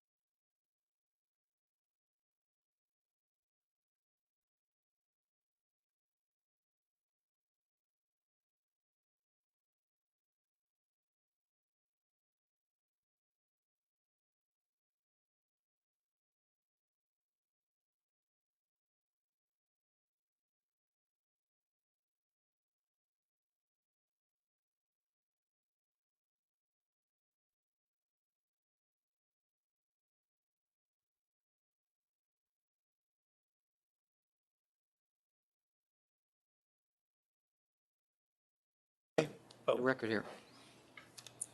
You ready? All right, we're back on the record now. It's, Commissioner, it's not related to the catch that's located in New York City. Okay. All right, so this is, you're asking us to lift the condition that you get a approval letter from the Village of Hempstead. Yes, and I mean, I submitted my letter of explanation and documents. I've tried and tried and tried. I actually met with Deputy Mayor Renfro by chance here at the Liquor Authority. He seemed very agreeable to set up a meeting, and I've just been stonewalled and stonewalled. This was initially approved by the Village Planning Board in January of 2017. The application was filed. I didn't handle the application. I believe it was probably filed sometime in the fall of 2017. It got up to the full board April 4th of 2018. Pat DeLuca was representing the applicant at the time. The applicant and Mr. DeLuca at the time believed that they were approved by the village. Since it was approved and there was a number of meetings with the Village Planning Board, hours of operation were approved. I'm willing to take the condition off simply because it's clear that the village is not giving any type of response to you to even give you the opportunity to get approval. So I'm going to take the condition off. If they don't want to deal with it, then why should we? Yeah, I'm with the chairman on this one. Okay with me as well. Thank you. So now that, All right. Next that's item. it, the only condition they had left? We'll see what the rest of the, have you provided we'll give them a new letter with the conditions. All right. Next item is 1689, Route 9 Liquors LLC. I believe this is the one that's been litigated, and at this point, I think it makes the most sense to just issue the license or send it to the licensing board if there's other. Is that what we do? Send it to licensing board? Or? No, this one directs us to issue it, right? Yeah. You'll need first to just formally decide if you're going to appeal or not. No, we're not. No. No. That's the vote there for everybody? Yep. Yes. Okay to issue. Yes, and then it's okay to issue the license to whoever's supposed to do that. Take a little time Who else? to now prepare the premises, but, yes, all right, thank you. Have a good day. Yeah. Yeah. What happened with that? You don't have to tell me. I'm asking off the record. But we're on the record. Yeah. No, the case is over. I'm just asking her what happened on our end. Get appealed. Appeal? No. This is the court decision. The next item, 1727C, Service Corp.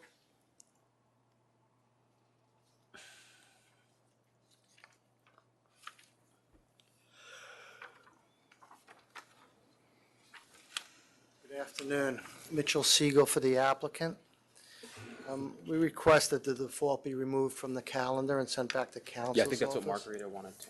Why? It We, says it was delivered. Well, what happened in this instance was we put in an offer with Thomas Rizzuti. Thomas Rizzuti left. It then got referred to Margarita Masico. I spoke to Margarita and we agreed.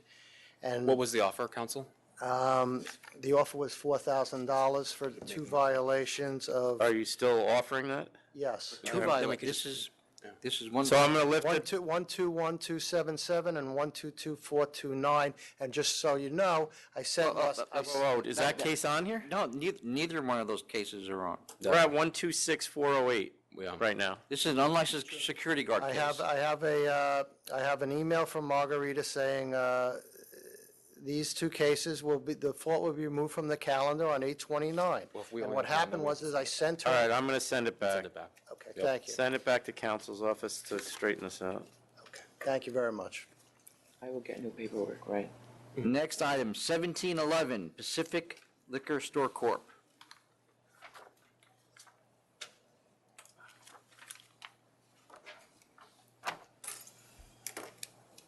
Looking over my shoulder for Mr. Lynn. Yeah. Gina Anton for the applicant. Good afternoon. Good afternoon. Who's bulletproof in this? Who's bulletproof are the three closest stores. And is the first store open, Eagle Liquors? Is that open? Eagle Liquors on We 77 didn't get any Kingston. sales. Excuse me? We didn't get any sales numbers from them. 77 Kingston Avenue. I did visit them. They were bulletproof. And they're open. This was. I mean open it for business. That's the one on Kingston Avenue. What'd you say, Jackie? Chairman, this is the one Stacy Weiss represented. She indicated they are open. They're the one who defaulted. Yes, okay. Yes, okay. Okay. And that license has been issued since December of '04. All right. So the closest three are bulletproof, and your clients are bulletproof? No. Okay. Also, over the weekend, an article came out for the New York City Department of Buildings, and they have now a heat map. So basically, you can put in an address, and it shows all the new building permits, including proposed dwelling units. I've taken the liberty to print them out as of today within a 411 square foot area, 241 proposed dwelling units. If I can submit these? Sure.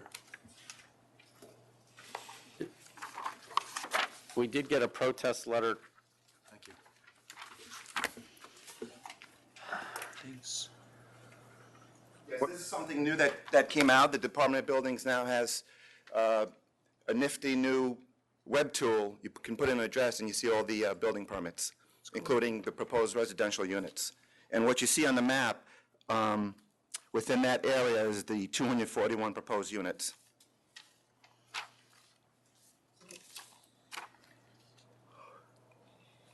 Why do you want to open a liquor store?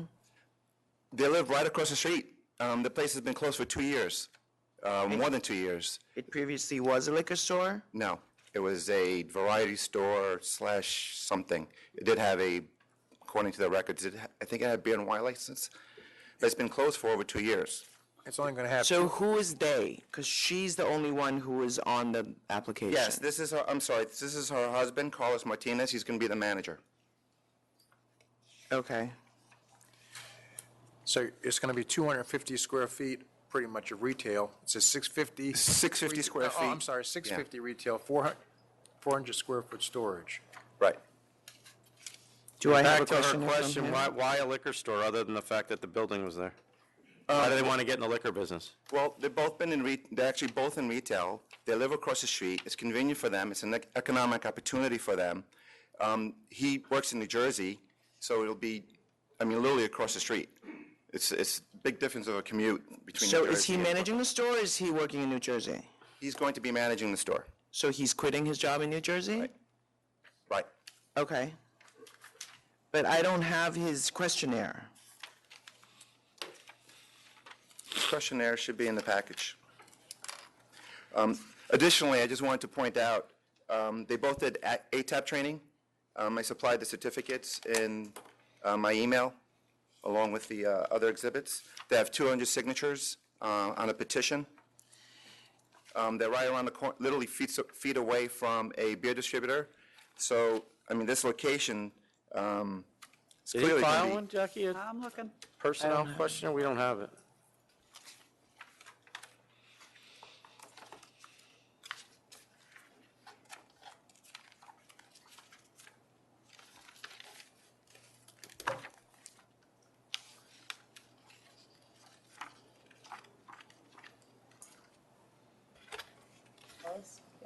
So the first three are bulletproof. What are they going to do that the other two don't do?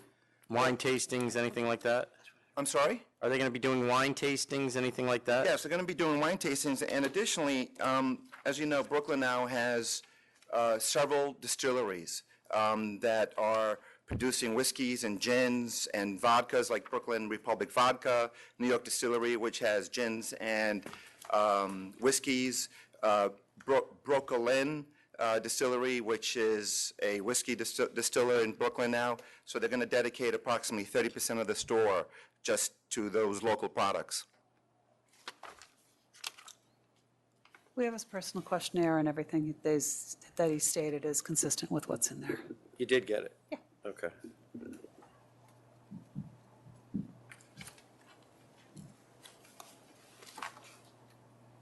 The population is growing.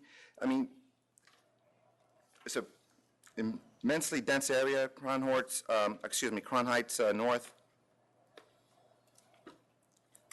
The other stores, I believe, are I mean, they're really not all that close. The store, 426D Marcus Garvey, it's similar in nature, but it's on the other side of Atlantic and on the other side of Fulton. That one's about a half a mile away. How much time are you going to spend in the store, ma'am? What'd she say? Oh, I no gotta- English? I gotta ask her. Yeah, I gotta ask her.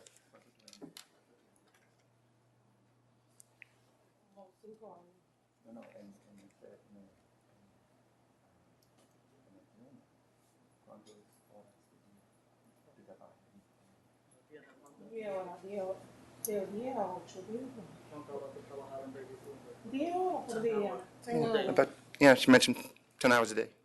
I mean, she's across the street. Right. All right. Seeing that the three closest stores are bulletproof, and we try to promote open stores for the customer convenience and advantage, and that this is not going to, it's going to just be 400 or 650 feet of retail space, I'm going to vote to approve. I think there is a convenience and advantage to having an open store, and the closest open store right now is over half a mile away. Because everything around you is bulletproof, I'm willing to approve on the same grounds. Thank you. I'm going to approve as well. I think that it's important for the applicants to understand that this is very serious business, and I think that the fact that they live across the street is a great thing. And it looks like they're both going to be there. This is going to be their livelihood, and so I would encourage them to really do a good job and Thank you very much. not see us here again. Thank you. Thank you. Good luck. Good luck. Next item is 1658 Mapadu LLC.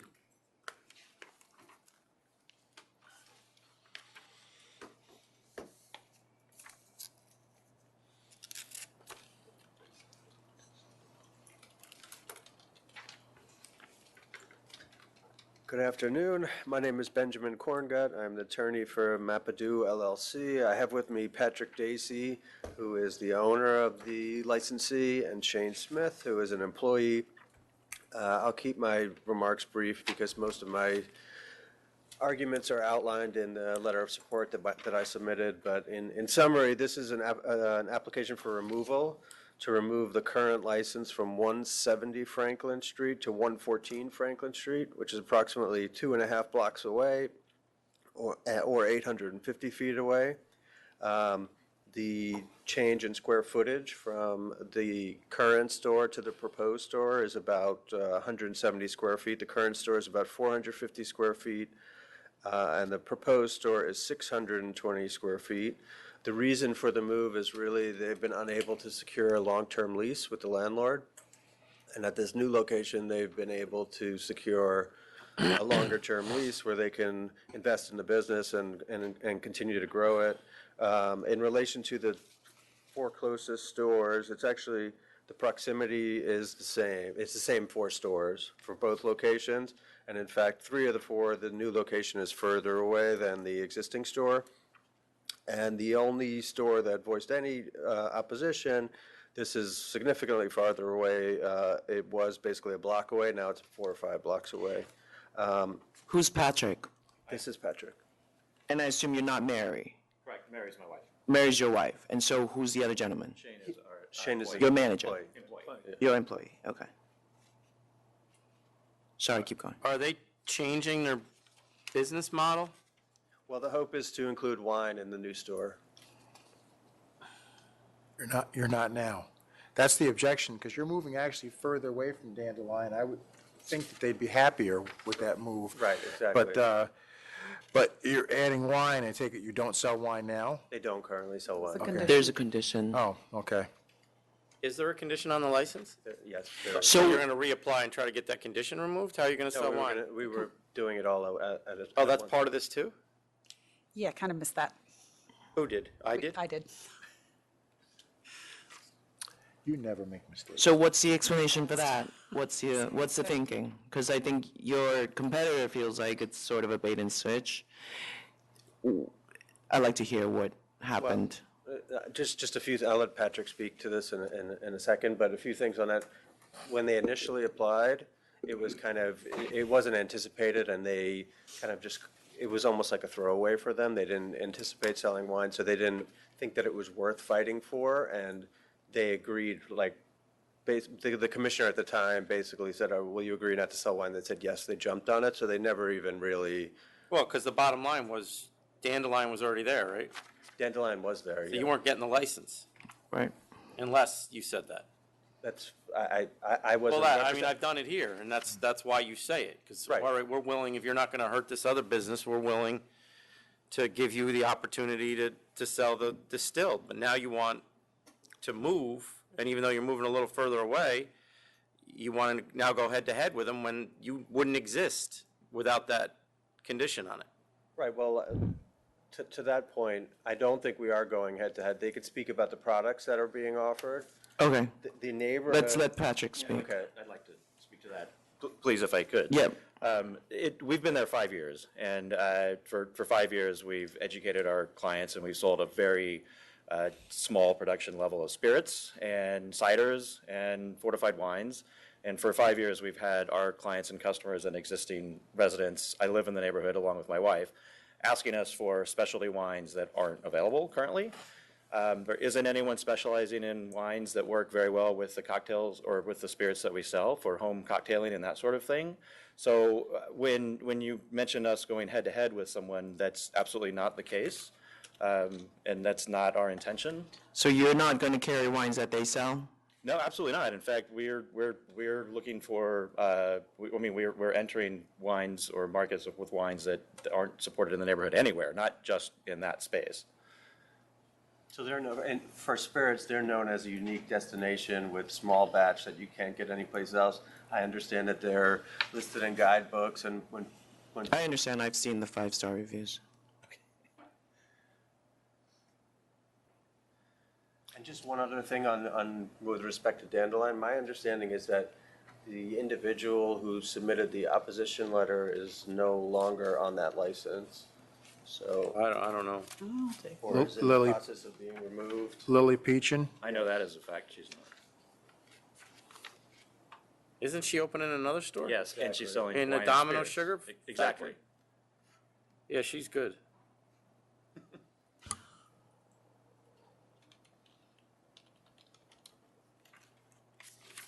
We just gave her a store approved a store like 2 months ago.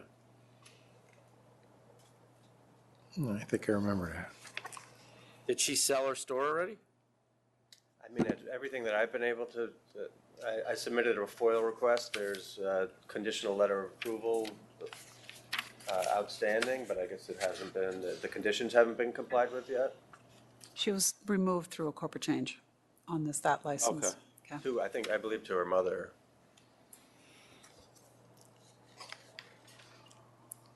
And if I could just make one other point about the neighborhood, the surrounding area, there are three, I submitted an article from the New York Times, but there are approximately 3,000 new units hitting the market by 2019, so I can't see a 600 square foot store with the focus on the store is still going to be spirits. It's not going to be wine. That the addition of this is not going to be supported by the increase in the population. Can you tell me about the negotiation with the current landlord? We have a signed lease. We have a signed lease with an option to terminate if we're unable to secure the removal. Oh, with the existing landlord. Right, Sorry. with the existing landlord. What happened? Sure. Well, we've been there for 10 years. We also rent we have an apartment in that building, and we also have the commercial lease, which we've had for 10 years with the same landlord, and it's just been like an abusive relationship where and in fact, this lease is up in January, and he's already talking about not offering a 3-year lease, which I believe is what we would need to continue. And he's also tried to irrationally raise our rent so many times, we've had to argue with him against it, and this opportunity came about, and it was kind of a godsend for us in the right timing with the new landlord. So what if we were to put a cap on the wines, percentage-wise? Like say 80% spirits, 20% wine? It could, sure. I mean, I'd Would like. you be amenable to a little higher wines? 75, 25? Okay. All right. I mean, I am looking at the fact that you are moving further away, so that's the only reason why I'm willing to consider it. And it's been 5 years, so I would be okay with approving it with that limitation, 75-25. All right. Okay. Done. Thank So the you. move is approved and the And the the wine is approved 25%. Thank you. Thanks. Count your bottles. Next item, 1684, NY Shopkeeper, Inc. Jesus. Good afternoon. My name is Si Chun Lee. I'm the owner of NY Shopkeeper, and I'm here to request to extend my business hour.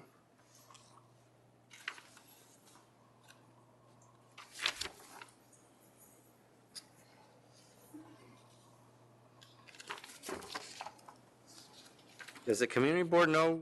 Yes. Do we get a letter from them or anything?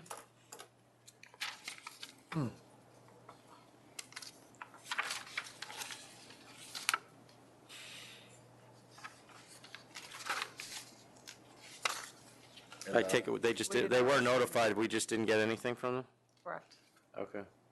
And I hired a security guard and and a new manager to help me out as required.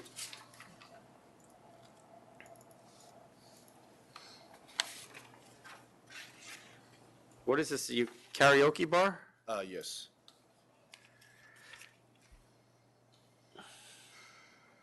What was the misunderstanding? I'm not, No, I mean like every single. you bar- didn't understand, or? No, last time I got approved on my I got approved like 4 months ago for the liquor license here. Right. And but I it's my first time running the business, but it says that I have to close like 11 p.m. Yeah. That's I being. But the reason we did that was because of the history at this place. We revoked a license there, correct? Or did we revoke his license? No, you I'm revoked the the new license owner there. there. It's got terrible history, that's why. Yeah, I mean, the place that you bought has a terrible, terrible history. I mean, I'll give you a couple more hours, but you're not getting 3 and 4 a.m. That's not happening. So I'll give you to 12, assuming they agree with me, on Sunday through Thursday and 2 on Friday and Saturday. I mean, this place was a really bad place. Do we have anything on him? I don't have anything at this place at this point, no. I'm okay with that as well. I'm okay with that. All right, 12 during the week and 2 on the weekends. And then come back in a year. If you have nothing, I'll give you more. Okay. Okay. All right? Thank you. All right, the next item, 1722, Yusef Convenience Store Corp. Say that number again. 1722. Yes. My name is Ridwan Abu Sher. I'm the owner of the convenience store, 13220 Rockaway. So what happened with the $7,500 that you owe? They give us a fine, and we didn't pay that. We sent the license back. Now we take the license back again. Not following you. You owed us $7,500. You didn't pay it. We canceled it. Now you want us to give the license back. Yeah, I'm trying You're to going get to it pay back. us the $7,500? Yeah, I can pay that. How do we do that? You can accept it, you have to reverse the cancellation, that's all. Why can't I just accept it and just grant the I license? can't reactivate it because it expired at the beginning of the year. We'd have to push a renewal through. Yeah. I think we have to get the history You to can follow clean with the this new one. You can accept it to clean his record to show that it's expired. No, but she's right. We should, this history should follow if we It give a can new follow. one. So what, so how do I do this? What do you want to do? Take the $7,500. You'll have to reopen that case that Tom's doesn't know about, and to rescind the cancellation order, to accept payment of the $7,500. And get the history to Peg. The history to follow is a record keeping. Okay. It's a record keeping. So Tom? What do you think?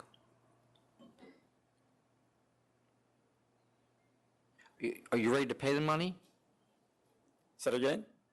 Do you have the money to pay? Not now, give us like times. How much time? I mean, you're only gonna have about 2 weeks. Yeah, still is fine. Well, what about if he makes a request to reconsider the prior one? He submits payment to council's office, that goes to the board, you then redo that, accept the 7,500, and then you can act on his application then if you want to, or send it back to licensing. Yeah, but then the history doesn't follow.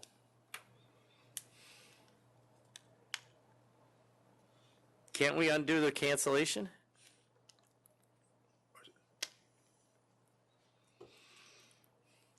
It's too late for that. I really want this. No, no, I was saying you would do that.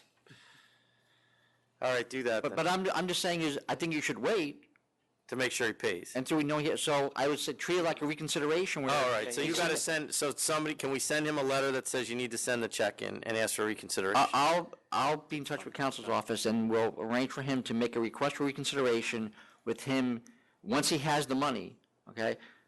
Offering the $7,500 and requesting reconsideration of the prior penalty. Okay. And then that will change it to a. Right. To the penalty being imposed.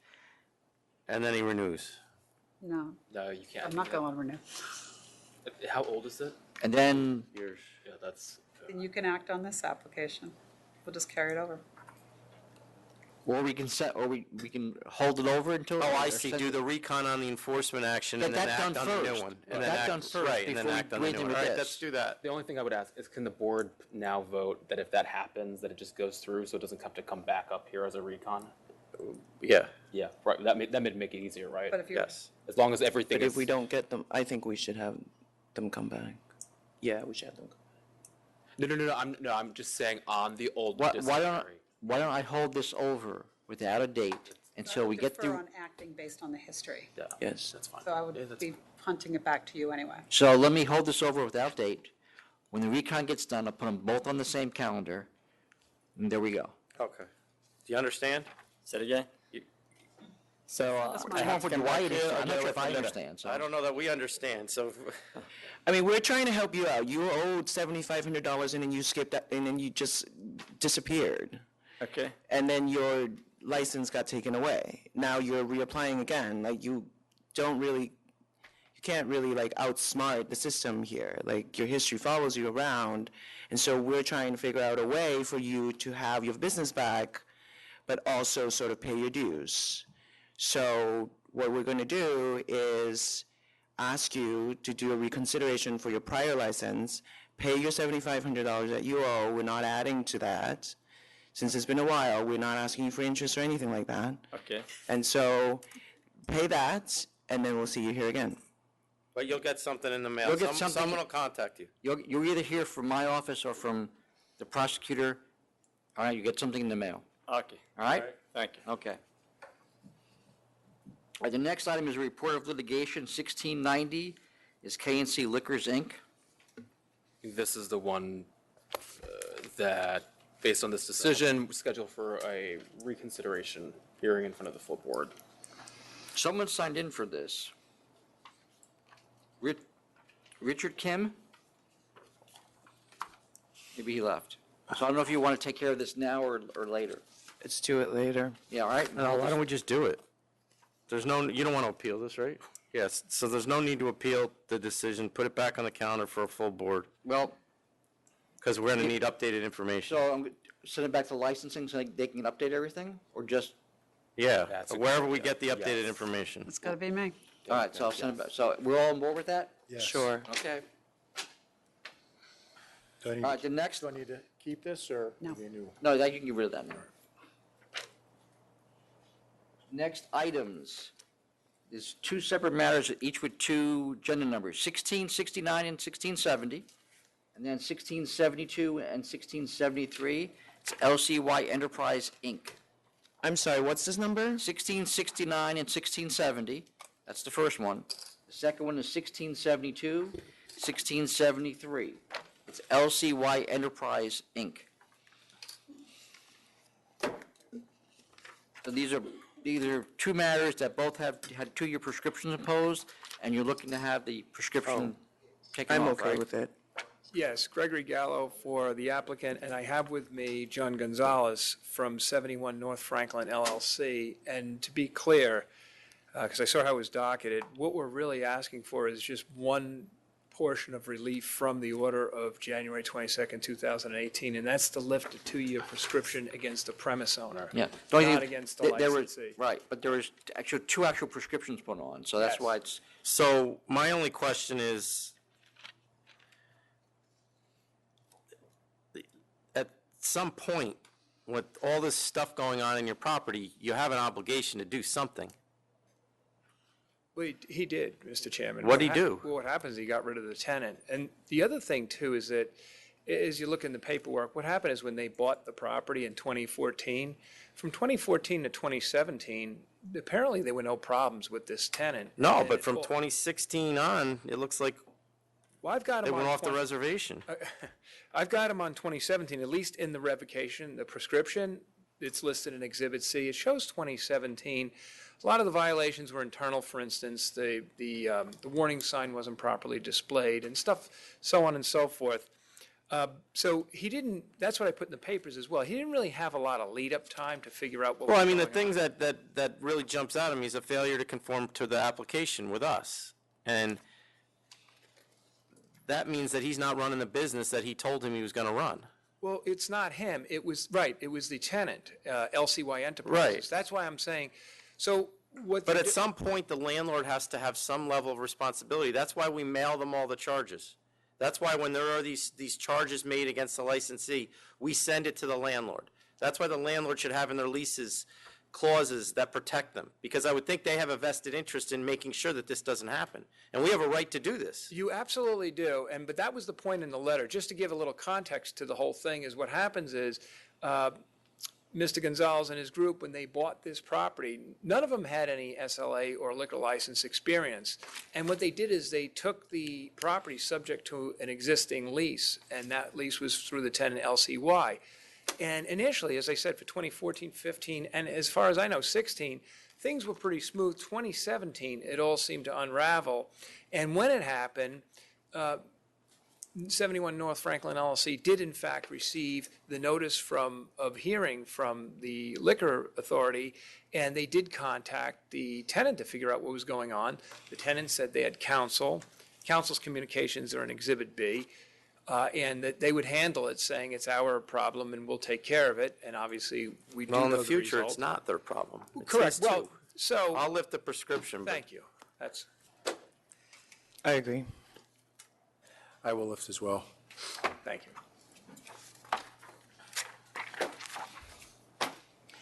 next item, 1717, Jamie Boy's Taverna, Inc.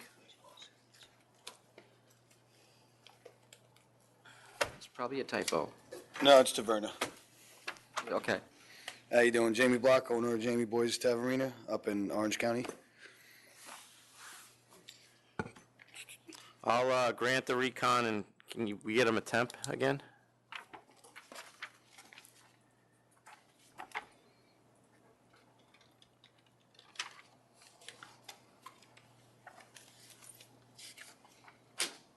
This is the same thing that happened to that guy I was telling you about before. Okay. We can reactivate the temp. I can do that now. It's only good until September 23rd. 23rd. All right. You all good with that? Yes. Yes, okay.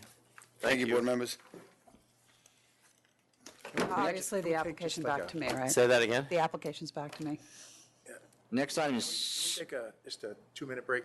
okay. Thanks.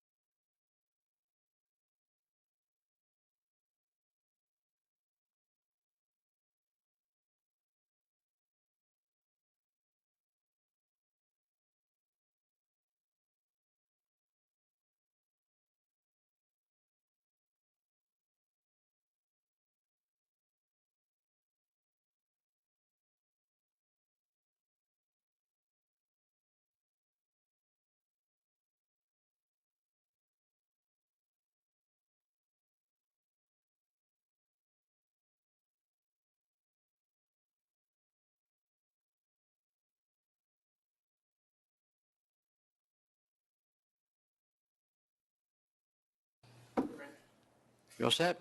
All right, we're back on the record. Next item is 1693 Fort Charles Street Restaurant LLC.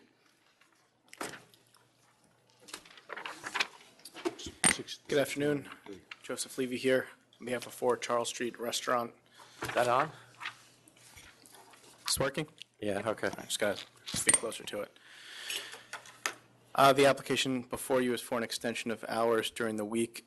By way of some history, Commissioner Fenn, you were not here at the time. These two gentlemen were. This was a sale of assets, a license that had been in place for 50 or 60 years, unrestricted. We requested 4 a.m., 7 days, which is what was in place at the time. After a long discussion, we got to a place where it was a 3 a.m. closure Sunday through Wednesday, 4 a.m. Thursday, Friday, Saturday, with the stipulation on the end of the conversation that if we did need the extra hour during the week, we could come back after 6 months. We did not have to formally notify the community board or go to a community board meeting. Just come back and you're sure you'd hear from them if there was an issue. It's been almost 2 years. There have been no issues at all that we're aware of, no complaints. We're operating exactly as we indicated we would. Steakhouse with the focus on prime rib, about 25 seats or so in the space. And things are going great. So great, actually, that we have a waiting list every single night that we don't get to. And it's hard to sell that 2 a.m. seating when people have to be done and out by 3. So here we are requesting to get those extra hours that were originally on the license for Sunday through Wednesday. How do you sell a 2 a.m. seating? What do you mean? Who's going to use? Yeah, that's- who's coming at 2 That's- a.m.? So there actually are some people who come late night. It's kind of an experience, kind of transported someplace else. I don't know if you guys have been there or not. I've been there. Tiny little space, so in order to have it make money, you have to turn it a number of times, and there are lots of people, whether they're tourists or people who work late or whatever it is. There's certainly a demand for it. And again, the problem they're facing is during the week, nobody's taking a 2 a.m. reservation because they want to have a steak, wine, they want to sit there for longer than an hour, and the agreement is people would be out by 3 during the week. So again, they've proven that they can do so responsibly without bothering anybody on this block, and it had existed for 50 or 60 years before they took it over. Mr. Levy, just so I have it for the record. Yes. You contacted Mr. Booth? Yes, sir. I think I sent an email. I forwarded an email to Deputy Commissioner Held indicating that I did. I had a phone call with Carter about it as well. Without officially notifying, because we weren't required to, I notified him every which way I know how. I'm okay with it. Okay. Me too. Approved. I'm okay with it, too. I just want to know what did Mr. Booth say? I didn't get a response to anything. Oh, you left him a voicemail. I reached out to him also, just to confirm, everybody plays nice. Okay. And he was looking to see if there was something official correspondence received, and I let him know that it was stated on the record here that it was not going to be an official capacity. He didn't get back to me after that. And he was notified of this board date, although in that other matter with his community board, he said he wasn't going to be available today. But he did not request this be held over. Yeah, I have your email too. And just to be clear, I did actually notify him of the other one as well, and he didn't get back to me there, so it's not like I was doing anything in a sneaky way. Thank you. Thank you. Next item is 1727D, Blackout 8711 LLC.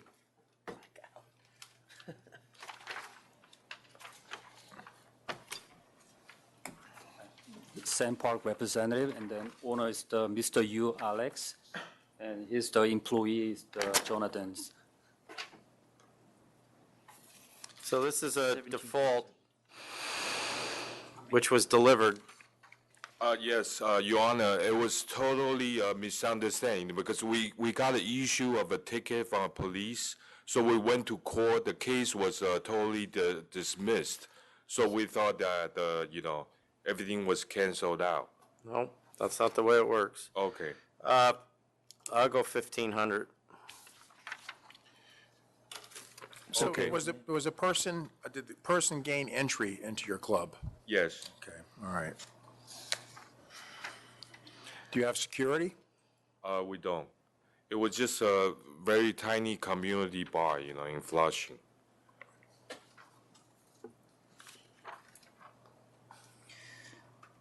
no one got hit by the 10 rounds? No.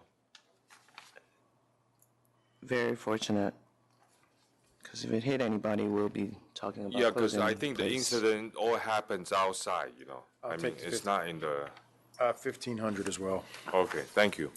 Commissioner It's Finn? okay, 1,500. Thank you. The next item, 1720, Taste of Asia, Inc.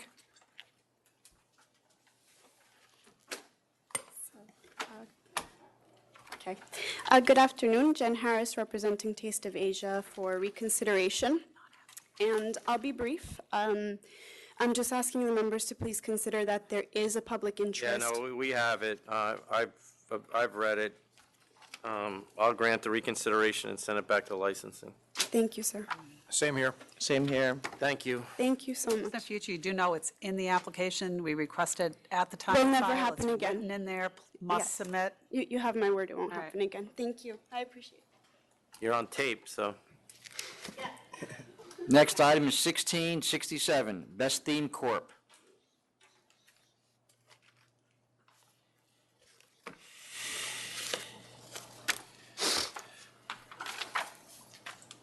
Good afternoon. This is Mangal Ghai from Best Theme Corporation, applicant of liquor store. I think Mr. Springer's here in opposition. Yeah, but this is a recon, Right. so we don't really need to hear from him yet.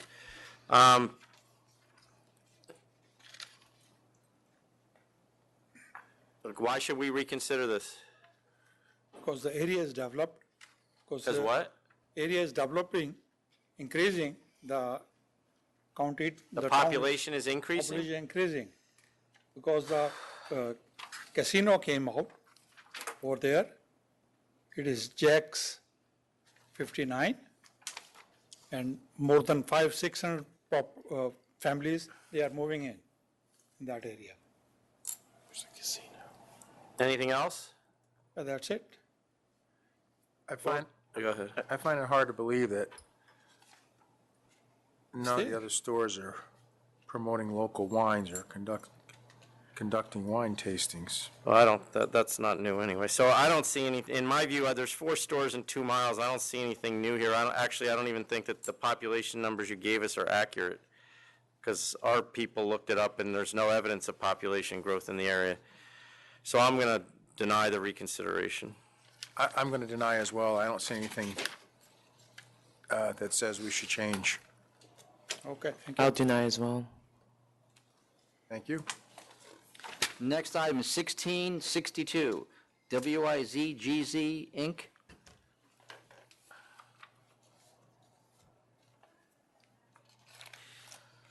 Good afternoon, how are you? Good. My name is Carl F. Marin. You have questions, or I don't know what you want me to say? Well, you have, why a liquor store here? You have 4, I'm pretty familiar with Putnam County, and it's pretty rural. Well, And you have 4 stores, every one of them is protesting. well, I mean, I was pretty much prepared for them to do that, but I think within the nearest one is like, going off memory, like 1.5 miles away. It was a deli before the building itself, and I wanted to get out of the deli because it's a lot of work. It was a lot of hours, and talking to some people in and around the community, they said, there would be a good spot for a liquor store because I think there was one in 2008 around the corner that burned down. I mean, I got like 6 condo complexes. I got the whole Lake community right there. Most of the people I talk to, they encourage me to pursue getting a license. And you have, Carmel's not a big town, and you already have 3 in there. Well, the nearest one I think is in the shopping center, the ShopRite Center. I think that's the Grapevine. They're going to have the foot traffic. My key thing is I have great parking and it's good convenience. Those people have to drive, a lot less to get to my store than they would have to the other ones. Isn't it, I mean, my view of Putnam is you have to drive a long way to get to everything. Well, the condo I complex. mean, we're talking about 3 miles. It's not, you're not going to Florida. Well, I understand that, but there's a lot of, I'm like right next to the lake. There's a huge lake community. I got 2 condo complexes right down the road from me. A little farther, there's another one called Kings Grant. They are developing around there. On Hillendale Road, there's, I call them McMansions because they built a lot of houses along that road as well. And I think within a half a mile, I have more condo complexes there as well. I talked to the community. I thought about doing it for a while. When I talk to the people, they say it would be great to have one right there because to them it's more convenient. Who's Anna Marin? That is my mother. She is deceased. So her estate owns the building? Correct.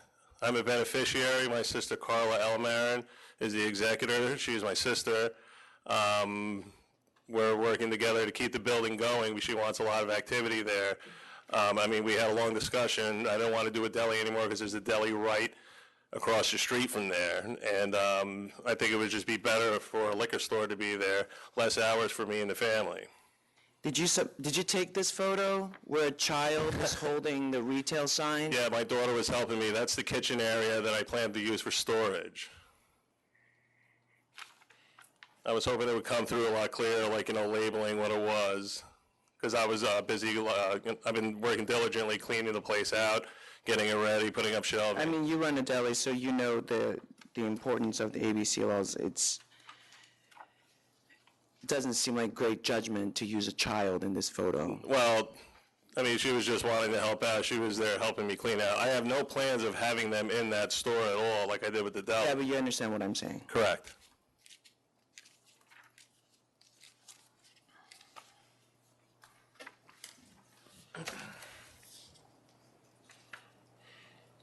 You have no employees? No, I'm going to start off on my own at first. It was kind of a learning experience when I did the deli. I had too many employees to do too many things. And, honestly, it's better to do things on your own. It'll be a lot less hours than when I was doing the deli, that's for sure. From 16-hour days to a lot less. I was going around to the other stores in the area, looking around. They open around, some of them open around 11:30, 12. That actually gives me more time to be with my family, and my sister wants me to keep the upkeep on there as well. So it's kind of like a win-win for both of us.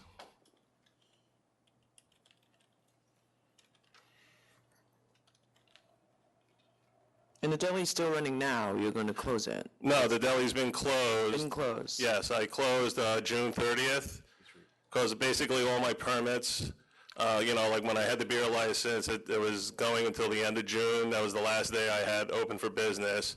And I've been doing some Uber, working for some friends on the side. My wife was working, It was mainly her deli. I just helped her out a lot with it.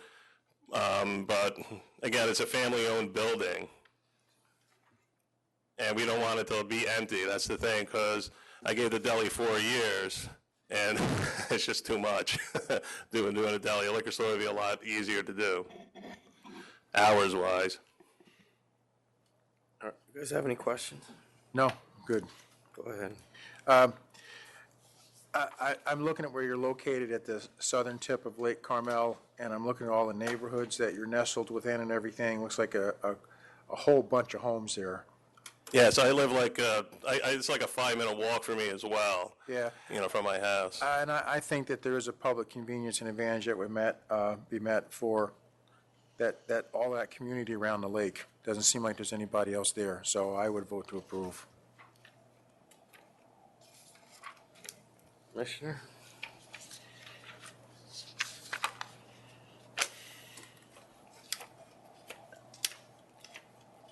I'm not really seeing the numbers in here to justify an approval. So I'm going to vote to deny. Thanks. I'll just add that I think, I'm looking at the numbers, I probably should have mentioned them. Looks to me like everybody's at least holding their own. I don't know that anybody's doing super, but at least holding their own. So whatever that means.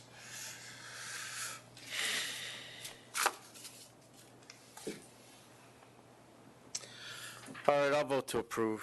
I think there's a public convenience and an advantage based on where you are. Good luck. Thank you very much. You guys have a great day. Thank you. You get called at the end. Next item, 1725, Roy Liquors Corp.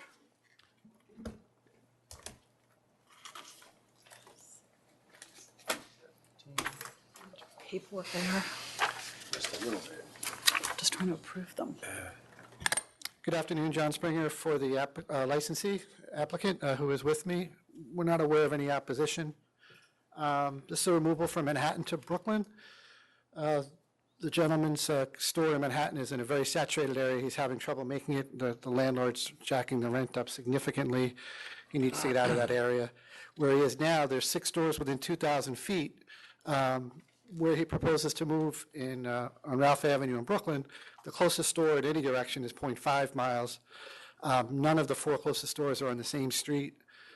Why is he moving? Just because there's saturation, or is there an issue with the rent. landlord? Yeah, big rent increase. So he's moving from saturation to in the middle of 4 or 5 other stores. They're pretty well spread out for Brooklyn. I think 0.5 miles is, in my experience, a pretty good distance. The store is not crazy big. It's 990 square feet retail, I believe. There's other drawers around there, grocery stores, restaurants, nail salon, the kind of things. Ralph Avenue is a pretty busy commercial street. If you look at the map provided, those other stores are sort of on the fringes. It's not like he's dumping right in the middle of them.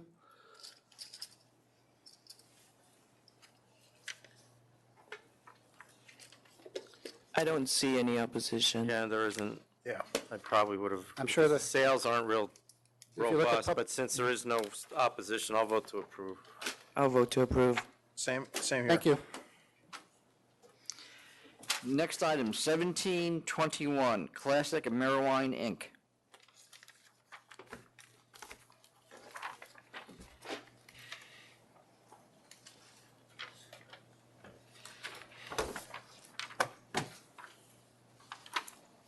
Good afternoon, Benjamin Korngut for the licensee. This is a request for reconsideration of a disapproval of a corporate change. I think the reason for the disapproval was just a failure to comply with the conditions, and the condition was simply to provide a notice of appearance. Yeah, I'll grant. Grant back to licensing. Yes. Yes. Back to the approval status, we'll take care of it. Can I give you the condition now, or do you want me to email it to you? or- Is that what was submitted with the reconsideration? I'm not sure. We'll send you a new letter. How's that? Okay. Thank you. Next item, 1664, Mocha Lounge, Inc. Anybody? All right, how about 1657, Rose Lounge, NYC? What are you going to do about 1664? Just hold it to the end? Well, I just want to kind of keep things moving along here. What number did you just call, Mr. Donahue? 1657. Top. All right, Mr. Palillo, we want to keep things moving along. Good afternoon, my name is Frank Palillo. Your lucky day, Frank. Why is that? How long have they been closed for? 4.5 months. 4.5 months? Seeing as though we had issues with getting cops to show See up, that, as yes. you can see. I I saw would, that. Frank, I believe that at one point you did submit a CNC, is that correct? Yeah. There was I discussions think we about a discussed it, CNC. but I'm not sure. I don't We may remember, I don't remember if it was 15, 20, something like that. Yeah. Yeah, but that, That was and it was before- something else. Before hearing, right, Chris? That was Before hearing. before hearing, yes. Before I he believe won so. the majority of the Yeah, hearing. I didn't say that. No, I'm just, no. It just says before. Just came out of my mouth. Withdrawal 1, dismiss 2, sustain 3, dismiss 4, 5, 6, 7, 8, 9, 10, sustain 11 and 12, dismiss 13, 14, sustain 15 and 16, 9,000. 9,000? 9,000. Mr. Chairman, I'm sorry, on top of a 4-month suspension? We've just taken a 4.5-month suspension here. Yeah, but you offered 15. I offered 15 before hearing. I think it was 20. It may have actually been 20. All right, so How I'll about go 10? How about we don't have a fine at all? How about we say, may I finish, Mr. Chairman? May I finish? Yeah, you can. How about we say this was a new licensee, an event occurred, an unfortunate event. I think he's learned his lesson. This man has been paying rent all this time. This man has paid through the nose. When we took the license away, I understand, and righteously, you did what the authority has to do. But I think adding a fine to this, you're putting the man out of business. Have you fixed the problems? Yes. We've been closed. It's been easy. They can overrule me. It's been pretty, largely because there's an element there that was there that will not be there after 4.5 months. It's over. Yeah, well, I'm not for no fine. We did suspend you, so. Dude, you heard us. Yeah, You got our attention. we certainly did. I'm willing to go half of what the chairman offered. I'll go 4,500.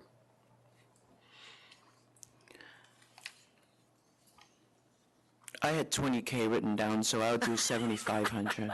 But the suspension means nothing, right? I mean, the fact that I gotta figure out the math now. Can we guys get agree on one number? I think we can all settle on 5. the 4.5 month suspension translates into a tremendous loss. I know, but this was a pretty big event.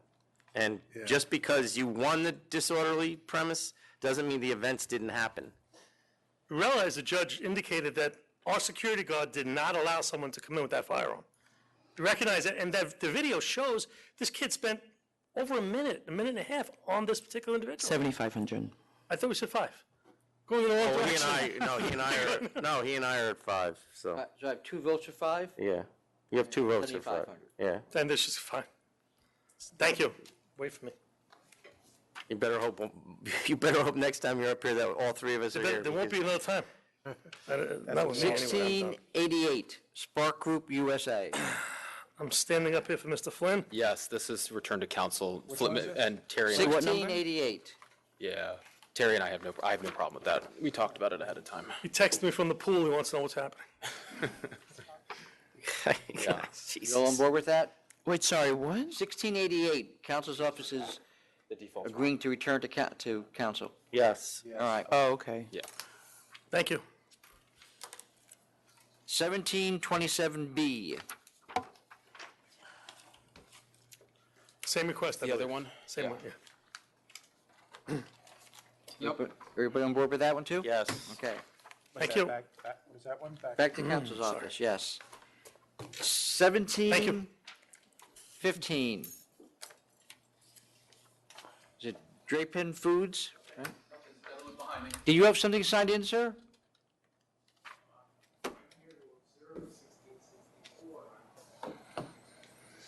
So you signed in for it? Okay, we'll do that next, okay. Number now? We're doing 1715. Good afternoon, Thomas McCowan on behalf of the licensee. I was called upon to appear at this hearing. I've been able to surmise most of what the issues are, and I don't have all the facts because I don't have all the record, but it appears that there was a renewal. Let me give you some context. I think that's more important. This is a diner that's been operating since 1999. It's a family, mother and father. They're the licensee principals. Their 2 sons work there. The 2016 renewal, the best I understand, the son completed the renewal, but he left off the mother. Attention was brought to that. It was amended, and there was a stipulation generated. The son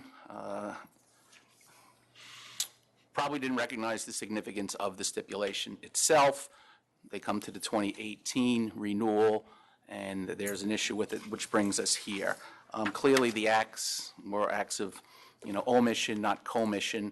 I'm asking the license be renewed, and I will take control from here, get the appropriate corporate change filed. Again, just return it to the status quo. They've been licensed initially with a restaurant wine license from 1999. I've been told, which I couldn't verify, there's no adverse history, and they've had a full OP at a diner, traditional Greek diner, since 2012. No change to the method of operation, and it just appears to be clerical errors. No history. Yeah, I'll Confirm grant the that. reconsideration, send it back to licensing. Well, it's actually a renewal, Mr. Chairman. He wants us to act on the renewal, On the and renewal. then we'll work out the corporate change. Well, but you would be rescinding the disapproval and sending it back to licensing to issue the renewal. Right? Right. They've ceased sales at this diner since April 30th. So I imagine there's someone sitting there looking. So we're reconning the disapproval, and then you just go I'll back and do issue it, the renewal. and- Yeah, I'll issue the renewal. And then I'll That look means to a corporate work with change. them and get the corporate change application file. This way, they've been dark for almost 4 months. Yeah, no, that's fine. And I want to move it. And again, like I mentioned, it's They were just acts of omission, not commission, and they weren't looking to avoid anything. There's a bumper sticker. Electrical work is not a hobby. Hire a licensed electrician. I think they should have done that along the way. And that's where we are. Okay? Yep. All set? Yep. All right. Okay with me. Thank you. I'll leave you alone now. Thank you. All right, on 1664, I'm surprised that, it's Joe Levy's case, isn't it? yeah, this gentleman's here to, are you the licensee or anything, or? No. There's a bunch of people in the surrounding buildings that are very unhappy with that establishment. It's a constant problem. Okay, so you're just here to You're a find out what neighbor? happens. Yeah, but we can't take anything from neighbors. All right, so we'll call that now so you can find out what happens then, okay? So 1664. I'm actually surprised. I thought somebody would have showed up considering I think how he bad of a dumped problem them. this is. Oh, So bring them in. yeah. does that mean? That's, You want the licensee brought in? Yeah. Yes. Okay, so we'll put it on, I'm gonna put it on for the 26th, only because the 12th is getting very busy, all right? Okay. So this is gonna be held over until the 26th for the licensee to show up, all Are they right? still operating now? yeah, and there's a Now, number. you're of other welcome cases. to observe, sir, but I don't want you to waste your time, because if you came here with an expectation that you'd be able to speak, we're not allowed to take testimony on enforcement matters. I knew that. Okay. I understand their license is up again in June, so this is. 2019. No, June of 2019, sir. 2019 is there. Right. And if you, Okay. and you also, you could actually watch the meeting on the web if you wanted to. But you get a much better flavor being here. Yeah. Once is enough. Yeah. So what happens on September 20th? They're going to be here. Yes, you can watch it on the web, yep. This better show. All right, so I have nothing else signed in.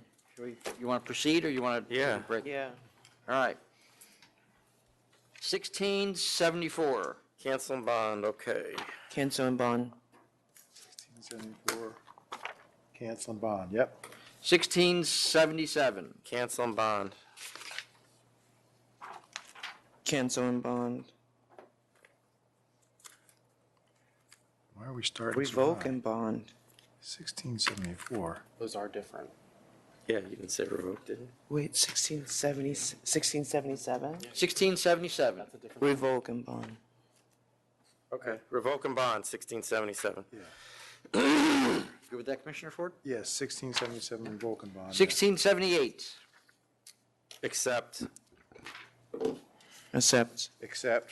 1679, 80, and 81. I'm countering at 17,000.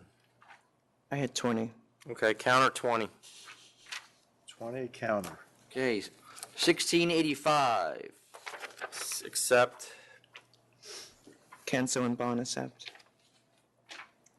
Was it It 10,000 says bond? cancel and We're taking the $10,000 bond 10,000 claim? bond? Yes. It's a wholesaler, so it's a Yeah. hard bond. Okay, yep. 1687. Accept. Accept. 12,000, accept. 1694. Grant the recon and just impose cancellation. Agreed. Grant, recon, cancel. Agreed, yep. Okay, 1695. Granted, except the 14,000. Was the suspension imposed? No. Well, that has to be imposed too. No, I think we stayed that pending reconsideration. So the original penalty then, Yes. Which is 14,000. and the suspension, Yes. Right.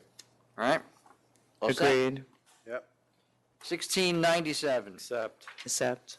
Accept. 1698. Just FYI, Joe Levy specifically called me on this one, and I told him to put a no contest, and so I'm surprised he's not here for this, given the history. So I certainly am probably thinking the same thing that you're thinking. I just wanted to put that Yeah, on the cancel record. and bond. Oh, Fifth wait, let me sale just, minor in a he- year and a half. I just got, he actually requested an adjournment. Let's just hold this for a second while we go through the other ones. Okay. I want to make sure this doesn't fall through the cracks. 1699. Counter 12,000. 12,000. 12,000. 1701. Accept. I used to go there, Accept. college, Cabaloosa. You're not going there anymore. No. 1703. Accept.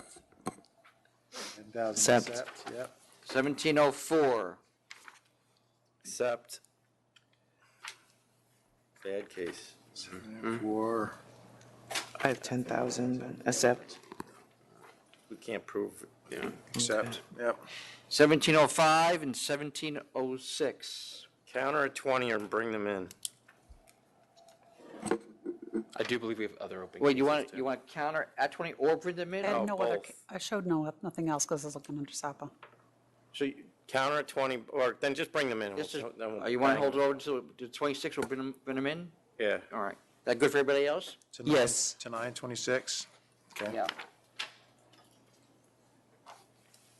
All right. 1708 has been held over to 9/12. 1716. I'm okay to reconsider this. There's no evidence she was operating or selling with the Do other you want us to person's look to license. see if they're selling? Because there's so many times that we get these applications where the sales, the contract of sale, the lease, according to that, it's a signed lease. They have full right to the premise, and they've been there 6 months With the license. with presumably the And the old, beer. the prior license, yeah. So, I mean, this is one, we do. But this one sounds like the store was closed. But Yeah, it is what it is. So what do you I'm wanna do? okay with the recon. Return the licensing. Return to licensing, yes. Okay. 1727E. It's in safekeeping. you want to bring them in? Yes, Bring them in. please. To 9/26? 926, yep. 1727G. Cancel and bond. Cancel and bond. Cancel and bond. 1727H. Cancel and bond. Cancel and bond. Cancel and bond. 1727I. Cancel and bond. Cancel and bond. Cancel and bond. 1727J. Third time. 9,000. Unless you 9G. guys are. We all good with 9? I had 10, but 9's okay. 1727K. Cancel and bond. Cancel and bond. Cancel and bond. 1727L. Cancel and bond. Cancel and bond. Cancel and bond. 1727M. Cancel and bond. Cancel and bond. Cancel and bond. Okay, 1727N. And the bond is no longer available because you just claimed it on the other case. Cancel. Cancel for the record. Okay. Cancel. All right, going back to 1698, there was a late minute request for an adjournment by Mr. Levy's office. So that's on for 9/26 now. Apparently, he wants his, although he didn't submit a statement for the no contest,